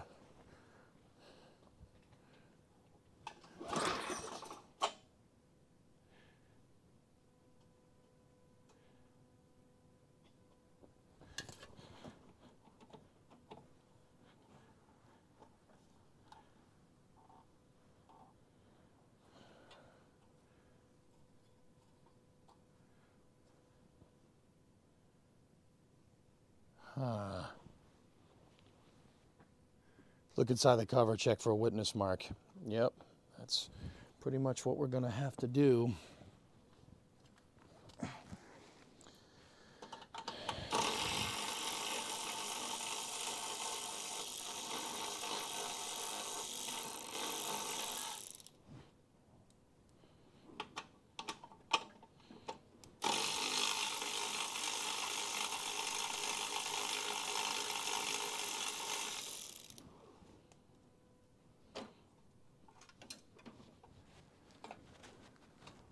Give me 1 sec.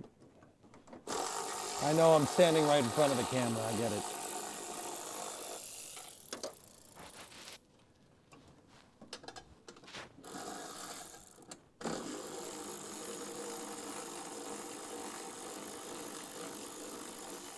Trying to rack through my brain what I did wrong here. What I probably did wrong was screwing with the Bendix. To be 100% honest with you, that's probably what I screwed up.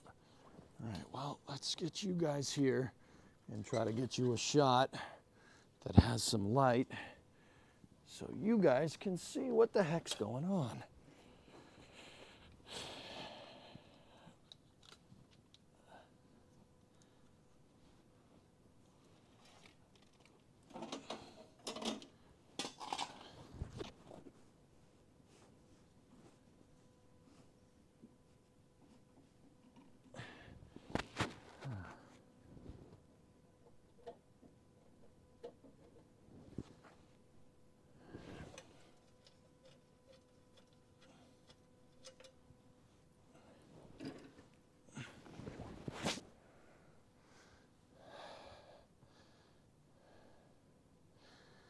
If I recall correctly, you got a snowblower basically for free. This one was free. I fixed it.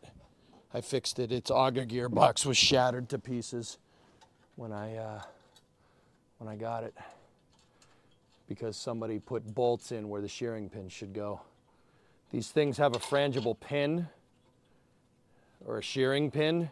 It's something that's attached to the front auger, so if something gets jammed in the auger, it'll break the pin instead of breaking the gearbox.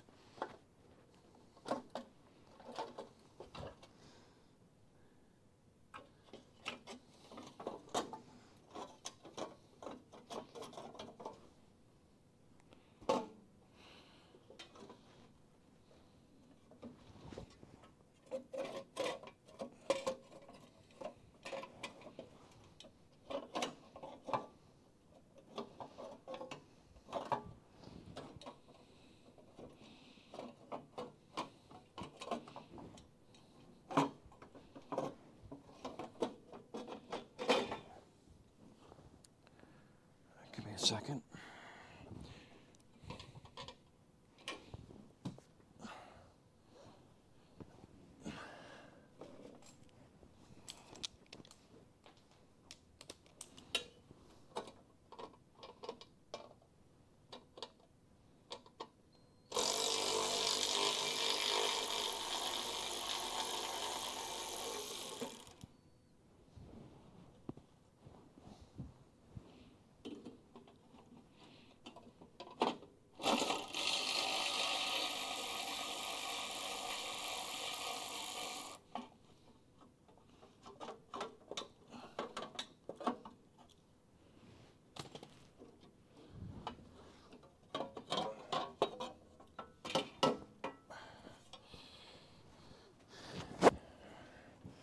There's no witness marks in here, dudes. There's nothing.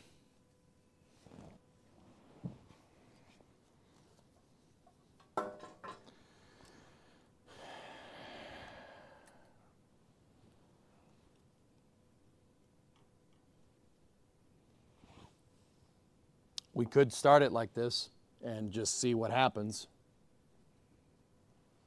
As long as the thing isn't grounded out, it should work.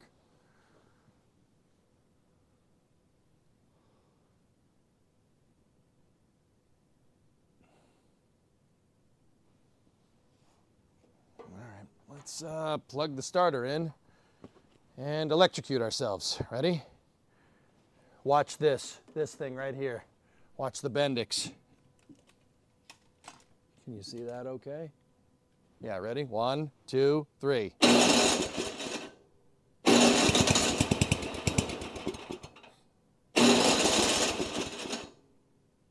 It's disengaging.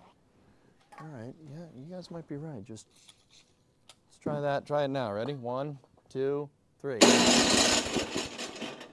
See? It stayed put that time. That time it moved.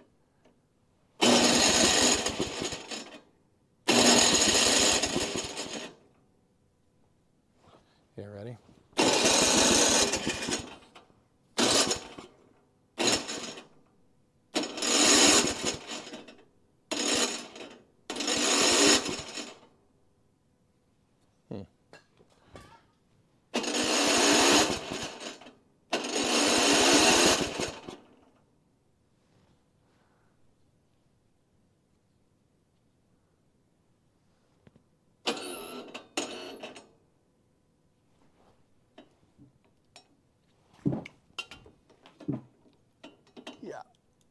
Starter's junk. I don't know if it was me. I think that starter's on its way out. But we're starting to see some magical fumes coming from it, and it's losing crank power.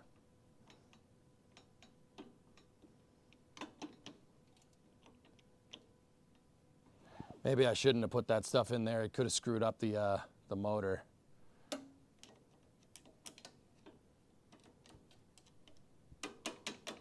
I may have broken it, dudes. That may have been me.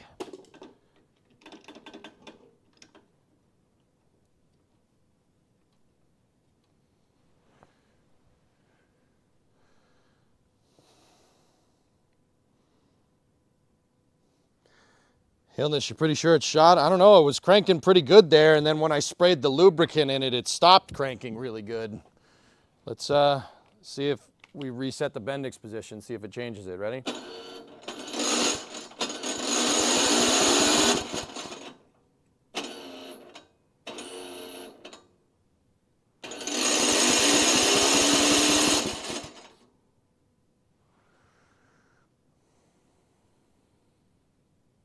Yeah.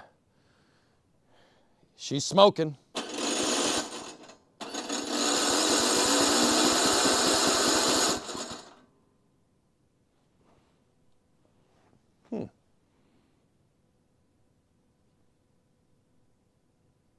Could be the ground wire, yeah. But I don't think that wire, I don't think this is a ground for the starter, dudes.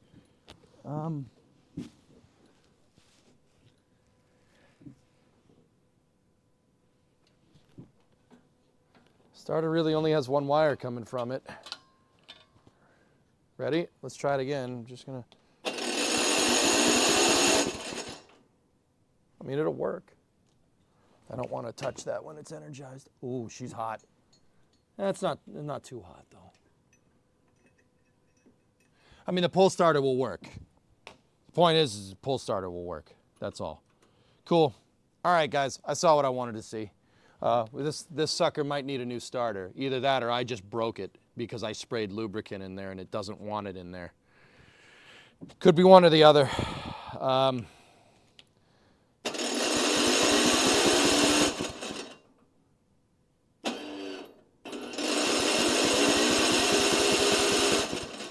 The reason, yeah, see, it stayed engaged that time.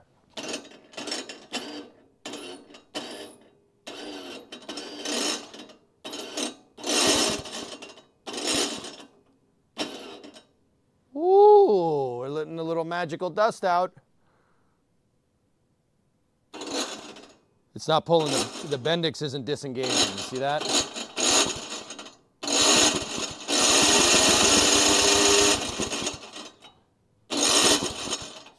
That's what it should do, but that's what it should do.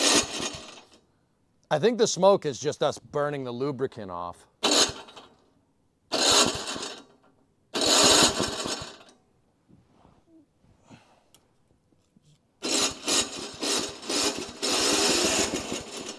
The reason why it makes that awful noise when it cranks is because it's missing some teeth.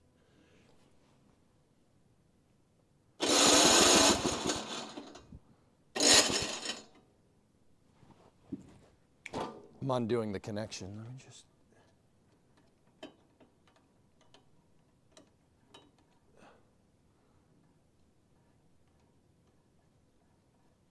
Yeah, that thing's awfully hot.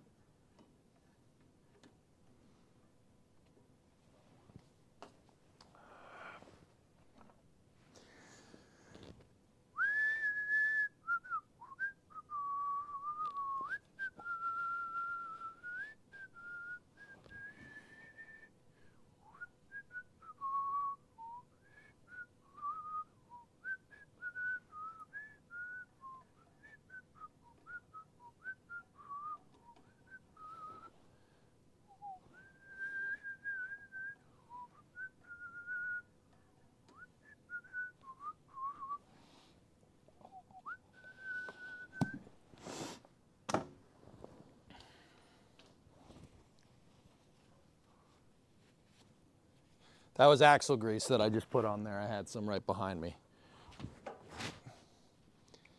Now let's see what it does. Oh, yeah. Oh, yeah. Still makes a god-awful noise, but she's missing some teeth.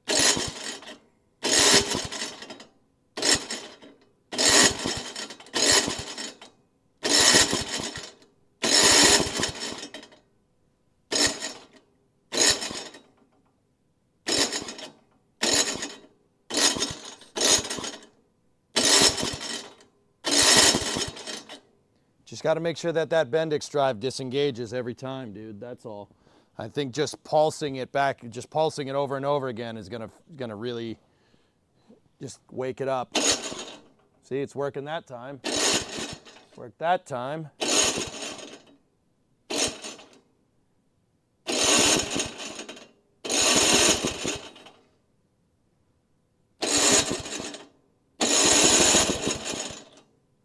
Yeah.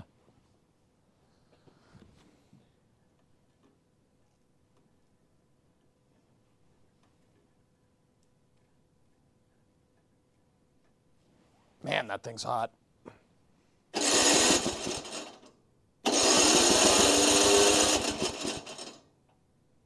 Sweet.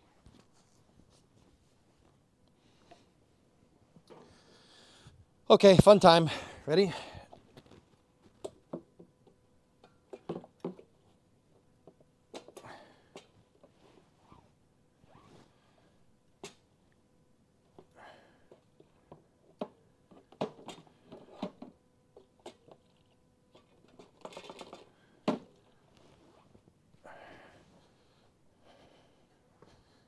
Let me just make sure we got some gas at the carburetor. Yep, we do. All right. Ready? It's going to start. So contact. 3, 2, 1. Actually, yeah, let me just make sure none of that gets in the way. Okay, cool. 3, 2, 1. Let's jam. Yeah. She didn't get to the bowl that time.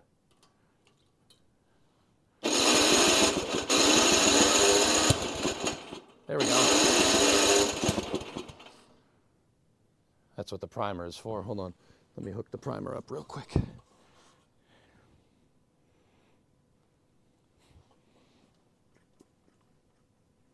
Cool.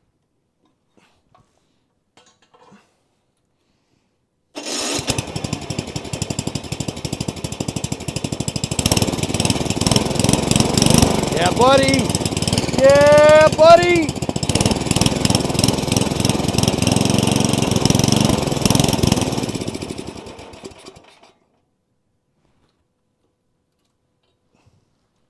Sick.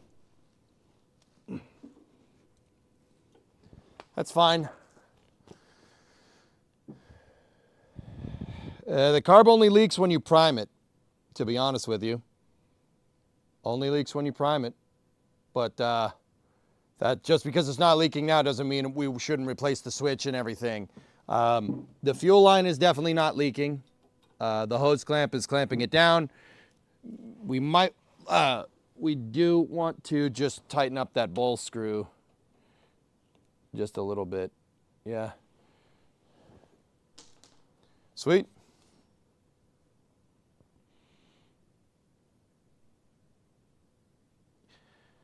The one thing that I'm worried about, dudes, is that I'm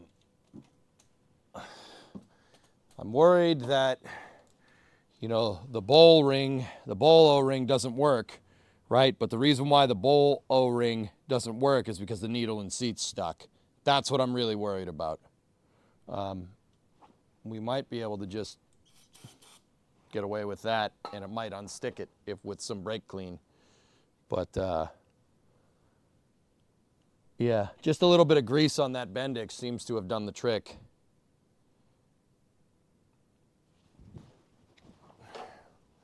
Let's try putting the cover back on and see what it does, shall we?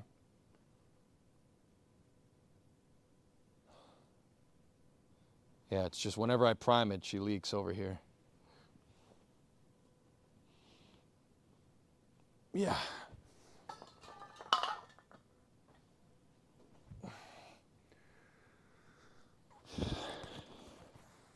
Because brake cleaning gaskets get along nicely.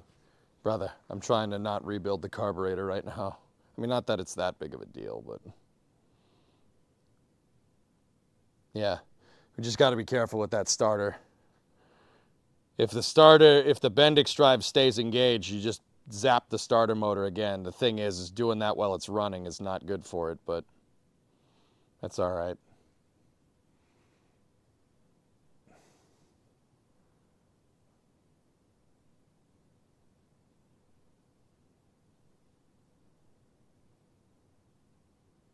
See a weekend blower tune-up and stream in the future, yeah.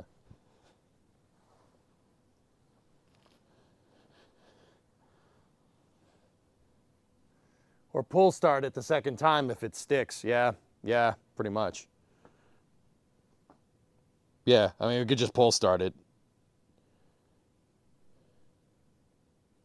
But honestly, the way the thing is auto-throttling, guys, I think we unstuck everything to be 100% real. I think we should just put it back together. Put it back together, just use the pull start. Once again, it's, dudes, the snow's coming. It's coming. It's got to run. I don't give a frick if it runs on the electric starter or the pull starter. In fact, I'm probably going to use the pull starter because with my yard, you're not getting near wall gas at all.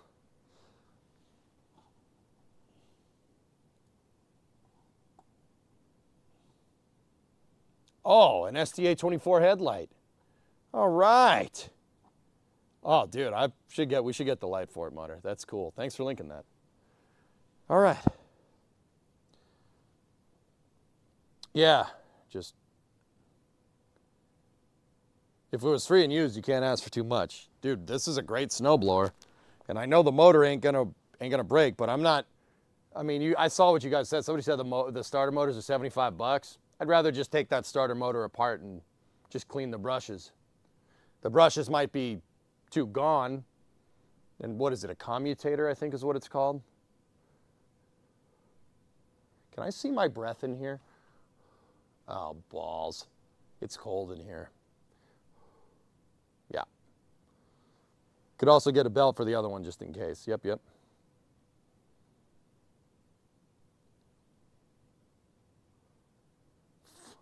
It's too cold. Because it's summer yet. Damn it. All right, let's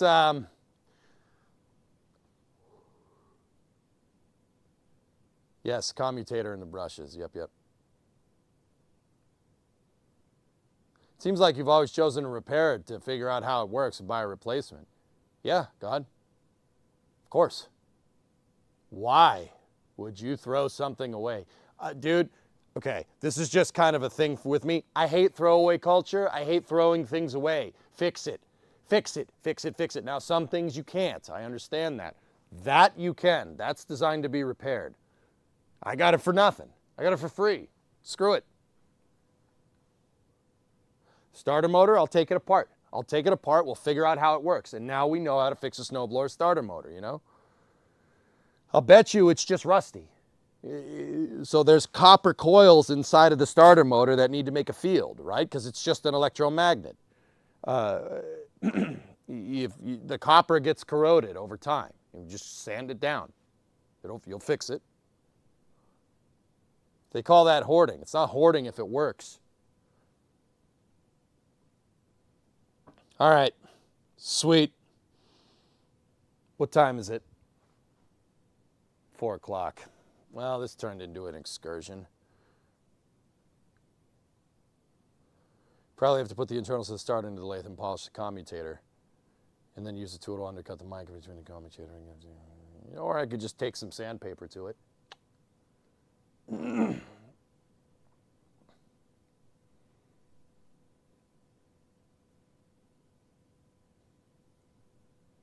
Still kind of new to winters up here. Is this storm expected to be pretty bad? Stesian, I don't know about you. I know you're up on the North Shore. We're getting 8 to 12. The storm is literally coming right for us. And the worst part is that down here where I'm at, it's gonna go over Long Island Sound before it comes to us. We're gonna get lake affected. Pretty bad. I don't know about you. Probably not so much up there, but down here, I gotta be careful. This one, yeah, it's gonna be bad. Yeah, This can't not work. Let me put it that way. Crocus cloth with the commutator, but the thin pieces of metal, Micah, need to be cut with a special cutting wheel or super fine bit with a Dremel if you're careful. I'll take a Dremel to it. Or, to be honest, Dan, it works. The thing works. I can use it if I need to. But the pull start will be... The pull start, yeah, we don't have to worry about it. It's fine. I'm not replacing nothing. The snowblower's for free. I got it for free. I got it for nothing.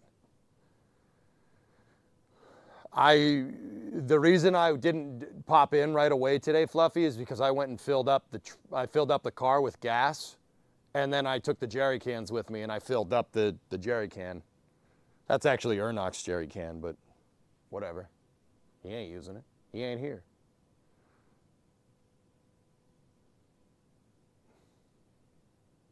Apparently moved out of the 12 plus. Yeah, that whole storm's going more north than who says you can't go polar from the Boston coast? Yeah, right?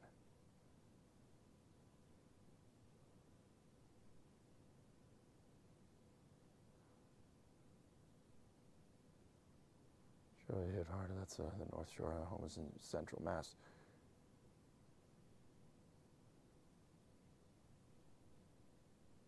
I'm remembering now, Stegen. Yeah. Yeah. Dude. All right. Yeah. I'm remembering where you said. You don't need, said from, yeah, okay. I'm remembering where yeah, okay. So, get shovels, fill up your tanks with gas. If you have a generator, make sure it works. Gas for the snowblower. I'd do that before Friday.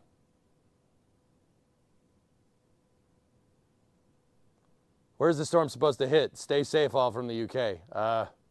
It's over the Midwest right now, Couchy, and it's gonna come at us. And yeah, they were saying a foot of snow. I can't. A foot of snow is no good. Don't forget the milk and the bread. And the flamethrower. I do have a flamethrower.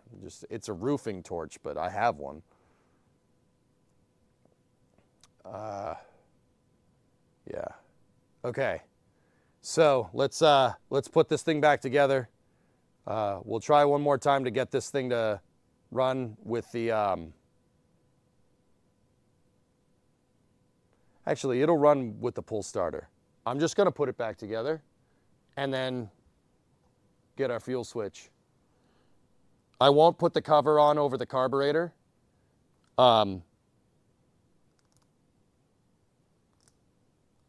Tan, about a foot.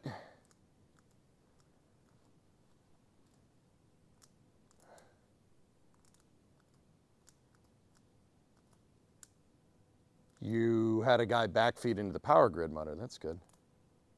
You've got gas and salt already. Friends who have like a half ton of salt ready to go. No generator for the house. Unfortunately, I actually have Friday off, so probably do a grocery run to be prepared. Yeah, that's it. No heated driveway? Nope. What do I look like? I'm made of money, dude?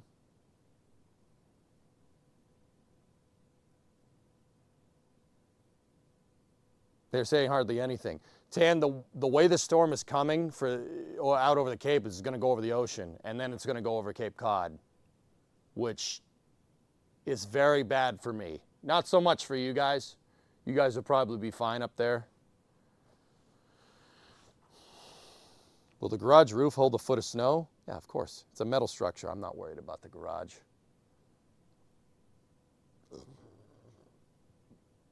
During the summer, you should modify the pull start so you could use a drill to crank it. That's not a bad idea. Creepshow, you're in Estonia right now, so it won't be this bad when I get back stateside. Yeah. All right, let's put this sucker back together, dudes. Not the carburetor. I'll put everything but the carburetor cover on. And yeah, we'll go from there.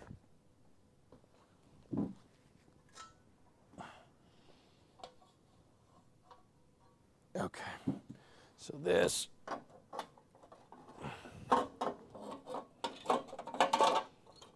goes here like this, and then we got to attach the two screws here for the throttle control bracket.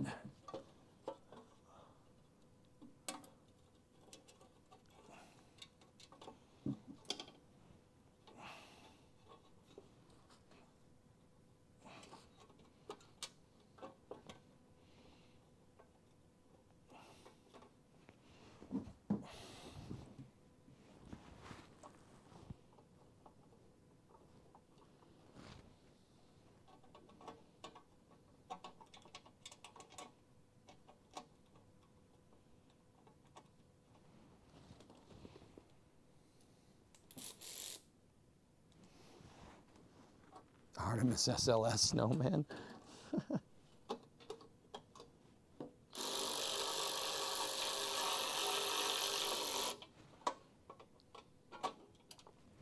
Or I could drop the screw, you know, that's good for it.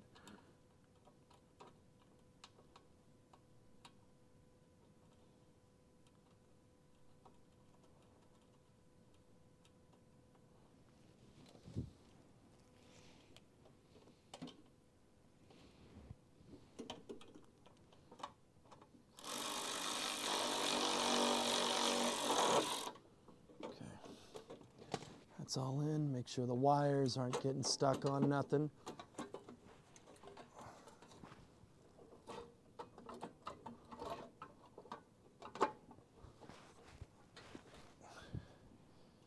Just don't want to bend the auto throttle linkage.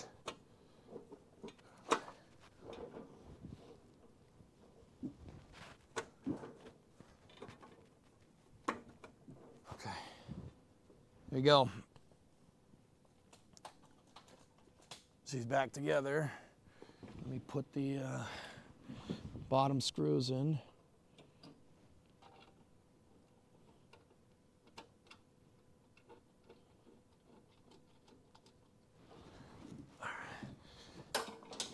This melon farmer goes in here. I dropped the other screw. That's good.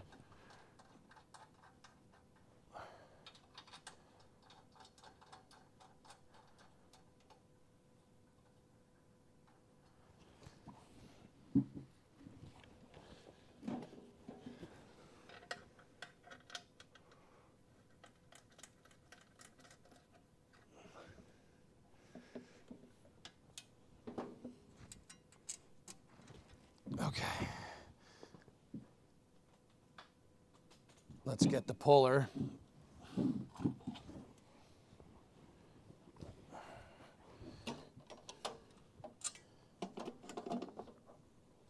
But yeah, fellas, I like fixing things. Fixing things and making them work is awesome.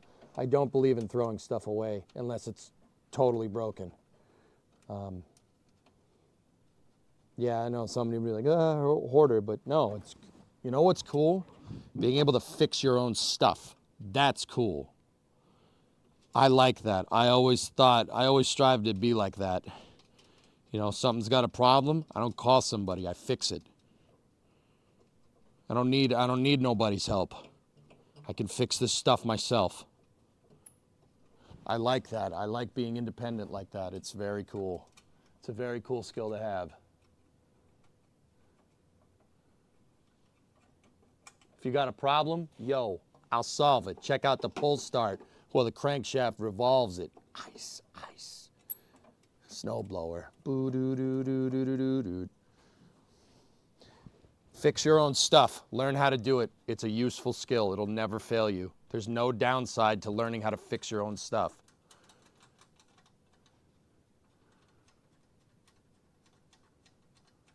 Or learn from taking it apart. Yeah. You know how much money I saved? You know how much this would cost to get somebody to fix this thing? Screw that, dude. I'm not paying $200 to have somebody fix it. That's dumb. Learn to fix it yourself.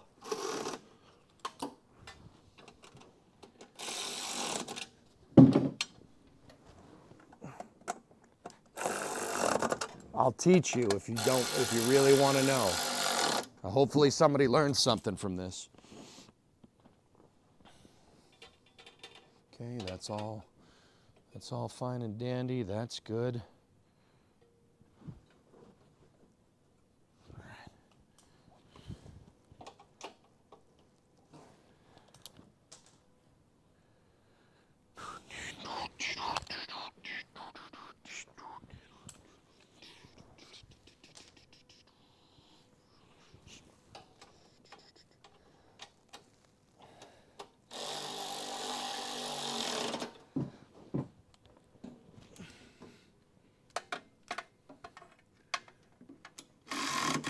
There we go. Sweet. Yeah, being self-sufficient is cool. And guys, I'm not gonna lie, women like it when you can fix shit. Discovery, go at throttle Just up. saying. Women love that stuff.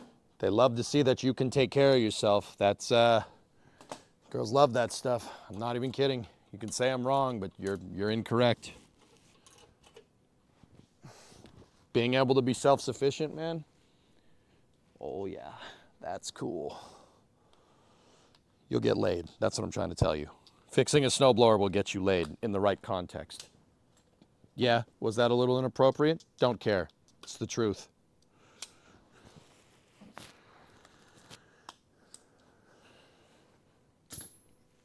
Knowing how to fix stuff.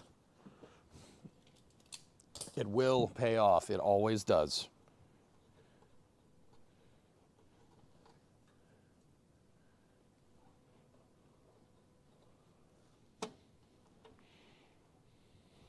Okay. Primer line is back on. Okay.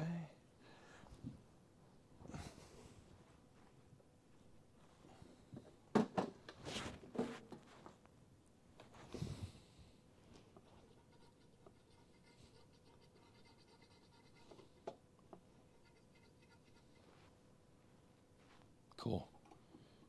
Carburetor's primed. All right, let's try the pull start.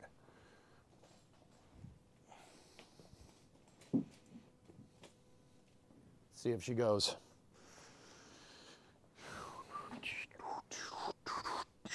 Ready? 1, 2, 3.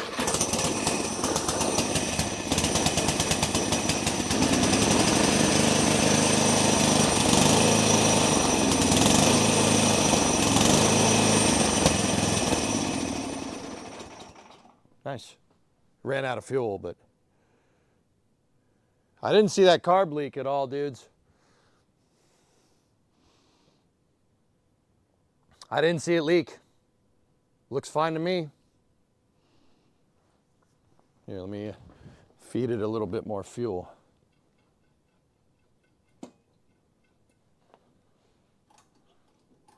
We don't need the choke anymore. She's warm.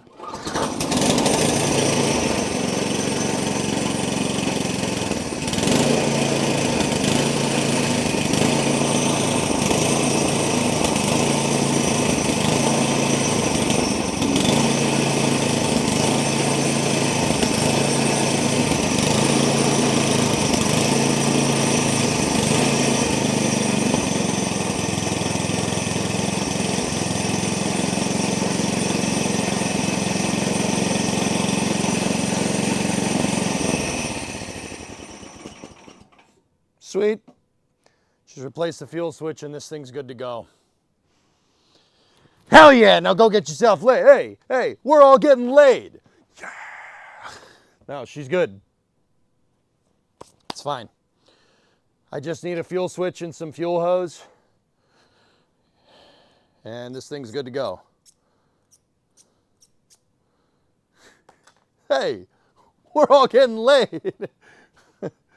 This calls for a celebration. This calls for a celebration, bitch.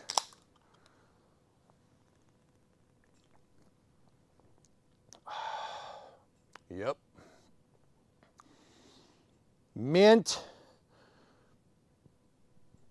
All right, cool. Sweet. Winter car time. Got any snow? Not yet. Water, well, yeah, water drop. I got about 5 inches of snow on the ground right now. We're going to get another foot soon, so. No, I said we're doing winter car today. I get no respect, I tell you. No respect. I get no respect. All right. So I got to go. I got to get the switch for this damn thing. I got to get the switch for it. And that's basically it. We might be able to,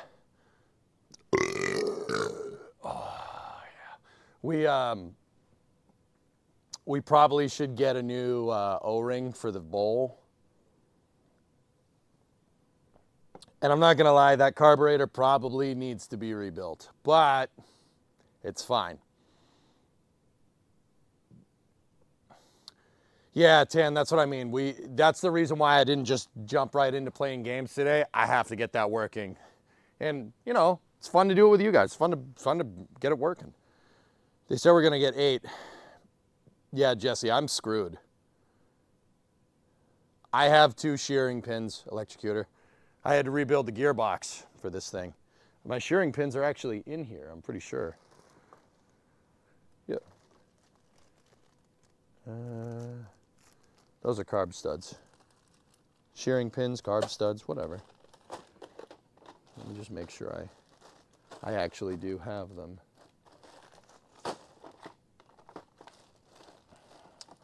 It's Permatex.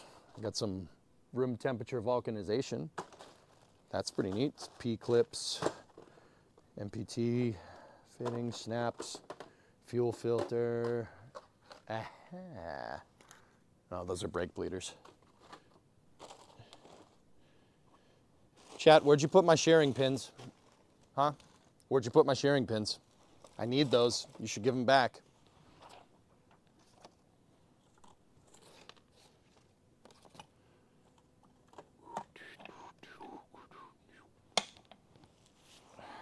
They're around. Probably go buy another pair if I can't find the damn thing. I left them at PSK. Damn it. Sorry, I use them for recovery systems in your new rocket. Yeah, all right. They were in the toolbox. I don't know where they are now. But this thing has shearing pins in it. Okay, so I need the switch and that's it, dudes. Think I should go? Yeah, I should probably do it now. I'm gonna go do this now, and I want to finish. I'll finish this damn thing. We'll finish it now, and yeah, I'll get this thing down to the house and get it ready to go. All right. Did I see pictures of Kamchatka buried under snow? Yes, it's crazy. It's 12:15 right now, or 4:12. Idiot. Read the clock. All right, so I'm gonna take 45 here. I'm gonna go down to the store. I'll get the parts that I need. I'm gonna slap that thing back together, and we'll start winter car at 5. Discovery, go at throttle. You guys good with that? No dinner today for me, Pontiff. I'm intermittent fasting today. Cool. All right. Does the high cam want to work now?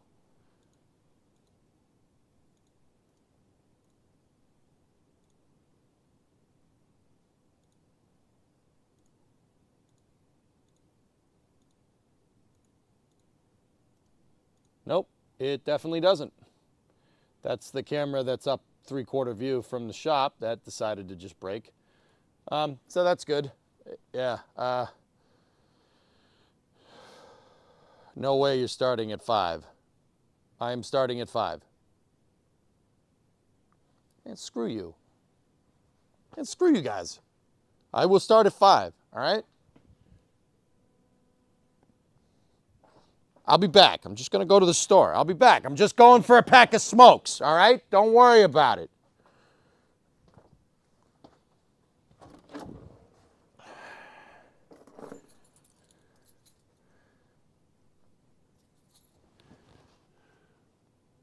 You need propane. Oh, yeah, I should get the tanks. Yeah, that's a good idea. Don't forget the milk. All right.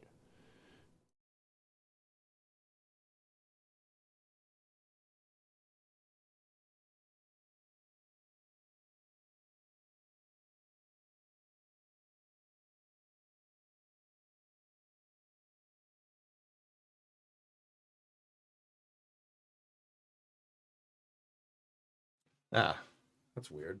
All right, we're back in the office. I could put a video on if we really want to.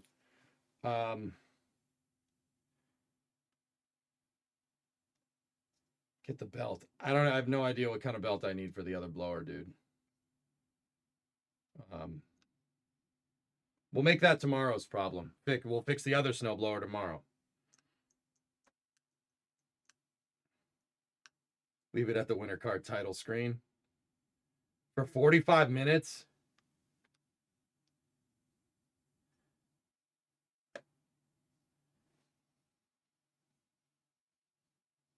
Put it on the winter card television. Yeah, well, what happens when our character needs something to drink and I'm not here?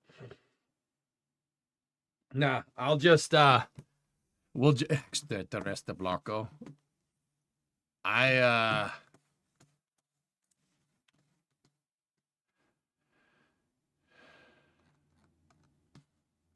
not sure that that's a good idea.